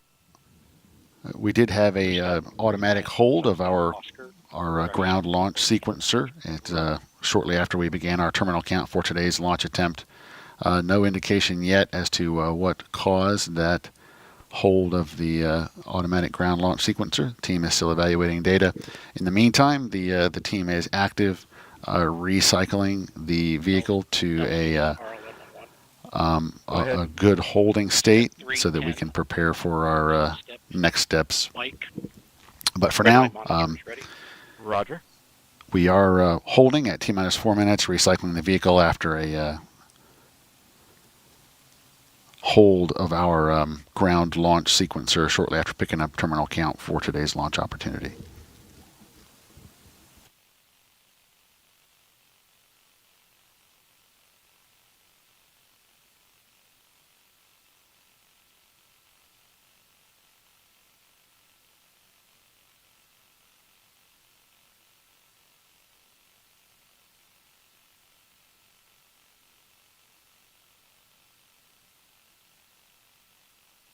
LC has gas. Go has gas. Substep Hotel has gas. Normal scan pattern including cat. Roger.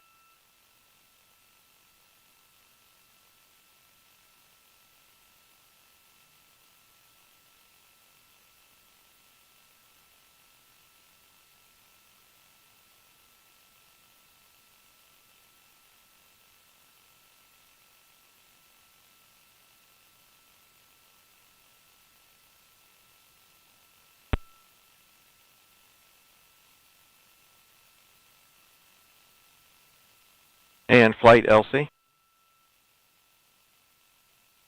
Channel 1. Flight. Yes. Roger.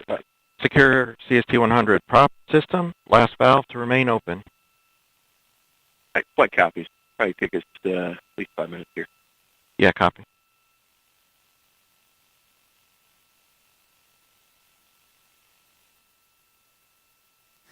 We're going to send it over to NASA's Daryl Nail over at Hangar AE for some continuing coverage of our current FTS status. LC. Daryl? Thanks, Dylan. And I'm listening to the NASA operations manager's loop. Recycle status. Recycle. Roger. SYS LC. Yes, LC, GC3 is ready. Roger.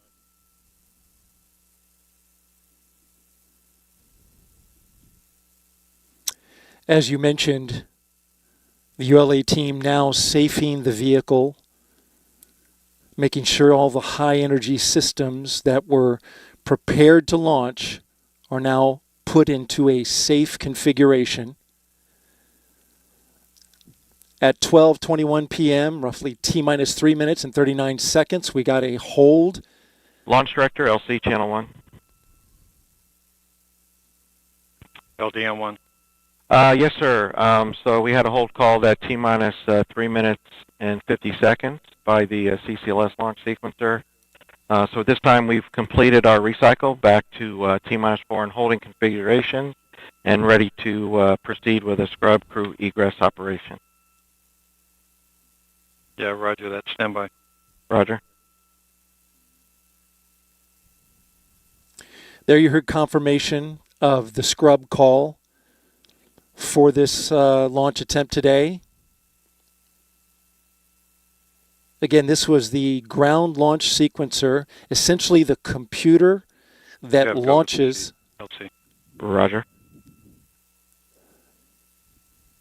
This is the computer that is Okay, all personnel going to Operation 85.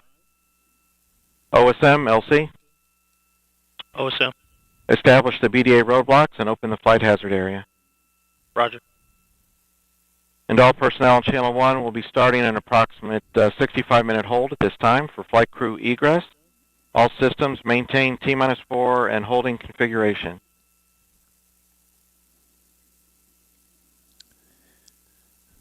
The hold time is not relevant at this point. The fact is they're getting it into a state where they can go through and get the crew out of the spacecraft. But I was mentioning the computer. This is the computer that when we go into terminal count, launches the rocket, brings a number of systems and a huge number of operations all at a rapid pace. Something with the GLS, it's not understood at this time what it is, caused the GLS to throw an automatic holdout at T-minus 3 minutes and 50 seconds. Arm control. Yeah, per step 40, can you give me that call out on the status of the crew access arm? Crew access arm deployed and latched. Arm control is terminated, ready for personnel access. Roger. And FELC? Go ahead. Start CAT TVM system monitoring. Roger. RLM, LC? RLM 11. Disable RLM line items for crew egress per red line report. Roger. LCFE. Go ahead. CAT TVM system enabled. Readings nominal. Roger.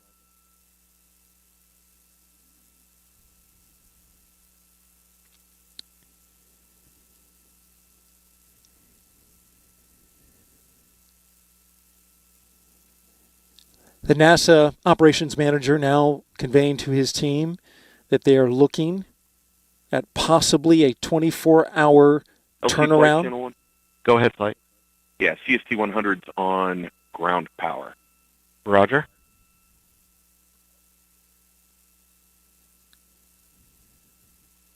Of course, there'll be a lot of data to look at, but... And flight LC?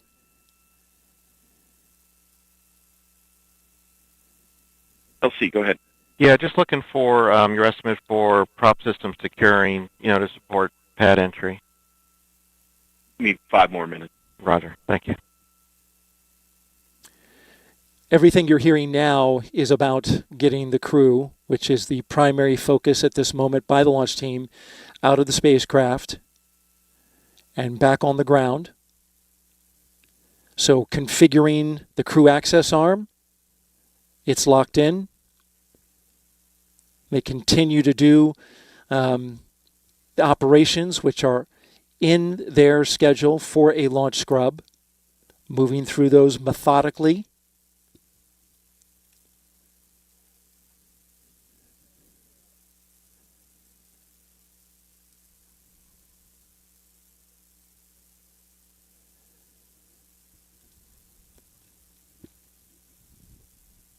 The report out that we heard by the CGLS was that at the time of the scrub, when the hold was listed, it didn't appear to load into the proper configuration.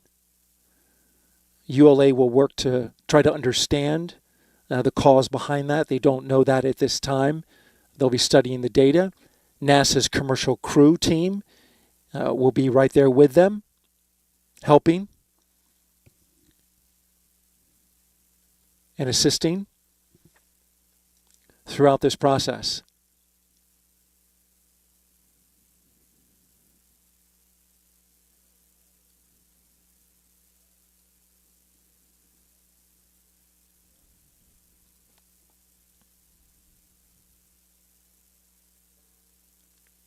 So we can see on the views here inside Hangar AE that they have the crew access arm back locked into the Starliner. You can see that on your screen there.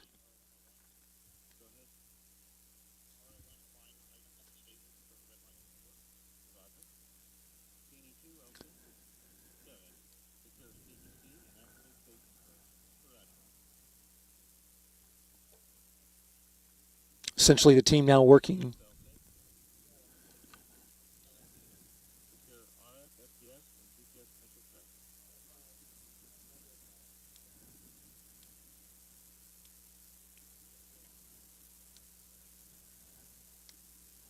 Just to recap, if you're just joining us at 12:21 p.m. Eastern Time, T-minus 3 minutes and 50 seconds until liftoff.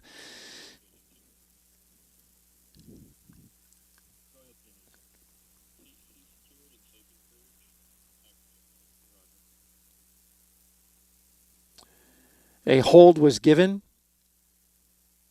by the ULA launch team, an automatic hold that was issued by the ground launch sequencer, the computer that takes over terminal count.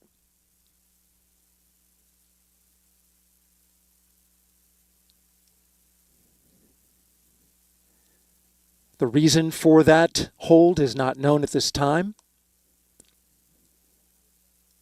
The focus now by the launch team is to make sure the rocket is in a good and safe configuration. That's many of the calls that you're hearing out. And also that they, once it is safe enough, that they get the crew of Butch Wilmore and Suni Williams, have them exit the spacecraft, come back down the elevators,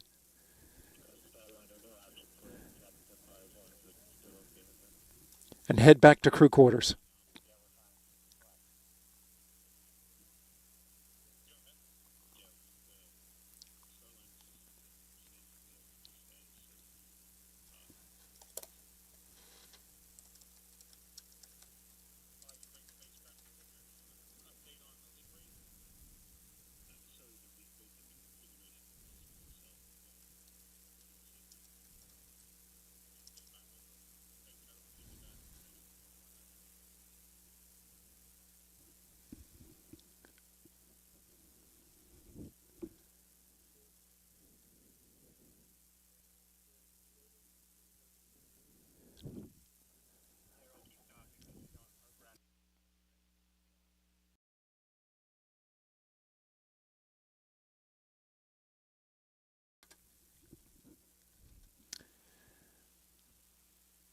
I want to bring in United Launch Alliance commentator Dylan Rice.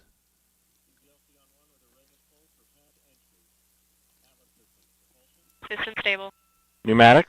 And yeah, Daryl, the team continues to work through the process to establish a stable configuration so that we can start pulling the crew off of the Starliner capsule.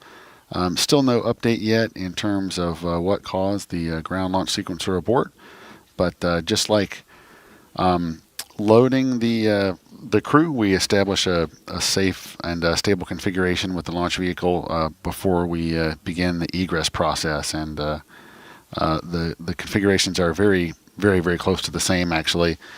We'll be maintaining the propellant systems in a topping mode and not changing the state of the Atlas or Centaur as we go through the approximate 1 hour process of egressing Butch and Suni from the Starliner capsule.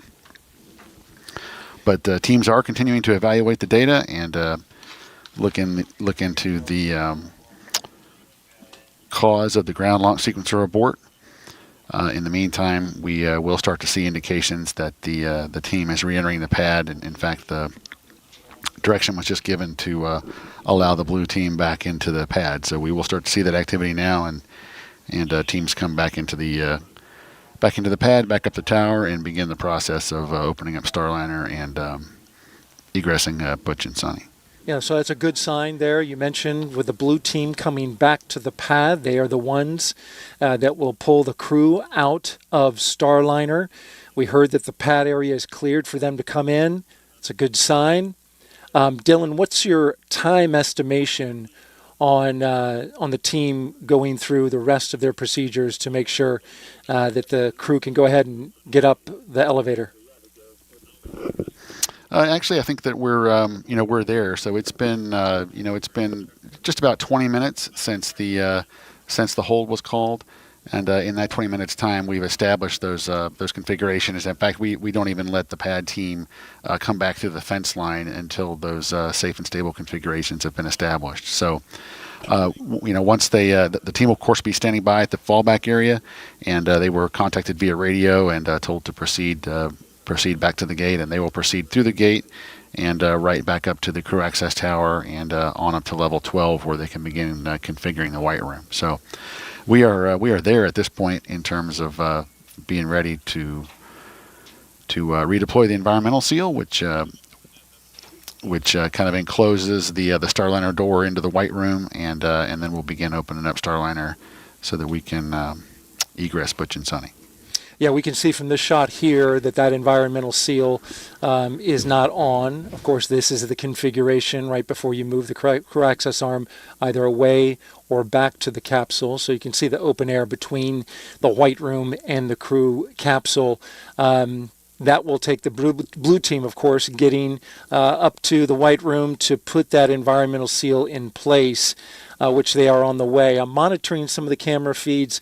They haven't arrived yet, but they are on their way, as we've heard from the loops. Dylan, just give us an idea of the role the ground launch sequencer plays in the final 10 minutes of terminal count.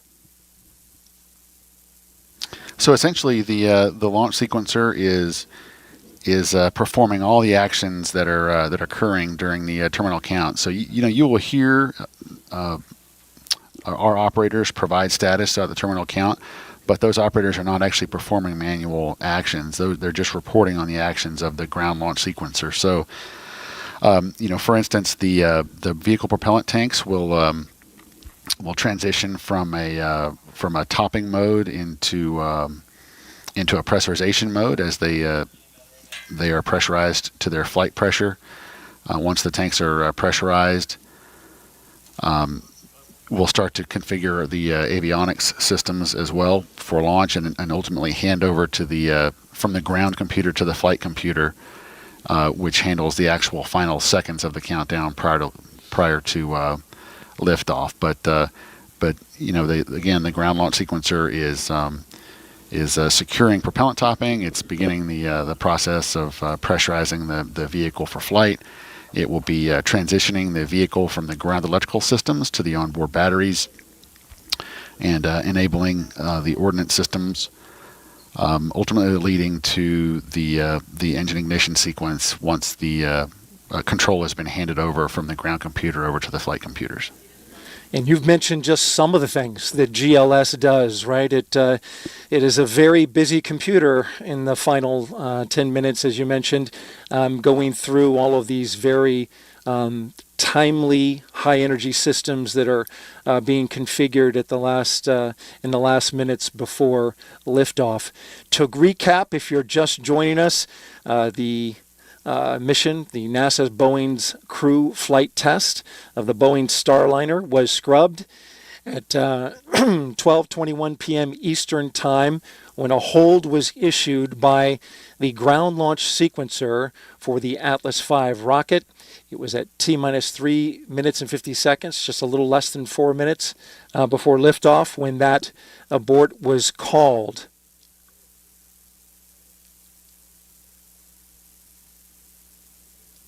The crew of Butch Wilmore and Suni Williams, who are inside the capsule at the top of this rocket, as you can see here, are safe and are awaiting.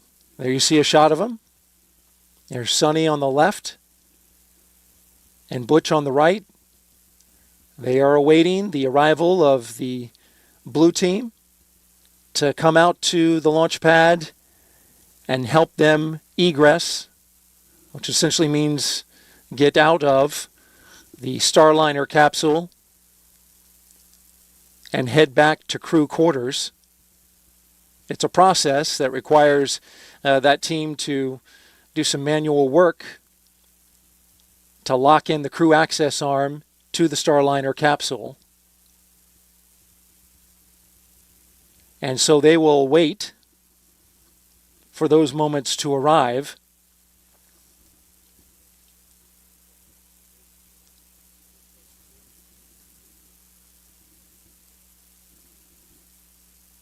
And if we've got Lauren Brennicke on, our PAO with the Boeing team.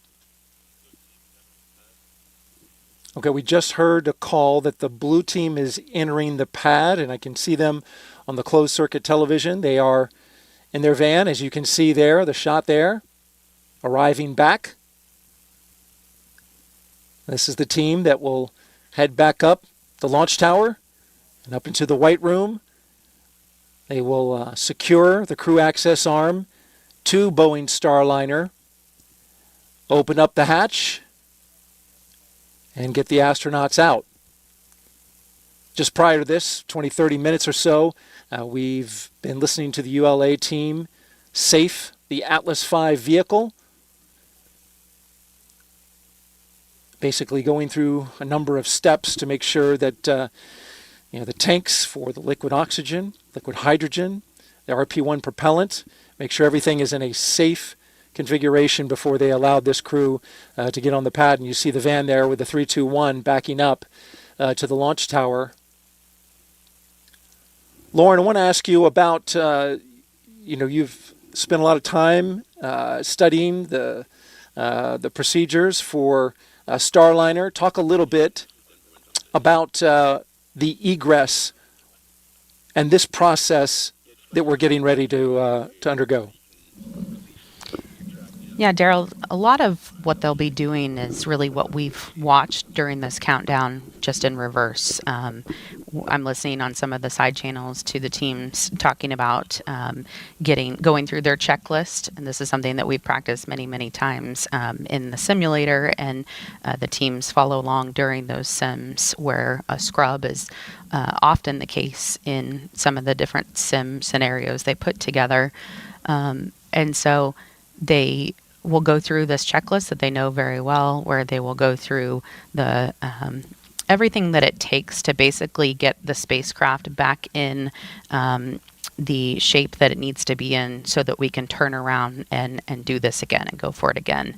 Of course, we have launch windows tomorrow, as well as the 5th and the 6th. We don't yet know how quickly the turnaround would be for this, if it's something we can get back in order for tomorrow, or if we need to wait until the 5th or 6th. But, Butch and Suni are veteran astronauts who are very used to the world of scrubs. During the last scrub, we even talked about how Suni says that sometimes the scrub just knocks the pressure off a little bit, and, they're used to it. So if you've heard Butch's voice on the loops in the last 20 minutes or so, you can tell that his spirits still seem high. Of course, it's disappointing, but it is part of the business, and the ultimate goal is just to make sure that our precious cargo, Butch and Suni, are safe.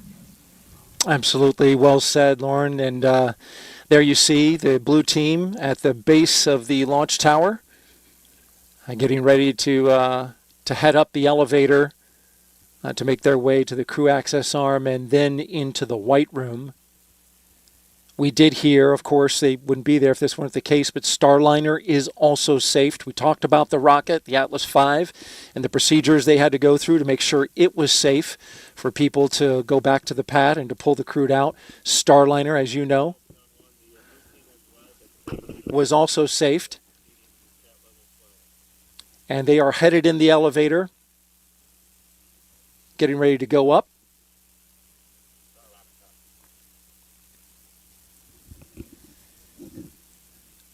Dylan, you're a launch conductor, and so you've done a number of launches. In situations like this, there can be a 24-hour recycle. We don't know if that's going to be the case yet. But tell me about what's involved when ULA recycles a launch 24 hours later. Well, Daryl, that's true, and even in a situation like this where we're still working through the details of the issue that caused the hold, by default we're going to set ourselves up to come back at our next earliest opportunity, which is tomorrow. So our default position is going to be setting up for that 24-hour turnaround, and there are a number of things that go into that coordination. The first of which would be immediately coordinating with the Space Launch Delta 45, our Eastern Range partner, to let them know that we are intending to utilize that day, which actually has already been scheduled as a backup launch day. So we'll be coordinating that with their teams and all the support that we get from the SLD 45. And additionally, we'll be working to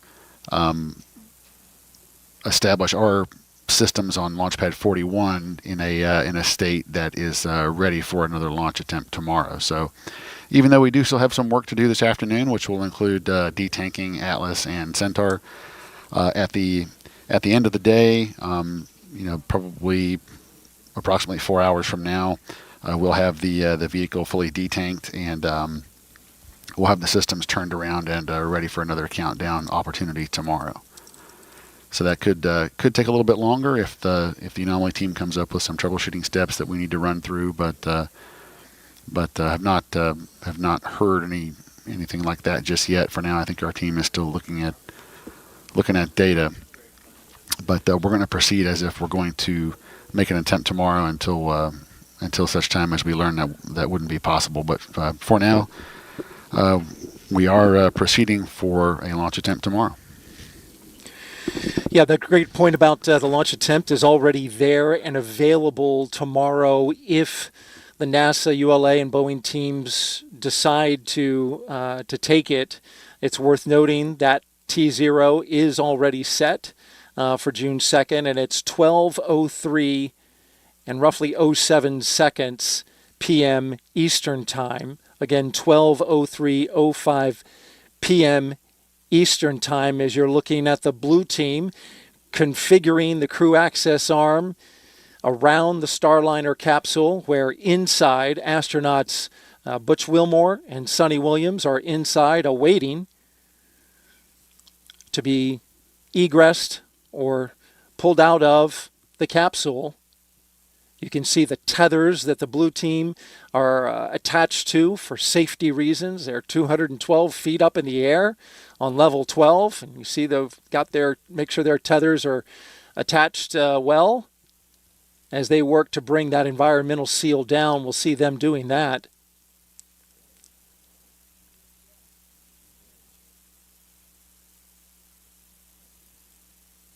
And Daryl, in situations like this, we have the rocket here on Launchpad 41, and that does get most of our attention, but it's easy to sometimes lose track of the fact that we do really have a large network of assets that support missions like this. So for instance, we've heard from the Houston team, so we've got the folks in Houston that will be taking actions as well. We have support from the TDRS satellite network, and we'll be coordinating that for support for tomorrow. So it really is a large team that supports these missions that is beyond the launch site and beyond what you can see, as the rocket lifts off the pad that supports all these missions. And so it does. There's a little bit of effort that goes into coordinating all those assets and making sure that everyone is ready for a launch attempt the following day. Absolutely, Dylan. The number of teams involved, as you mentioned, Space Force, just one of them with responsibility for the range. Of course, your team, United Launch Alliance, with a great effort there with the United Launch Alliance Atlas V rocket, Boeing with the Starliner spacecraft, NASA with a commercial crew program, and the engineers and managers who oversee that program to make sure that America has access to one of its most cherished resources, orbiting laboratory 250 miles above the surface of the Earth, the International Space Station, where astronauts there were hoping to get an arrival 24 hours later of this particular capsule. But as Sonny Williams has said, at more than a couple of meetings that I've listened to, there's nothing magical about this time or date to launch. You want to launch when everything is ready, and that is not today, but the teams will study whether or not that opportunity is tomorrow. As you can see there now, the blue team, one member on his stomach, making sure to seal up that environmental enclosure there in the white room. And Lauren, taking this hatch off is a process as well. We saw them secure it, and now they're getting ready to remove it. Yep, exactly. Like I said earlier, really it's just doing everything in reverse. And, they had practice doing this just a little under a month ago. So they are going through those procedures right now. It's something they know very well, and it just takes a little bit of time to make sure that this is completely closed in. It is obviously very important that we don't get anything from the outside into the spacecraft, keep that a very clean environment. So they'll have that sealed up here shortly, and then we'll start to see them open the hatch to Starliner. One of the benefits, one of the silver, because we can call it silver lining from the previous launch scrub, is that all the teams are able to take a moment now and study the data from what was essentially a wet dress that got down to just under 4 minutes.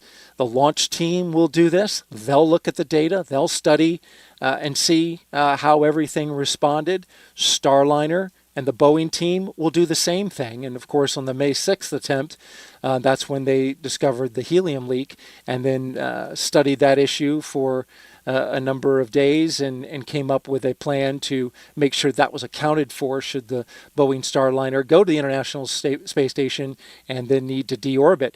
So in this situation, there will also be a benefit to looking at this data, Dylan, and I wonder, as a launch conductor, you've been involved in a number of those as well.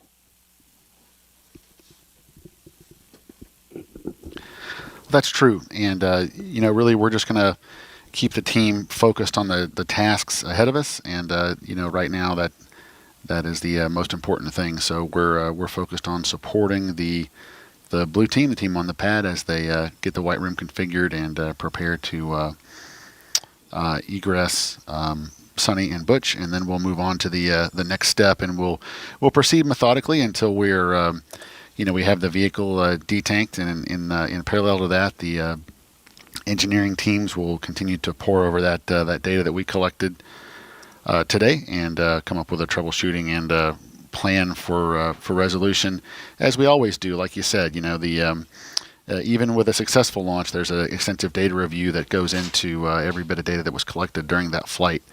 And, days like today with the launch scrub is no different. So there's a lot of data collected, a lot of data to review, and we'll take advantage of that in order to put ourselves in the best position to continue with an opportunity at the next earliest opportunity when it's right to do so. We just heard on the nets, I just heard our team here of commentators, Dylan Rice with United Launch Alliance, Lauren Brennicke with Boeing Starliner, and myself, Daryl Nell, here with NASA, that the white room is now configured to begin hatch open operations. Again, the white room is now configured for the team that you see in front of you to begin opening the hatch.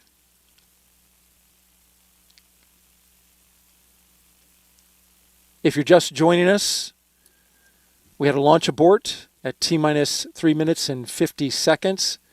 Happened at 12:21 p.m. Eastern Time. We were counting down towards a 12:25 p.m. launch when the ground launch sequencer issued an abort command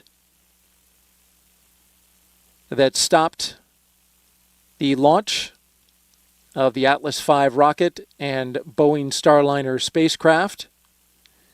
The reason that this ground computer called it is not known at this time, though ULA is looking at the data and studying that.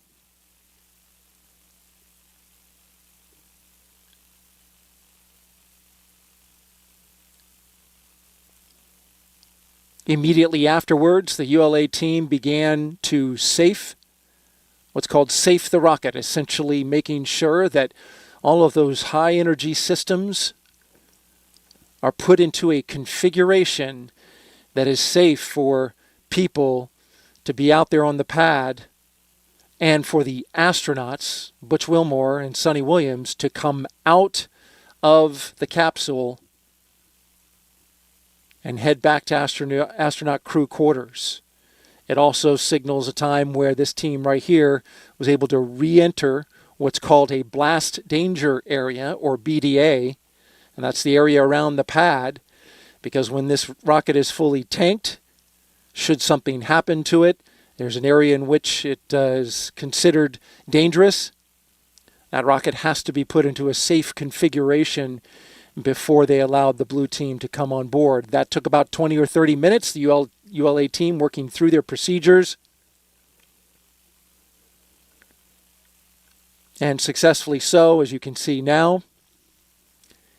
And now we are just watching them as they work, providing you with the transparency on this operation.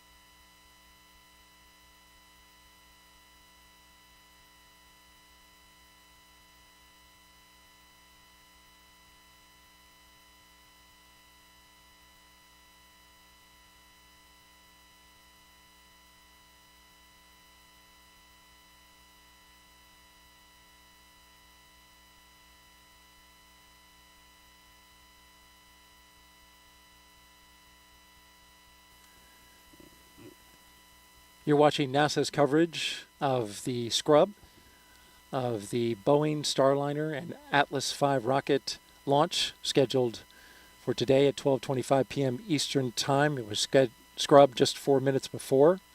You're watching the blue team inside the white room at Launch Complex 41 configure that space so that they can begin removing that hatch, where inside the Starliner you have astronauts Butch Wilmore and Suni Williams awaiting to egress or leave the spacecraft.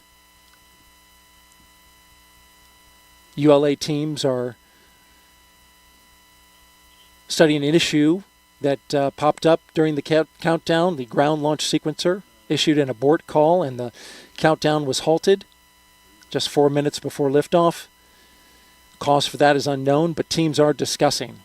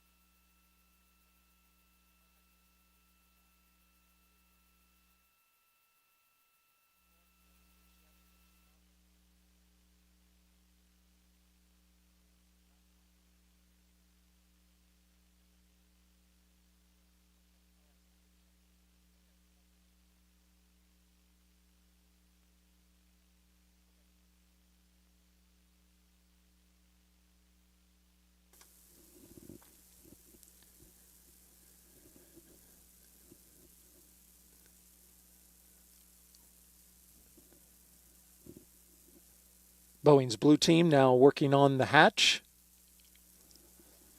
to the Starliner spacecraft. Got one of the panels open. We'll start working to loosen up the bolts, so to speak, and get the hatch opened up and get Suni and Butch on their way out.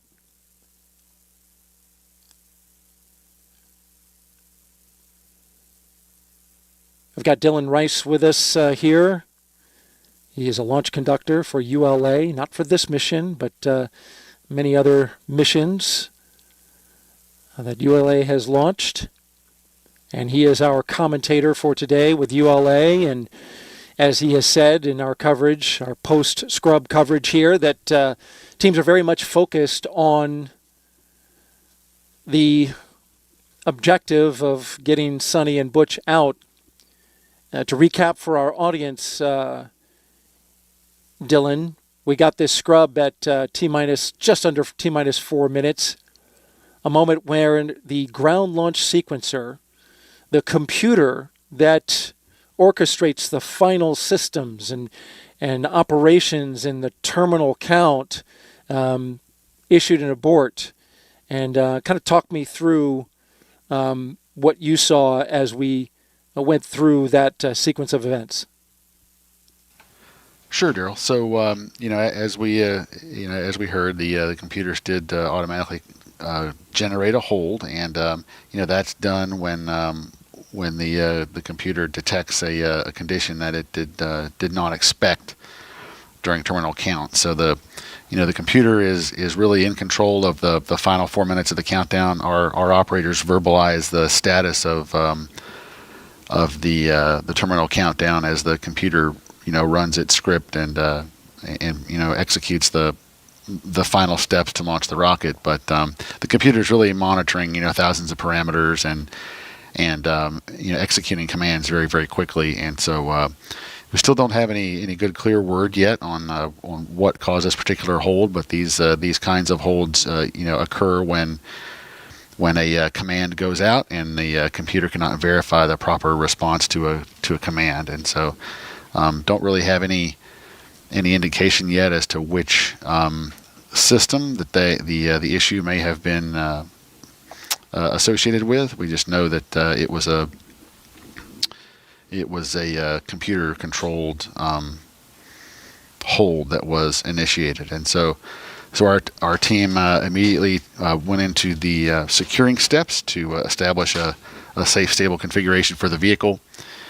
And we're going to maintain that configuration until we get Butch and Suni out of Starliner, at which point we'll begin detanking the rocket once we have the blue team and the Starliner crew clear of Launch Complex 41. And Dylan, we're another step closer to getting the crew out of the capsule. As you can see here, the hatch is now open as they begin putting in basically the equipment necessary to safely egress them or have them come out of the capsule, carefully so. Appreciate the recap there. You mentioned the launch date early on. We don't know when the next launch date will be, but what we do know is we have a backup attempt on Sunday, tomorrow, June 2nd at 12:03 p.m. Eastern Time. That's available if the teams are able to recycle 24 hours and get back out to the pad. That hasn't been determined yet. I'm listening to the nets now as the Capcom talks to the crew inside, giving them updates essentially to what's happening outside the capsule.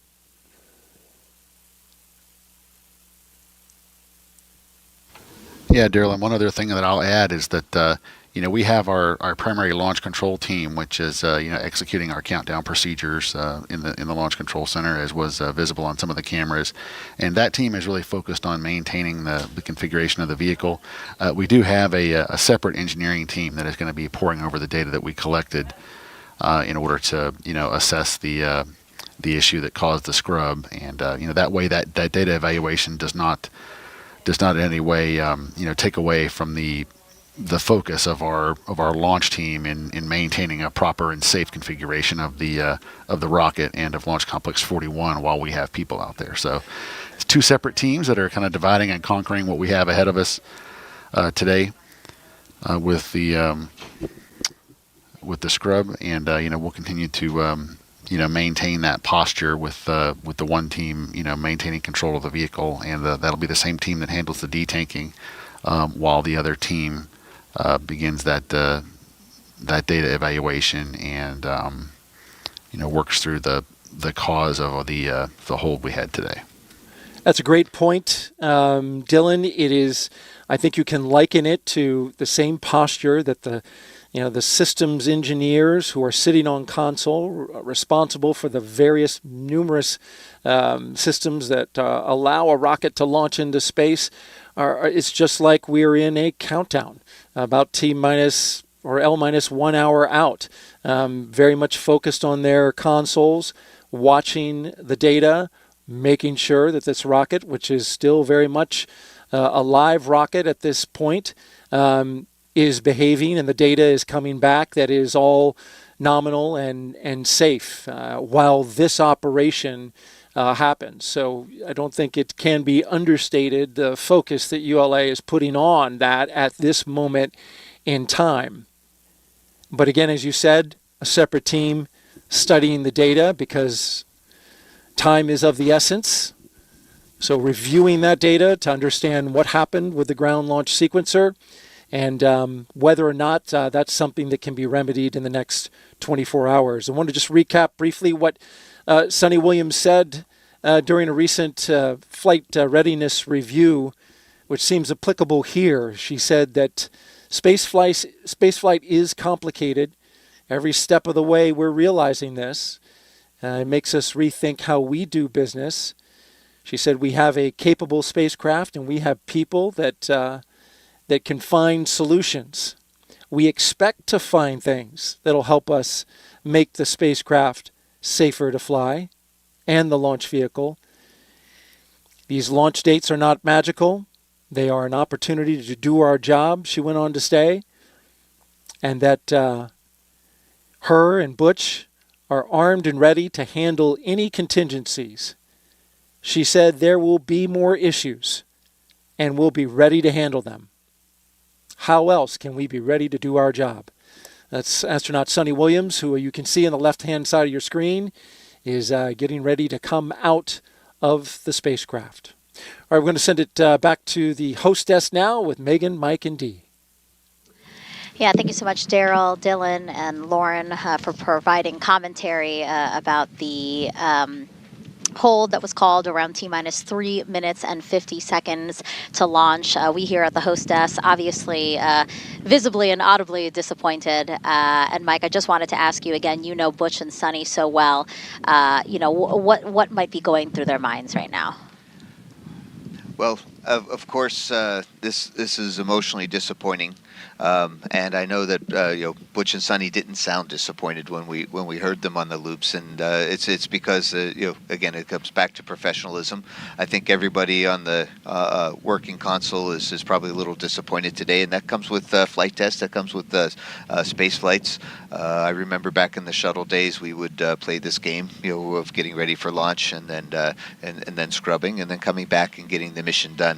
And I think over time, we won't remember today as or May 6th so much, because we're going to have a great launch in our future. So I know there's some disappointment there, but like we mentioned before, it's the team is focused on getting the launch vehicle, the rocket safed, so that the crew could come out, and that the spacecraft itself, the prop system, was safed, and that everything is good, so that everybody can come out safely. And then they'll work with the 24-hour turn that ULA is good at, so to see if they can find when the next launch opportunity is. But we're going to continue being professional and safe and looking at what's in front of us. Yeah, I think that's a perfect way to put it. It's okay to be disappointed. It's perfectly understandable, but at the same time, you could absolutely hear the professionalism and how quickly folks are responding to this and moving forward to the next opportunity. Dee, what are your thoughts, again, from Boeing's perspective as we wait for Butch and Suni to come out of the Starliner spacecraft? Of course, I think it echoes what we've all heard. This is disappointing. We really wanted to see a liftoff today. But, a reminder today, even during this attempt, it takes dozens, if not hundreds of things to go right for us to get to T-minus 0. That wasn't today, but the good news is we get to try again. So, teams, I'm sure at this point, are focused on the scrubbing sequence and the all the things we have to do to try again tomorrow or whenever that date may be.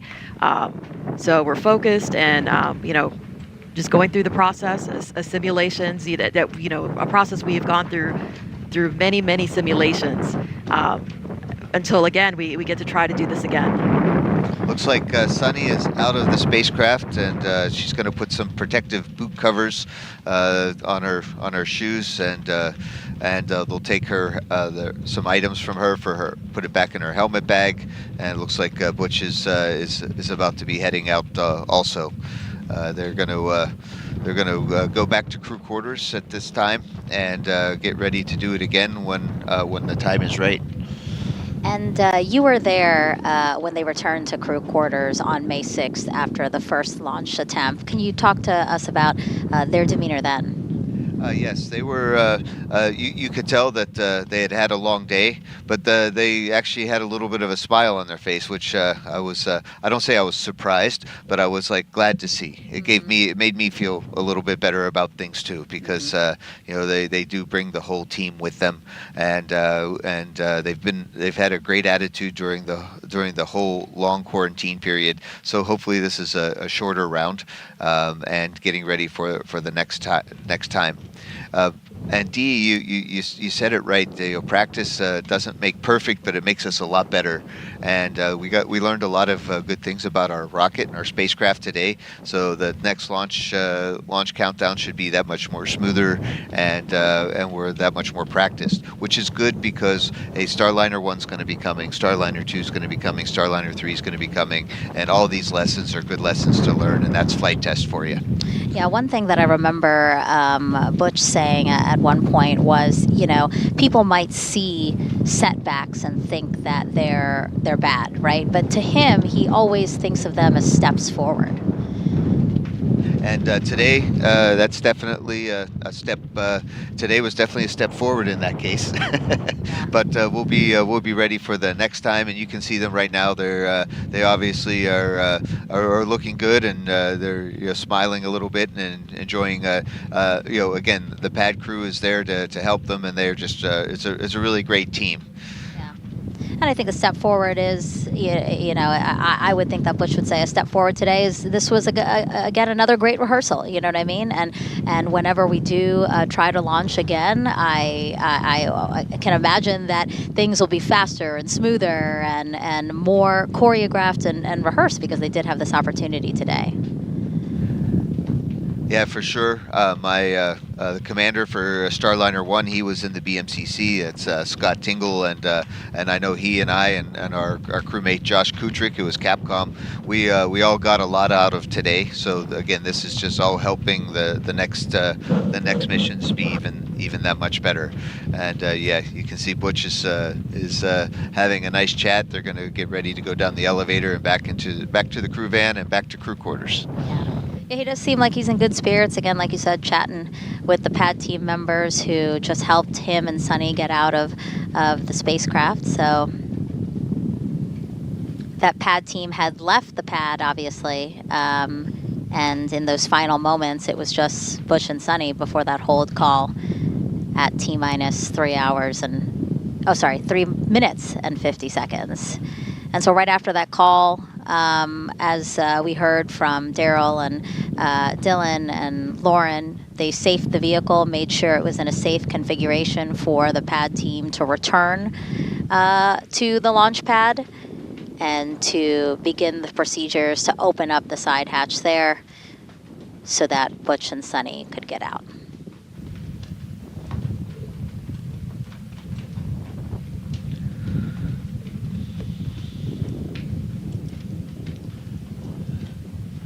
I think one thing that helped this time was we had on May 6th. It was kind of late at night. It was well after dark when they went out to the pad, and when we scrubbed the launch. And this time it's in the middle of the day, so they can go back and have a nice dinner and go to bed at a normal time and get up and see if tomorrow is the magic day. We're still waiting, I think, for official word on when the next launch opportunity might be, or when the next launch opportunity will be chosen. Looks like tomorrow could be a date, and if that were to happen, it would be at 12:03 p.m. And for folks just joining us, just to recap so far, so there was an automatic hold by the ground launch sequencer at T-minus 3 minutes and 50 seconds to launch, so about 12:21 p.m. Eastern Time today. The ground launch sequencer is essentially the computer that launches the rockets. It controls all the systems needed in the final moments of the countdown. And the ULA team will still be looking into why it appears the ground launch sequencer did not enter into the right configuration for launch. That is why the automatic hold was triggered at, again, T-minus 3 minutes and 50 seconds. As you can see on your screen, the next launch opportunity tomorrow, June 2nd, 12:03 p.m. Eastern Time. Again, that's just an opportunity. Teams will review the data from what happened today to determine whether or not they can make that launch opportunity. You see Suni walking across the crew access arm now.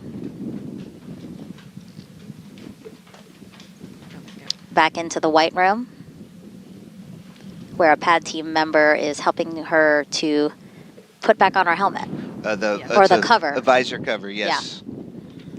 And that's to make sure it doesn't scratch, nothing scratches. Yes, right? It's very frustrating to have a visor that's scratchy and then it's hard to replace, so we protect them carefully. And so they'll be able to make it back to the suit room where the crew will get unsuited, and the suits will get cleaned and dried and ready for the next time to go launch.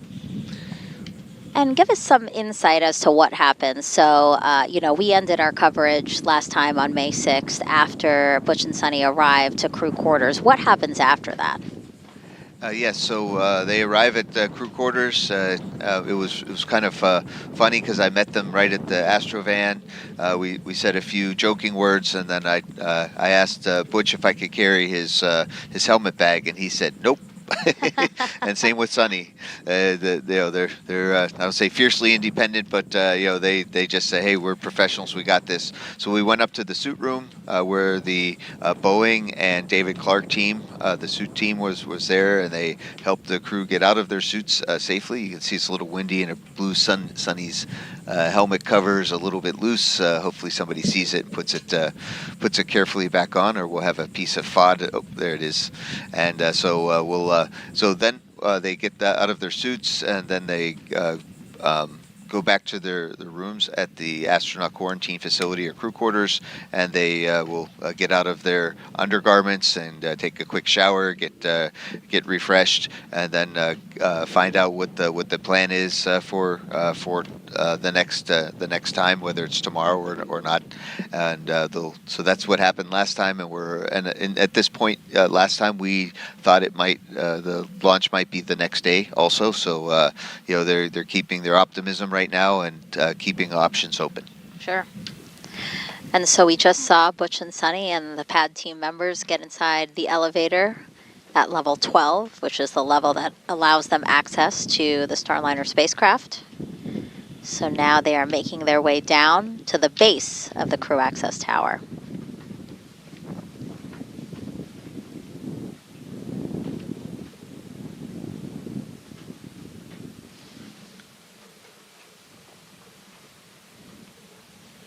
And here they come out of the elevators again.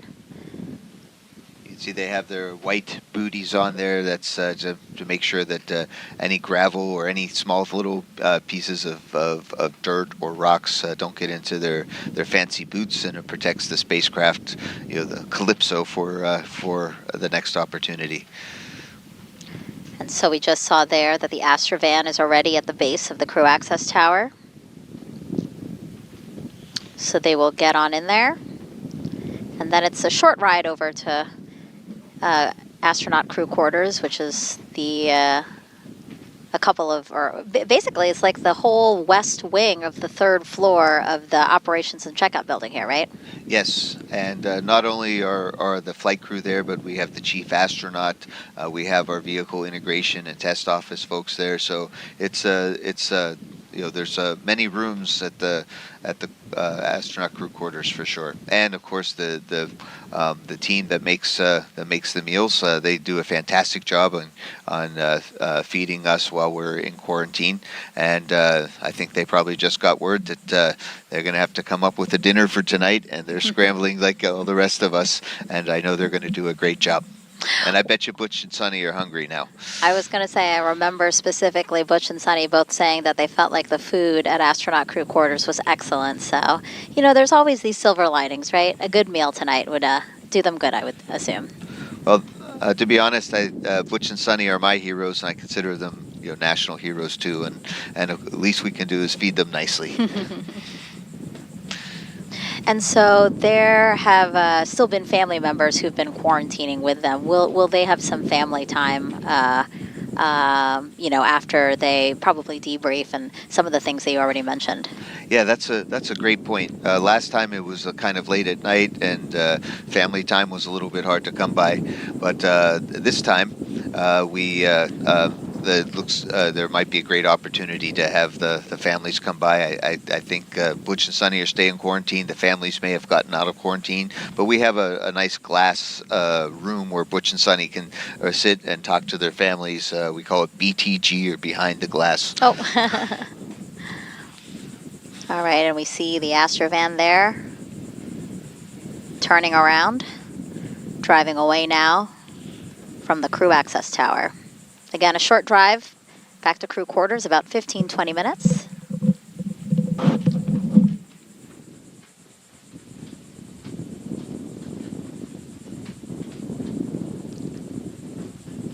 Again, for those just joining us, this was our second attempt at launching NASA's Boeing Crew Flight Test. At around 3 minutes and 50 seconds to launch, an automatic hold was triggered by the ground launch sequencer. And that GLS for short is the computer that launches the rocket, because it controls all the systems needed in the final moments of the countdown. So if you remember when we were in terminal count and you heard the teams calling out and saying, you know, this is done, kind of ticking off things off the checklist, it was the ground launch sequencer, right, Mike, that were triggering all of those steps. Yes, so that's what's really neat about modern launch vehicles and rockets, is that we can let the computers get all the sequence of events that needs to happen. A lot of valves opening and igniters igniting to get a launch properly. And so for some reason today, the launch sequencer said, "Hey, something's not right. I didn't pass my self checks," and stopped the launch at 3 minutes and 50 seconds to go. And it's great that we have these safeties in place, right? For there to be an automatic trigger, you know, if there were something wrong, really is a safety to have. And that really helps with both reliability and safety for sure. And that's what's really nice about the rockets that we send humans on. That I think the SLS, the Artemis rocket, also has a ground launch sequencer, different design, but the same purpose of making sure everything happens. And if it doesn't, it's hold off from launch, and we'll do it again some other time.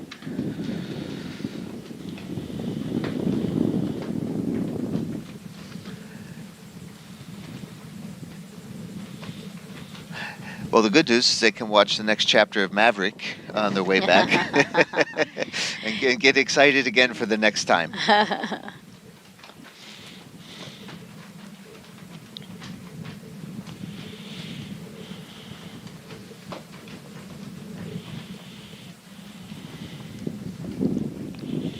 Again, when we launch, this will be a historic mission. Only the 6th time that NASA astronauts will fly on a new crewed vehicle, space vehicle. Suni would have been the first woman to test an orbital spacecraft. Of course, Butch and Suni, the first two to fly in space, to fly in Starliner in general.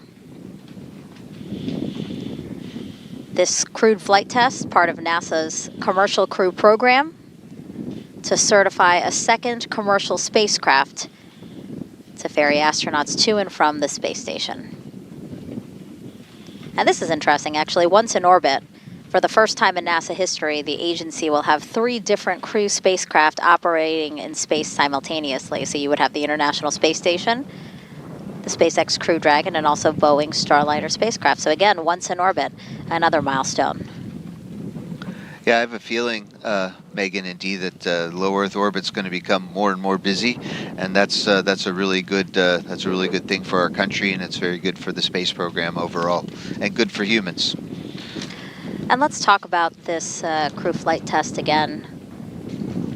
There are 87 test objectives that teams are looking to review, right, in order to certify Starliner. Can you talk us through some of those objectives? Yes, so it's a really neat list that we put together, and I think Boeing was always careful to say the whole flight itself is a test, because a lot of things that you put together, you can test them in small individual units, but this is the first time that we've had the humans and the rocket and the spacecraft all together going to dock to the space station. So that's a big test objective, is to have mission success. And today we got this much closer for that. The actual flight test objectives on the lower level, as well as that we mentioned earlier in the broadcast, called operational checkouts of capability, OCCs, really focus on two main areas. One area is how does the spacecraft fly? In the simulators, it flies a certain way. We know the laws of physics really well, and Boeing really analyzed the orbital flight tests 1 and 2, how well it flew. But this time we're going to put a human in the loop with the hand controllers, and we fully expect it to fly just like it does in the simulators. But now we'll know if we ever needed to manually dock the spacecraft or to use it for deorbit. We'll have great confidence, and that's part of what certification is. It's saying NASA has confidence that the Starliner will do what it needs to do and keep our crews safe and going back and forth to the space station. So we have a lot of those. I think interview earlier with Chris Ferguson, he talked about, hey, can you point the spacecraft to the sun to charge the solar panels? Can you point it to the tracking and data relay satellites to get communications? So those are all really important flight test objectives. Sure. But we're also looking at Starliner as a place to hold humans on the way to and back from space stations. So how is the ECLIS system working, the environmental control and life support? How is the temperature? All these little things that matter. How is the communication system?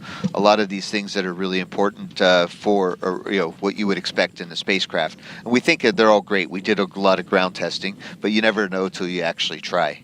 And then there's also the Starliner as a lifeboat aboard the space station, because for a 6-month crew, if something happens, they should be able to get into Starliner and wait for 24 hours in a safe haven, or if not, come back. Right. And so does the station portable computer system work in Starliner? Does do we get Wi-Fi inside Starliner or not from the space station side? We don't think so, but we'll check it out. So there's lots of things to check while we're there, and Butch and Suni will come back with some great data. And speaking of Butch and Suni coming back, they are actually passing us right now at the host desk. The host desk is at Kennedy Space Center's press site and across the street from the iconic Vehicle Assembly Building. So we are hearing some helicopter sound from above, and we now have eyes on the security convoy and the Astrovan with Butch and Suni inside. Yay, go Butch, go Suni, go Starliner. Not much of a trip from here, about 10 minutes. So we should be back at crew quarters here shortly. It's a lot easier with the police escort. Yeah.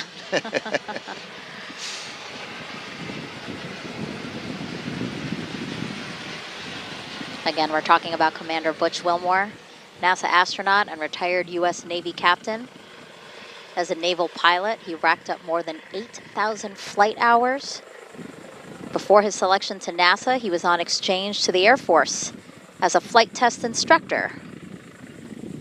And he is a veteran of 2 space flights as pilot on Space Shuttle Atlantis in 2009. And then in 2014, he served as a flight engineer for Expedition 41. So CFT will be his 3rd mission to the ISS. And then Suni Williams, of course, CFT's pilot, also a retired U.S. Navy captain. Her first trip to the ISS was in 2006. She served as flight engineer for Expeditions 14-15. She then returned to the orbiting lab in 2012 and was commander of Expedition 33. She has more than 50 hours of spacewalk time. It's actually the 2nd most cumulative time by a female astronaut. And so CFT will also be her 3rd trip to space.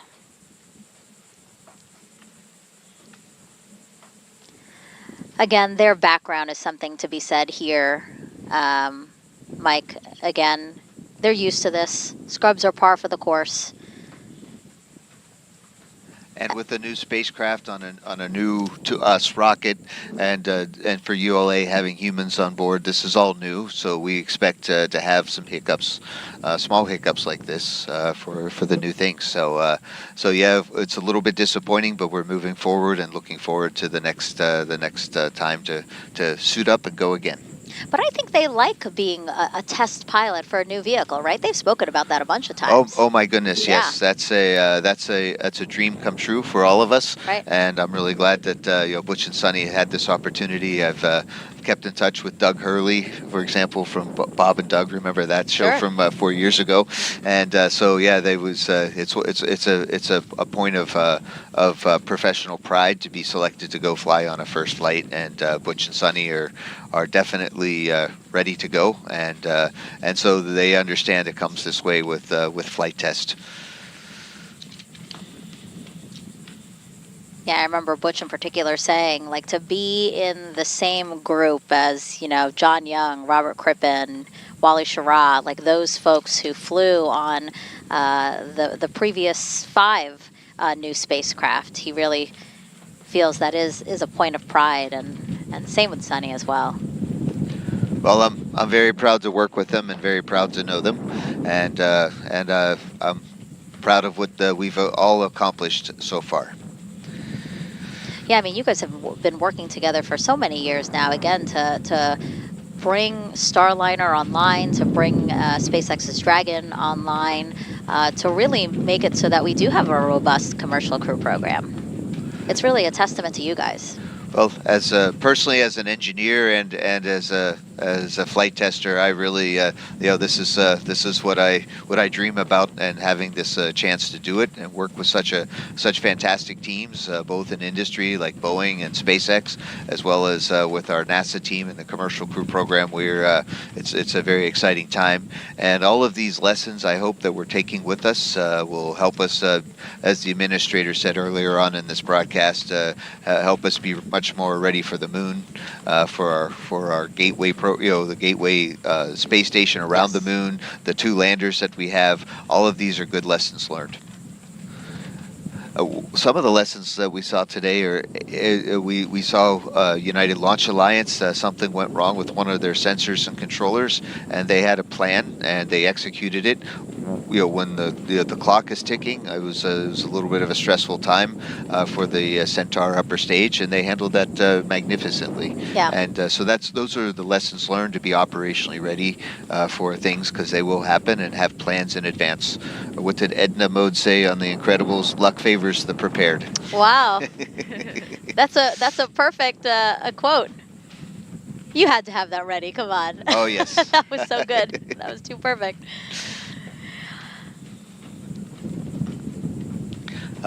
They're making the turn. They're Yep. just very close to the crew quarters and the operations and checkout building, and they'll be getting out of their suits in just a few minutes. Yep. Sometimes it can be hard to distinguish, features of Kennedy Space Center because it is so big, and it's a very operational center.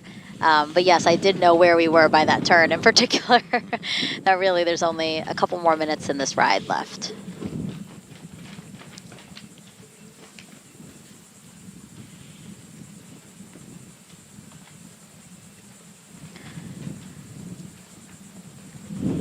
Of course, Mike, knowing so much about this mission, and Butch and Suni, because you were initially scheduled to fly on CFT, you will instead be pilot for the first operational mission after the certification flight, Starliner 1, but you trained also as their backup pilot for this mission. That is correct. And I hope not to be ever used in that situation. Butch and Suni are the right team for this mission, and but it's good to know that that we have that preparation and prepared for the case of any contingency, or the ones that we can think of, and that just makes that much better for Starliner 1 to be ready for its flight 2. I might not be able to be there at the launch broadcast for that one. Oh. Why? But who knows? Maybe we'll call you guys from the White Room. Don't tease me like that. Don't tease me like that, Mike. Oh, it'll go to voicemail. I have a feeling. No, if I knew you'd call, oh no, it'd be on ring.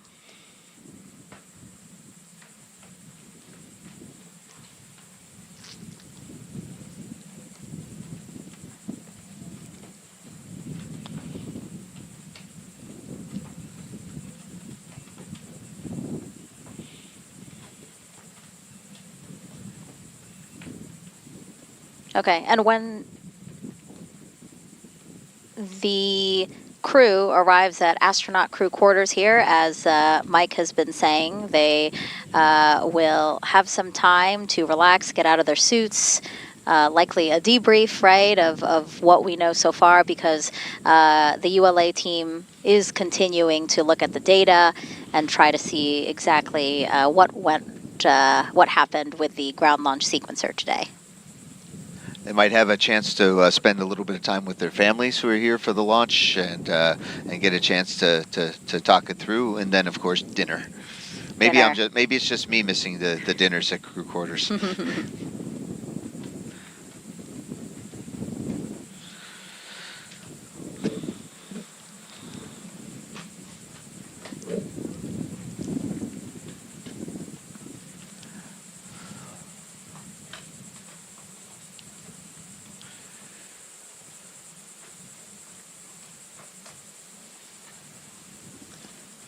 Again, if you are just joining us and you're seeing on the bottom of your screen there, the next launch opportunity is June 2nd, 12:03 p.m. Eastern Time. Again, opportunity. Right now, we don't know if teams will elect to take that opportunity, but we are talking about next opportunities because we had to stand down from today's launch attempt. Teams were trying to launch Butch and Suni in Starliner atop a ULA Atlas V rocket at 12:25 p.m. Eastern Time today. But just under 4 minutes before launch, an automatic hold was triggered by the ground launch sequencer. And again, Mike, talk to us about what that ground launch sequencer is. It's important. Yes. The old way we used to do rockets before computers, we'd have to make sure all the valves and the telemetry was good, and before we'd hit the launch button. But now with modern technology, we're able to have a computer to make sure everything is correct, and it happens at the right microsecond, so that the valves open, the fuel flows, the igniters ignite, along with the solid rocket boosters on the side, and have it happen with less than second precision to meet that instantaneous launch window. So the ground launch sequencers are normal for all modern rockets, including the Atlas.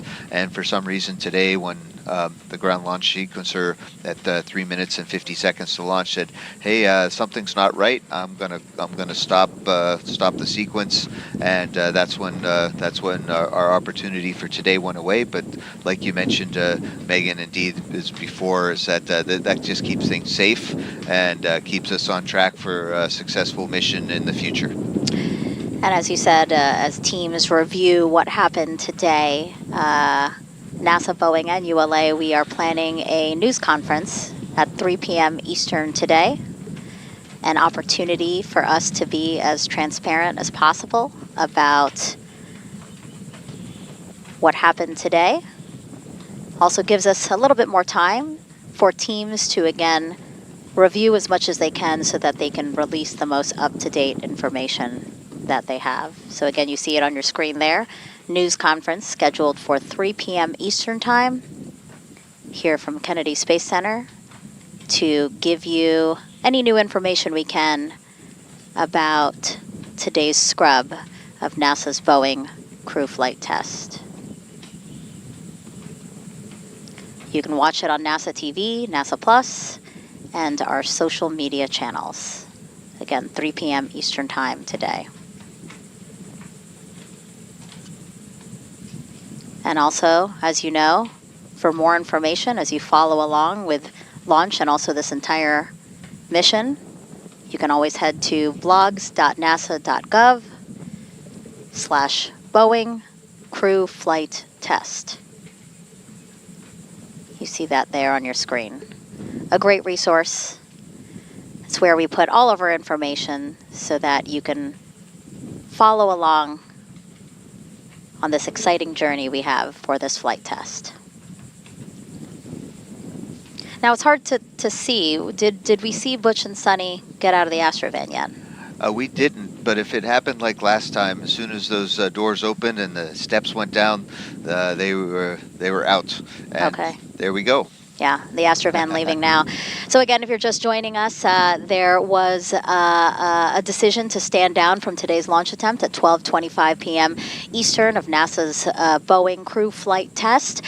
We have walked you through the hours leading up to that decision to stand down, and also so that we could watch Butch and Suni get out of the Starliner spacecraft, and now they are safely back at crew quarters. Before we wrap up, Mike, any final words to wrap up today? I think what we saw today was space flight in almost its finest form. There were problems along the way. We solved them. We worked together as a team. Communications happened, and I hope we all take that lesson forward, because that's just a recipe for success anywhere. In the meantime, our crew are safe, space station is still going, and we'll have another opportunity hopefully very soon to have Starliner fly its maiden flight with human beings. Right. And I'm looking forward to that very much. Go Butch, go Suni, go Atlas, go Centaur, go Starliner. Go D. Any notes from Boeing? No, very similar to what Mike just said. Obviously, this is a team effort, and so we're looking forward to what the findings are and what our next opportunity will be. All right. Again, thank you everyone for watching. We have a press conference planned for 3 p.m. Eastern Time on NASA Plus, NASA TV, our social media channels, where again we will share anything that we can with you about the developing situation we have here at Kennedy Space Center. But for now, thank you again for watching, and we'll see you when we launch.